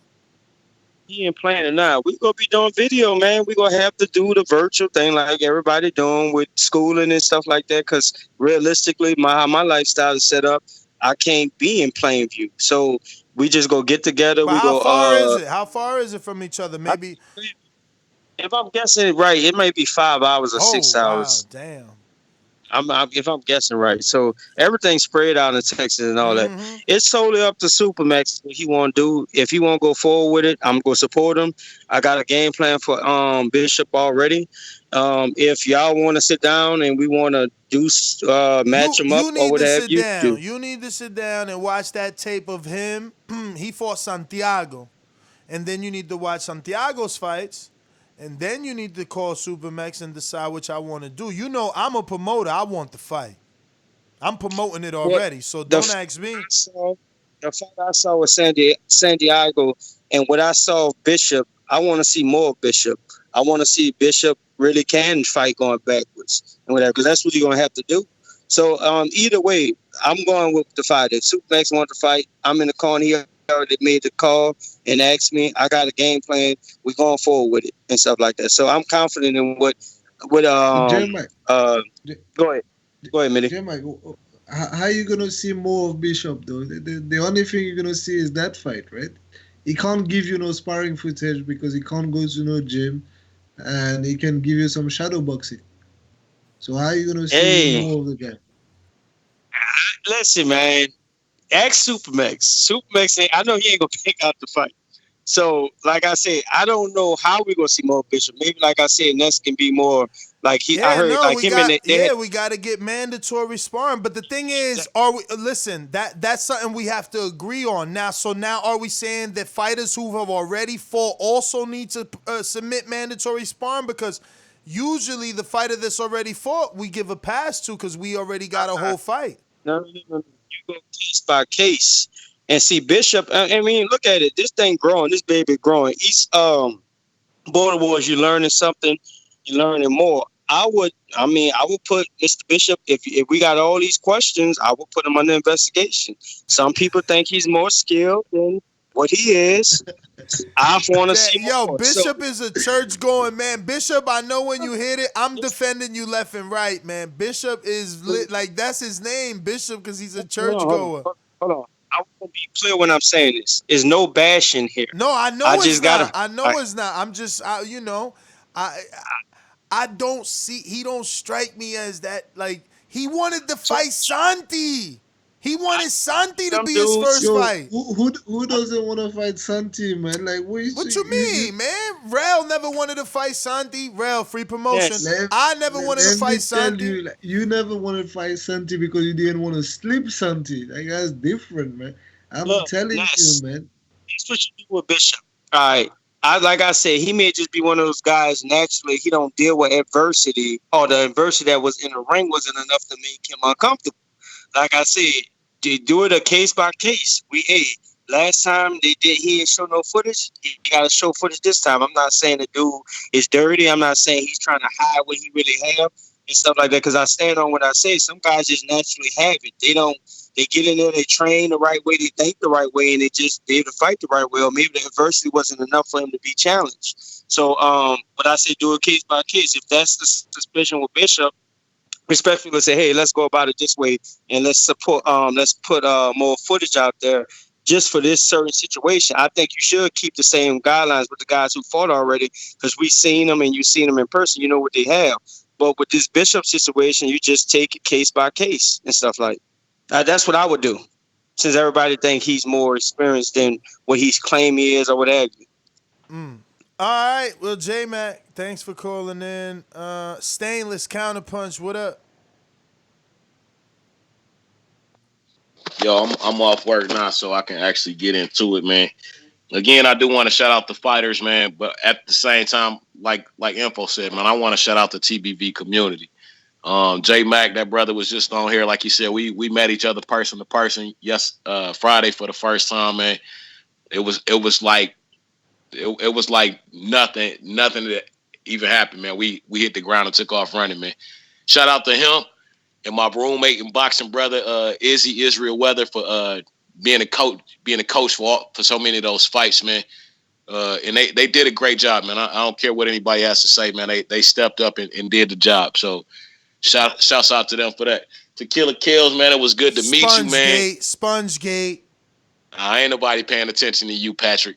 To Killer Kills, man, it was good judging with you. Let's make sure we get that right for the next one. I will be there in December in Dallas. So, you know what I'm saying? You already got one judge.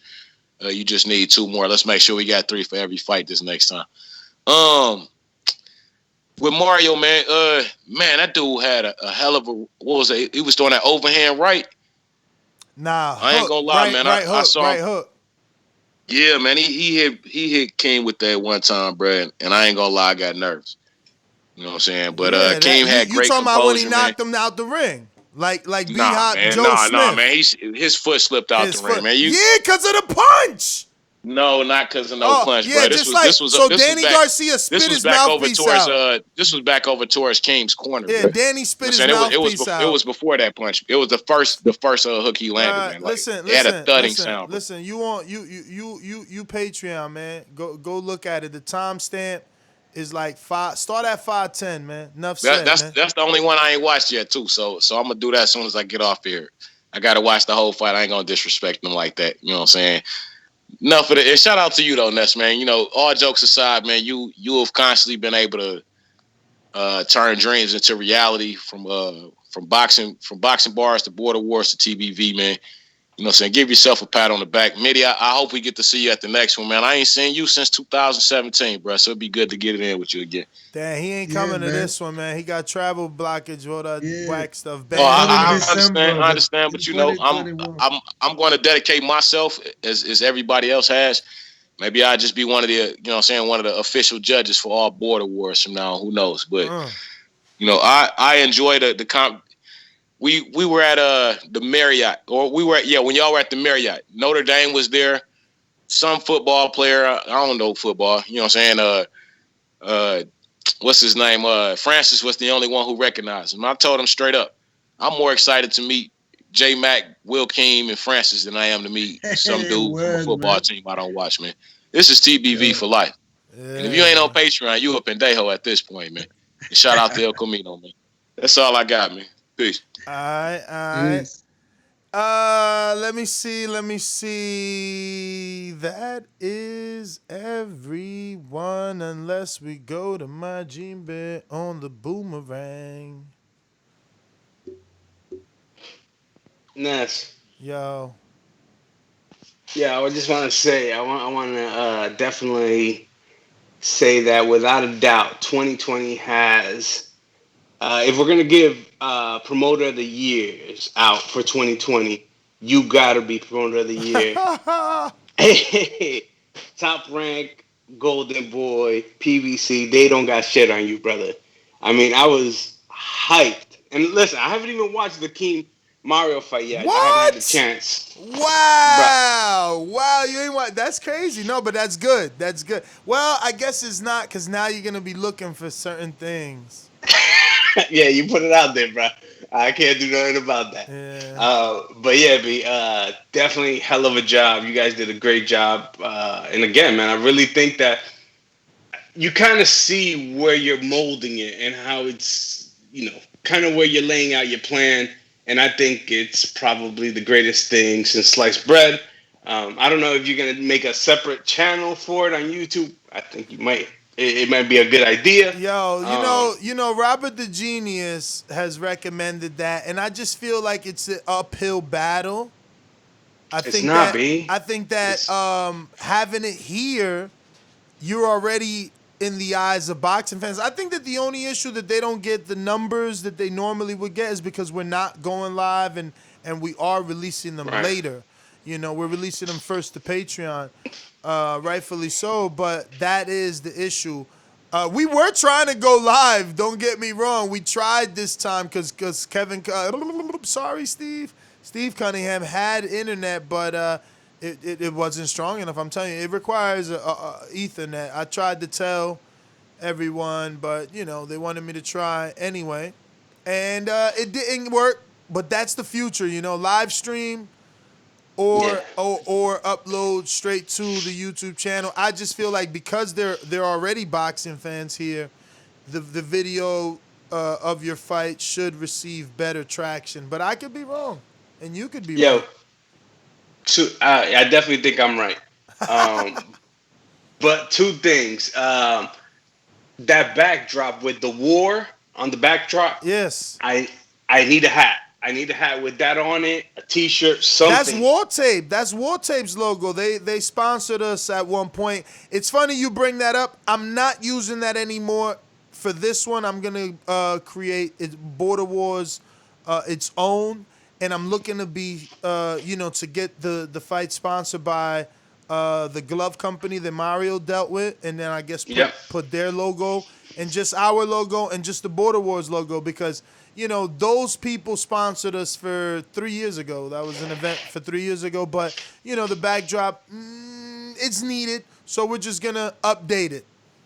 Yeah, but that something like that though, something like that. It just reminds me of the war that Marvin Hagler had, back in the day.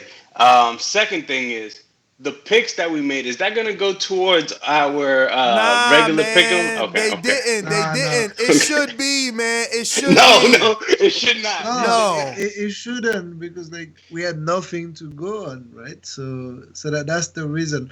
But I actually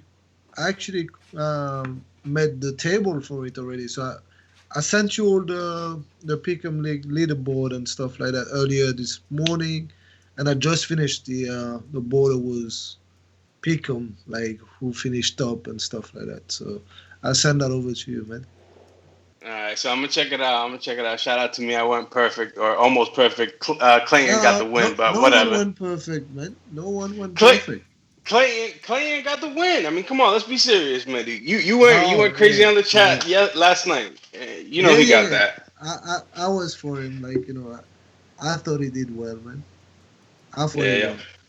Hey, shout out to Mitty. This is 8 pounds. It might be a little less because I really went crazy today on my cheat day, Mitty. I'm not gonna lie.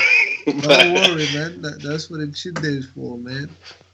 Exactly. Yo, but shout out to y'all. I love this show. Ness, good job, man. No problem. So, Map My Run is cool, but it doesn't track every step. Obviously, it's only when you open the app. And if you have an Apple Watch or a Fitbit, it's a lot better. It's more motivational.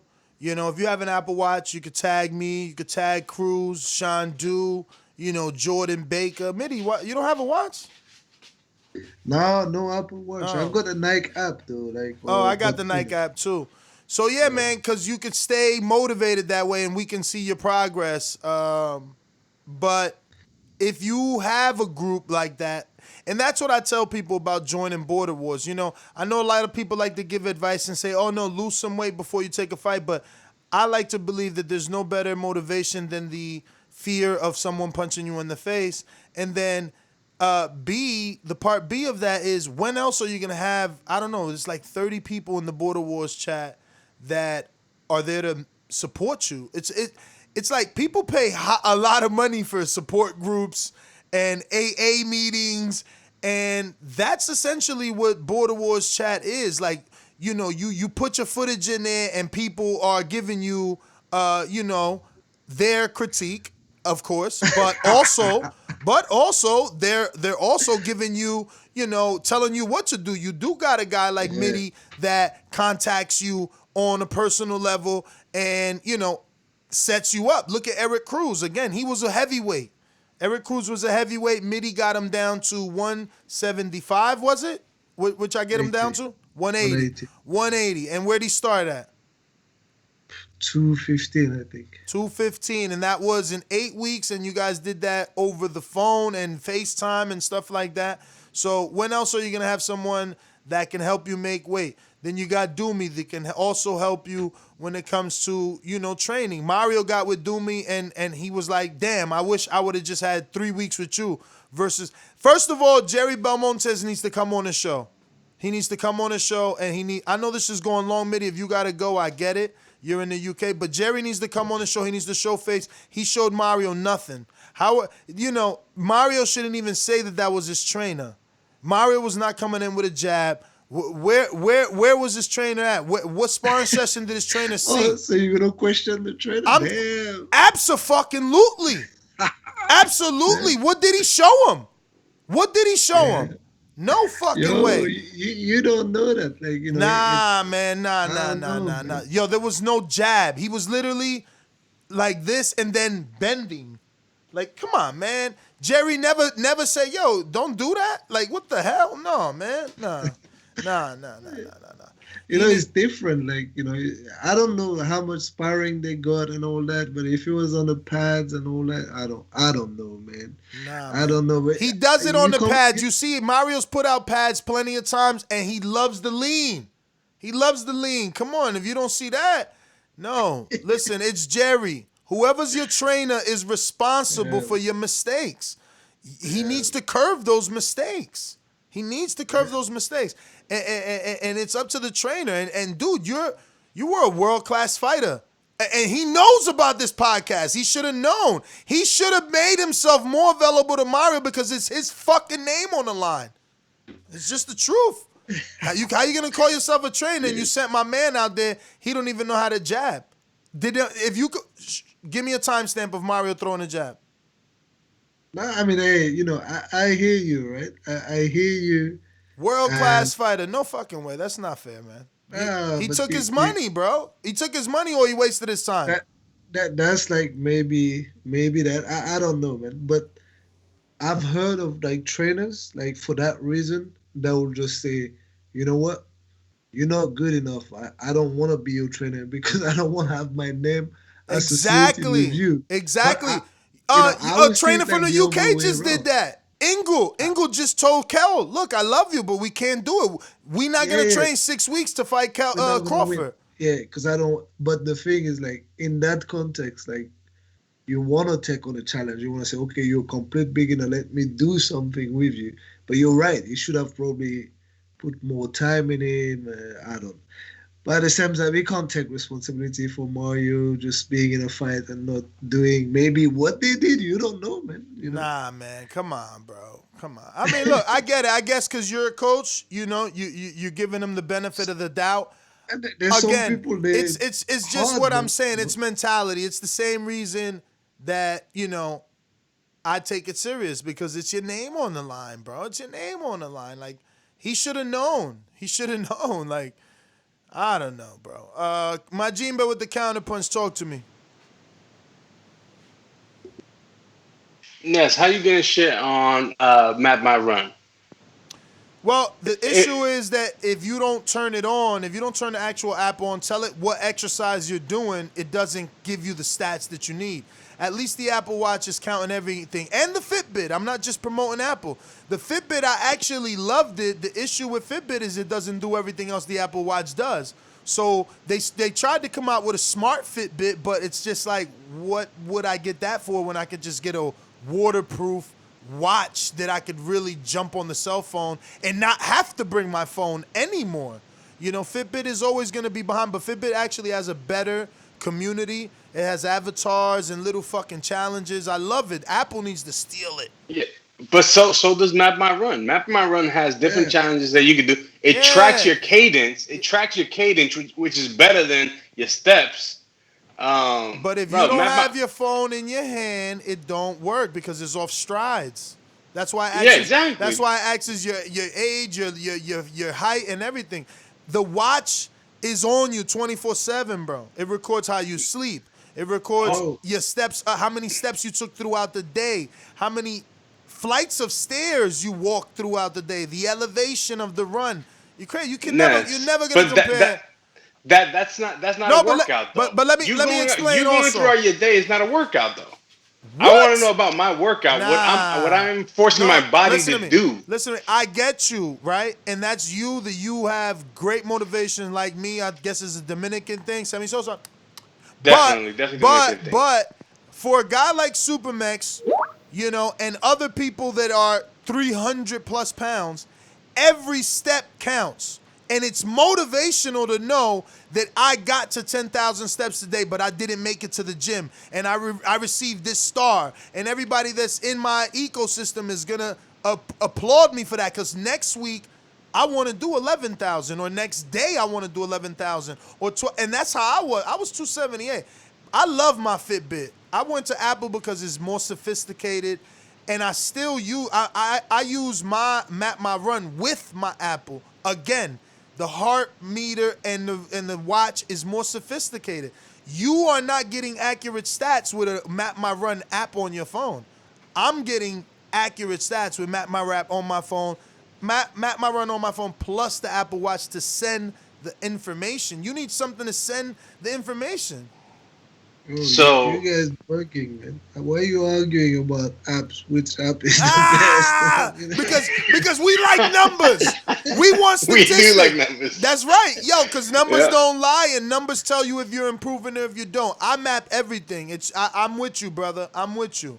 I want to know how many punches I'm throwing, how many minutes it took me, how much I can do per round, how many miles I'm running, how long it took this week versus last week. I want all that. It's useful information. Listen, Ivan Drago did it. Yep. Yeah, science is everything, man. Tell him. Yo, great show, Ness. Again, Mitty. Yo, I appreciate everything you're doing for me, brother. And for Supermex, yo, I started this journey at 283. I'm down to 249. I just ran 8 miles straight. No breaks, no nothing on Sunday. But you a beast though. That's not natural. Honestly, that's not natural. I consider myself freaking pretty good at 8 miles is crazy. Doomy is a great runner, and he does a 10-mile run every now and then. But you take very long runs. Yeah, 9.5 on this Saturday coming up. So if anybody wants to join me, Roosevelt Park right here in Edison. Normally I start my run like around 11 o'clock. So there you go. Yo, appreciate y'all. Have a great evening. Yo, what's your pace on that? Because that's how people know can they join you. You know, if you running like a 6 on that Map My Run, I'm not coming. There's no Hell way. no, I'm not. No six yet. Remember, I'm still like around 250. If you single digits, I'm not coming. Nah, not even. This Saturday, I had a real tough.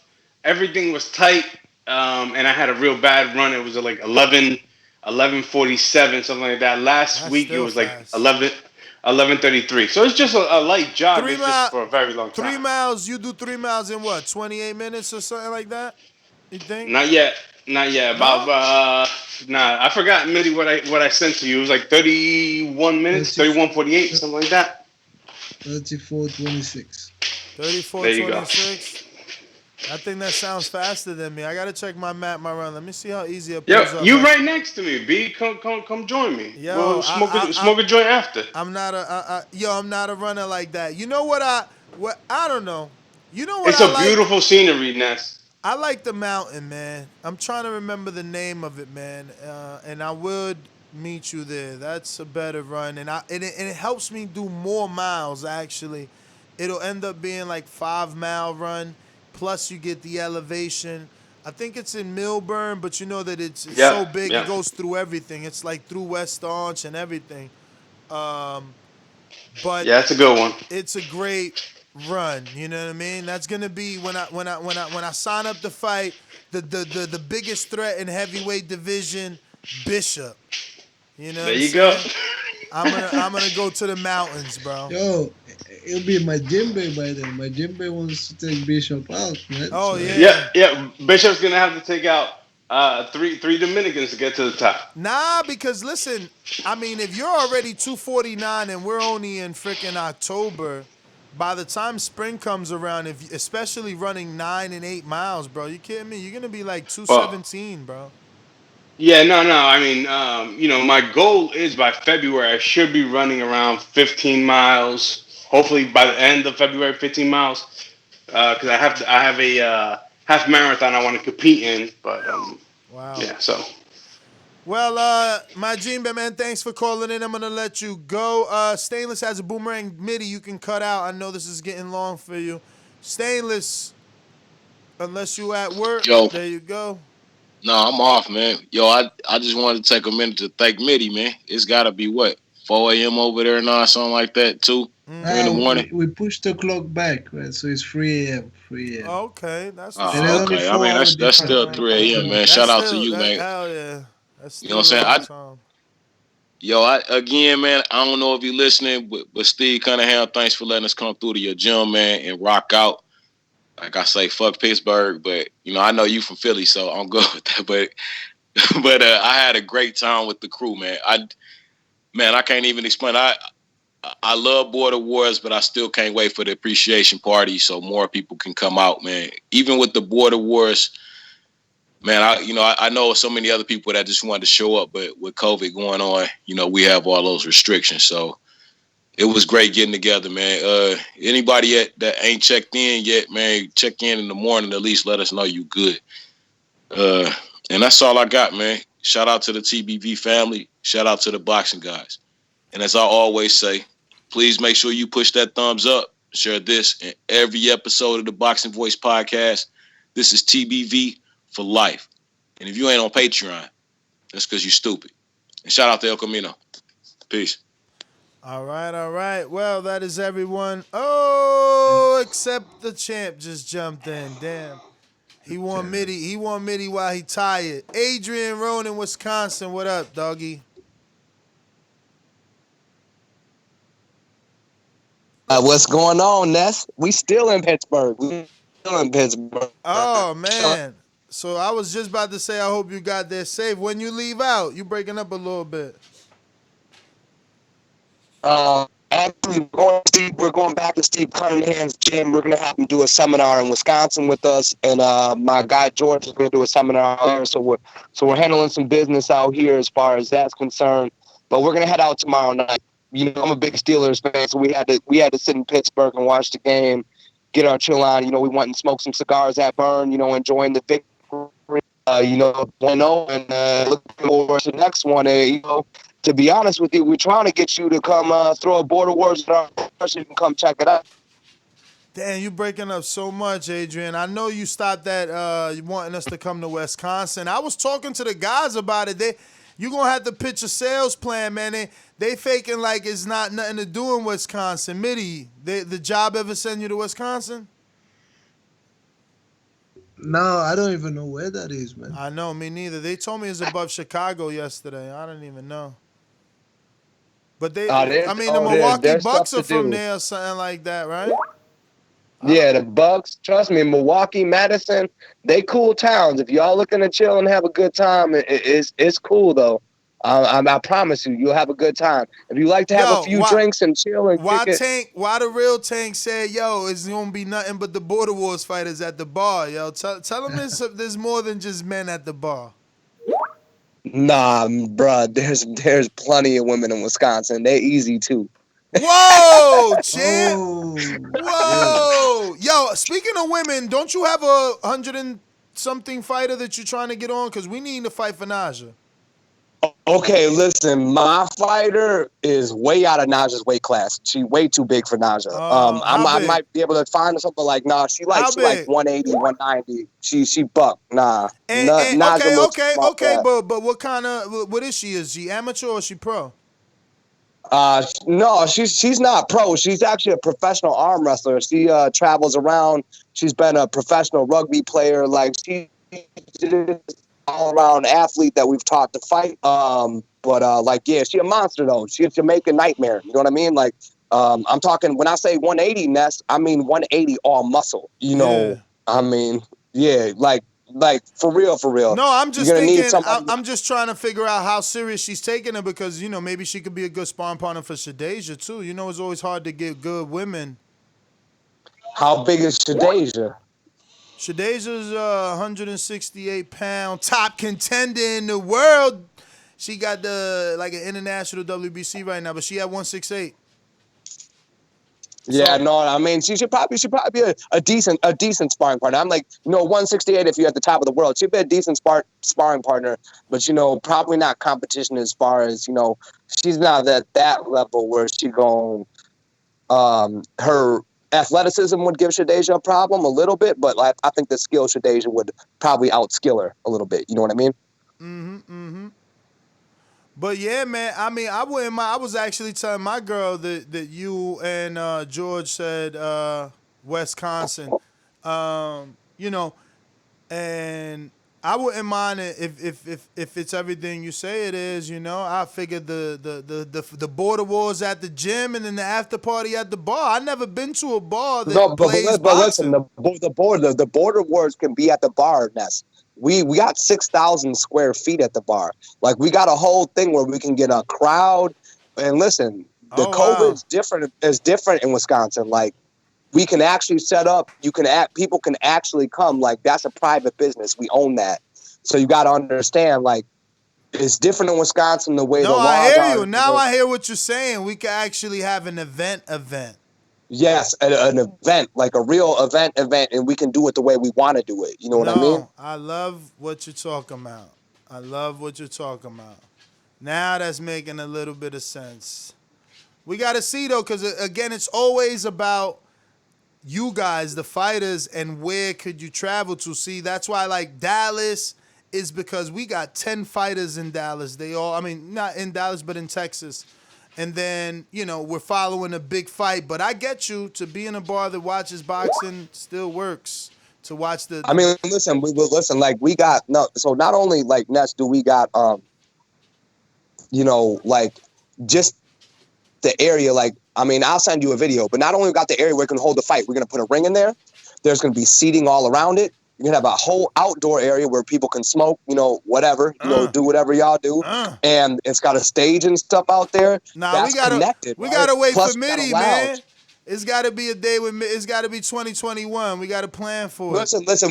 Listen, we should make it 2021 so we can put it in our outdoor area because that's another 2,000 square feet. So we can actually have it outside with an outside bar. Send the video. See, that's why you need an iPhone, man. Damn. Listen, Ness. You know what? Because you're talking shit, I'm going to go get myself an iPhone when I got this one paid off, okay? Yeah. You know what I mean? I get you. You snubbing me. I'll go get the iPhone just for TBV. Yo, Dan in the chat right now talking about he deserve his rematch. You don't even know because you ain't in the thing. Listen, man, he can get the rematch. It's all good. I'm good with that. You know what I mean? Like like I told you, I just like the fight. He wants a rematch, he can get that whenever he wants it. You know what I mean? Same weight, whatever. You know what I mean? We don't even got to go up to 175. We'll go at 168. I want to get my 2-0. I want one other person, and then I want Mitty.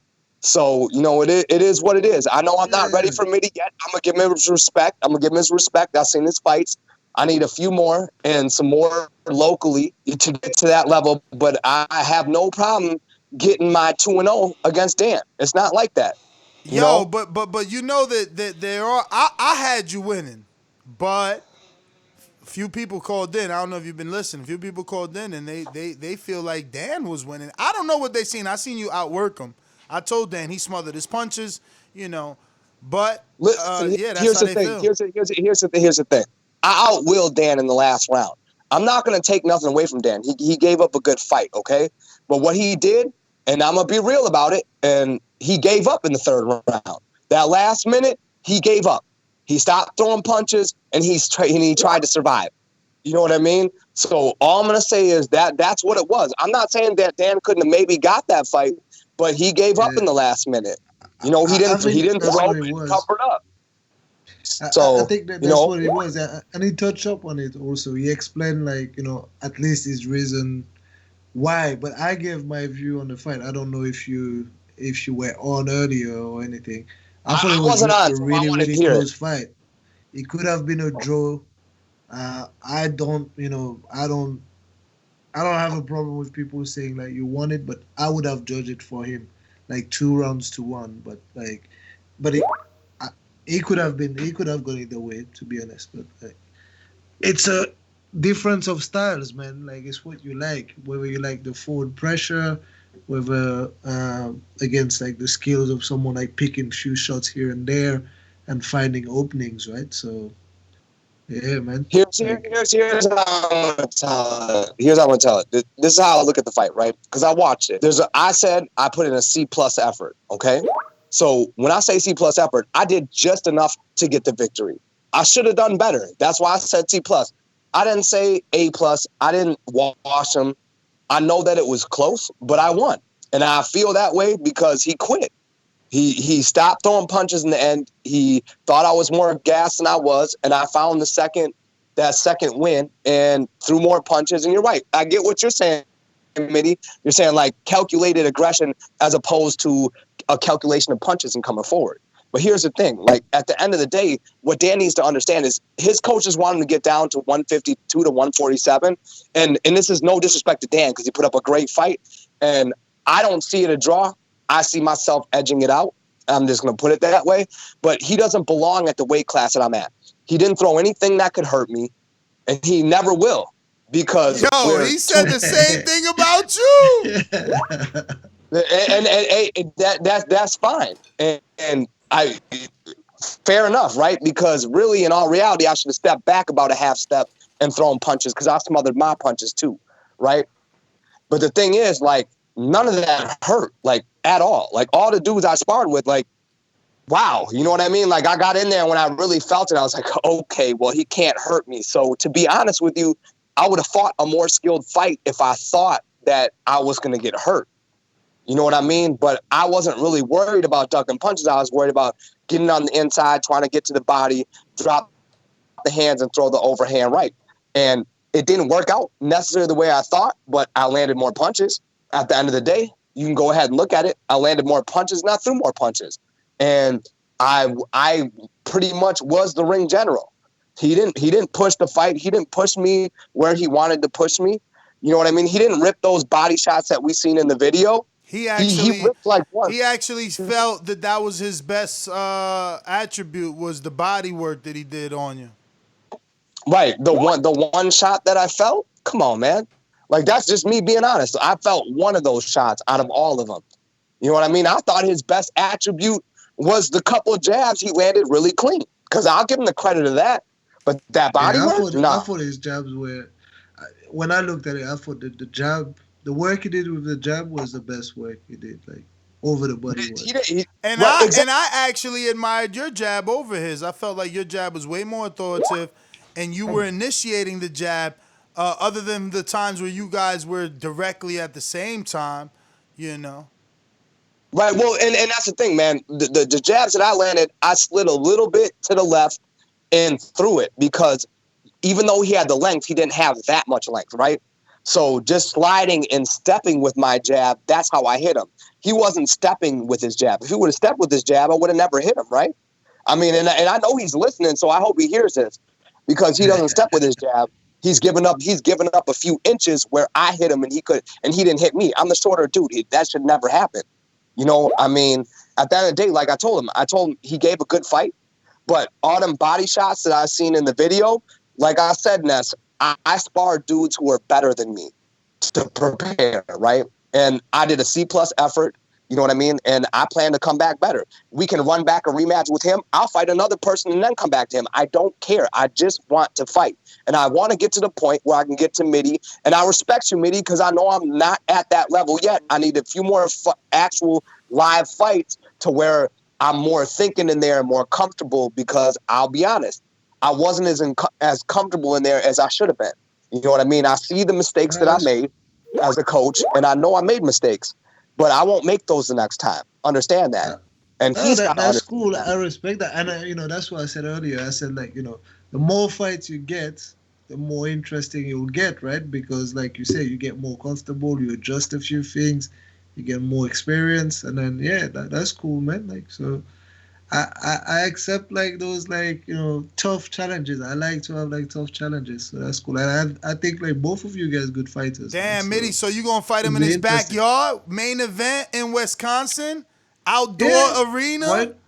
Why not? That sounds like a good Mitty, and you know what? Man. And you know what? You deserve that. As much as you travel.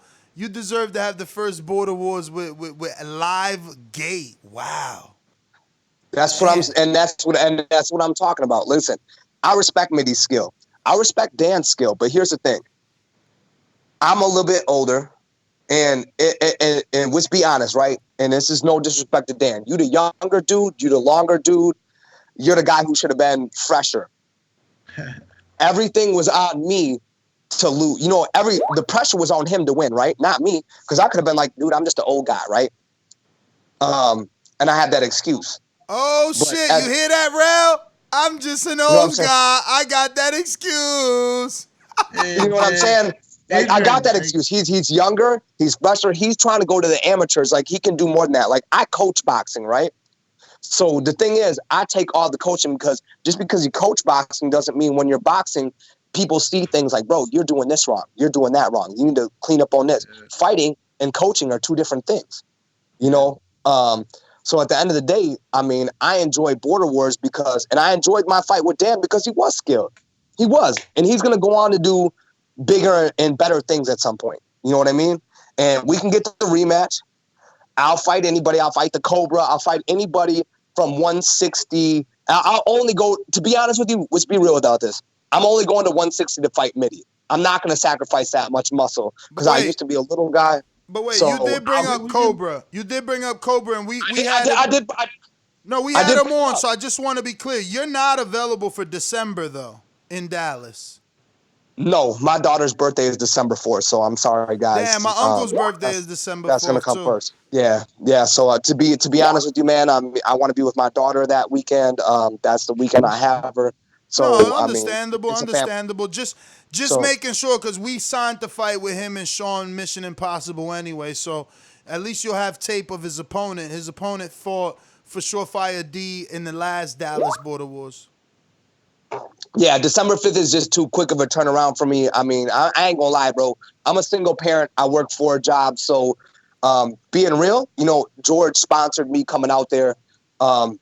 I do what I do. I'm about my family and my kids first and the things that I got going on at home. I love TBV. I love Border Wars, and I'll make all the ones that I can make. But the 6-week turnaround is just a little bit too much. But I do look forward to the next one. And I look forward to, you know, just getting the experience. Nah, and we're going to do you and Mitty, man. You got to get that fight so that Mitty could give you the shot. That would be dope, No, I definitely. And, dude, why does Mitty look like me, bro? Like, I don't get it, man. He's like, yo, everybody said that. Everybody said that you the American version of him. Hey, listen. We just trying to get our fight level to the American version of him because I got respect for Mitty. I see what he do. I see how he breaks people down. I see the multiple punch combinations. I got a lot of stuff to work on before we get to that level, and I do have that respect. I mean, I want to go in there and give a good fight. I mean, obviously I want to win, but I want to be competitive. You know what I'm saying? So I'm going to do fights here. I'm going to be, being at it. My cardio is going to be up even further. And let me be real with you, because I know Dan probably told you too. And I know he didn't want to make excuses, and neither did I. I tweaked my shoulder a week before the fight, okay? So my right shoulder was fucked up. But I'm not going to make that excuse.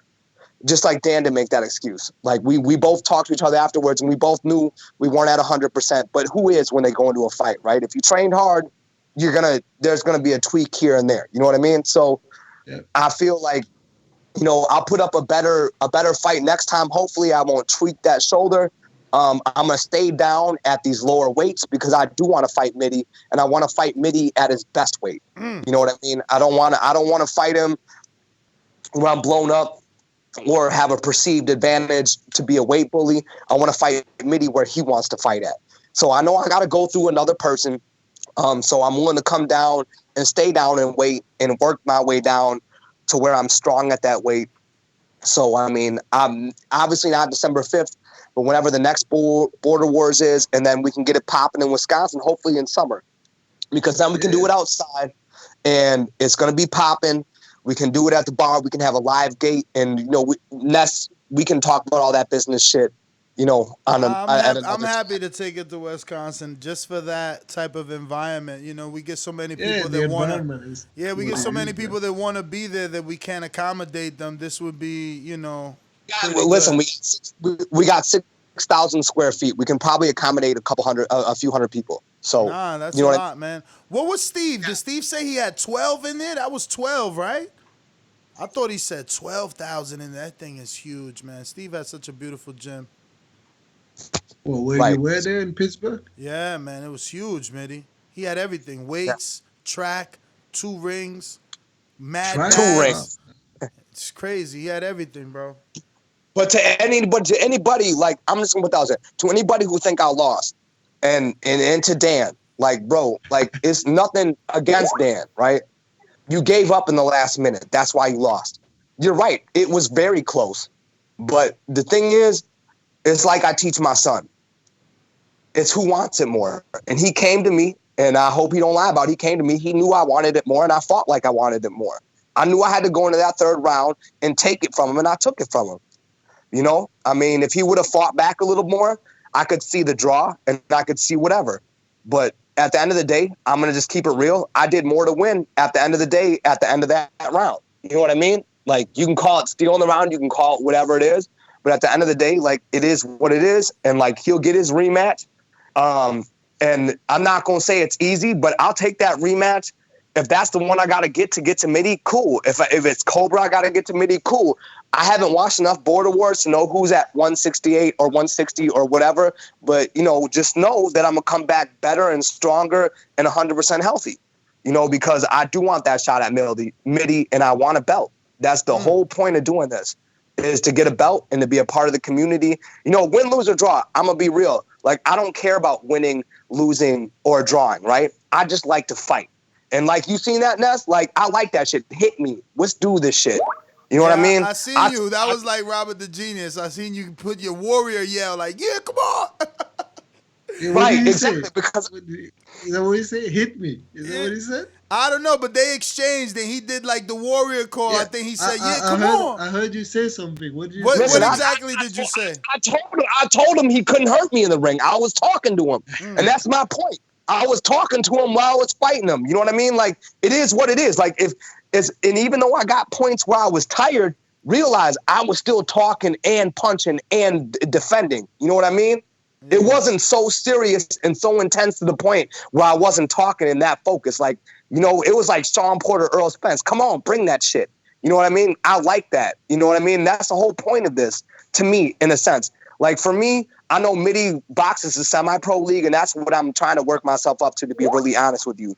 I got bigger things in the works. Like, Ness, like me and you talked. My boy's fighting Dylan Price in Philadelphia in a couple weeks. I'm going to be there, right? I hope he can get an interview on the show.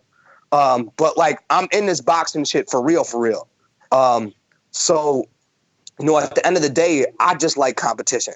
You know, I don't care if I win. I don't care if I lose. All I care about is giving everything in the ring. You know what I mean? Leave it all there. Like, when you called for the fourth round, I was ready. We could have won that fourth round if people had doubt. You know what I mean? We could have won that fourth one. I don't care. I just like to fight, and I was representing from Wisconsin, so I hope y'all got a little bit more respect for the state, since you guys act like you don't know about it, or like there's nothing out here. I never been there. I'm serious. I don't know where it is. I never been there. I just found out. I just found out where it was at on the map, champ. What did you say? That exclusive Chicago? Now, but you know now, we out here. We like to fight. We're out here. We want to do the damn thing. Yo, so it seems like you close to Detroit. Am I wrong? Yeah, I mean, we are close to Michigan. Yeah, Michigan is a bordering state. Yo, you know about Rel from Detroit? No, I was actually going with Stainless. I see Stainless campaigning. Stainless like, yo, Wisconsin for the appreciation night. You know what I'm saying? Like, that's what I'm saying, though. Like, listen, appreciation night, whatever you guys want to do, man. We're just trying to be part of TBV. We love the community. I love the community. George met all you guys. You know, we're all about that. Having the fights at the, you know, hopefully maybe when you come to Wisconsin, we can set up an outdoor fight and there's a big fight coming up and we can watch the fights at the bar when we're done. That would be great, man. That would be awesome. You know what I mean? We got couches. We got the lounge. We can all chill. You guys look very close. You look very close to Canada. Am I looking wrong that this is something? No, you're not looking wrong. We are close to Canada. It's very cold up there then. But it's still in summer. That's why I said come in summer. What does it get like in the summer over there? Regular summer, like good 80s? Yeah. Listen, it gets hot, but here's the thing I'm going to tell you about Wisconsin summer, right? It's not like Texas summer.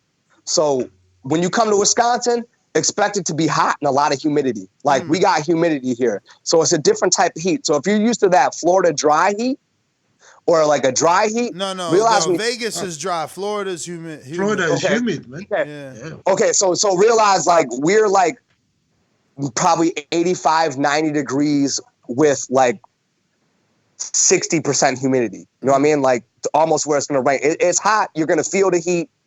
But summer is the best time to come to like Wisconsin, Milwaukee, because not only can we do it there, but there's a lot of shit going on. Because Wisconsin is a cold state, them 3 months in summer is when everything is popping. You know, we have the like I don't know if you ever heard of it. Like if you're into music, we got Summerfest. That's the biggest music festival in the world. Okay, it's like 11 days long.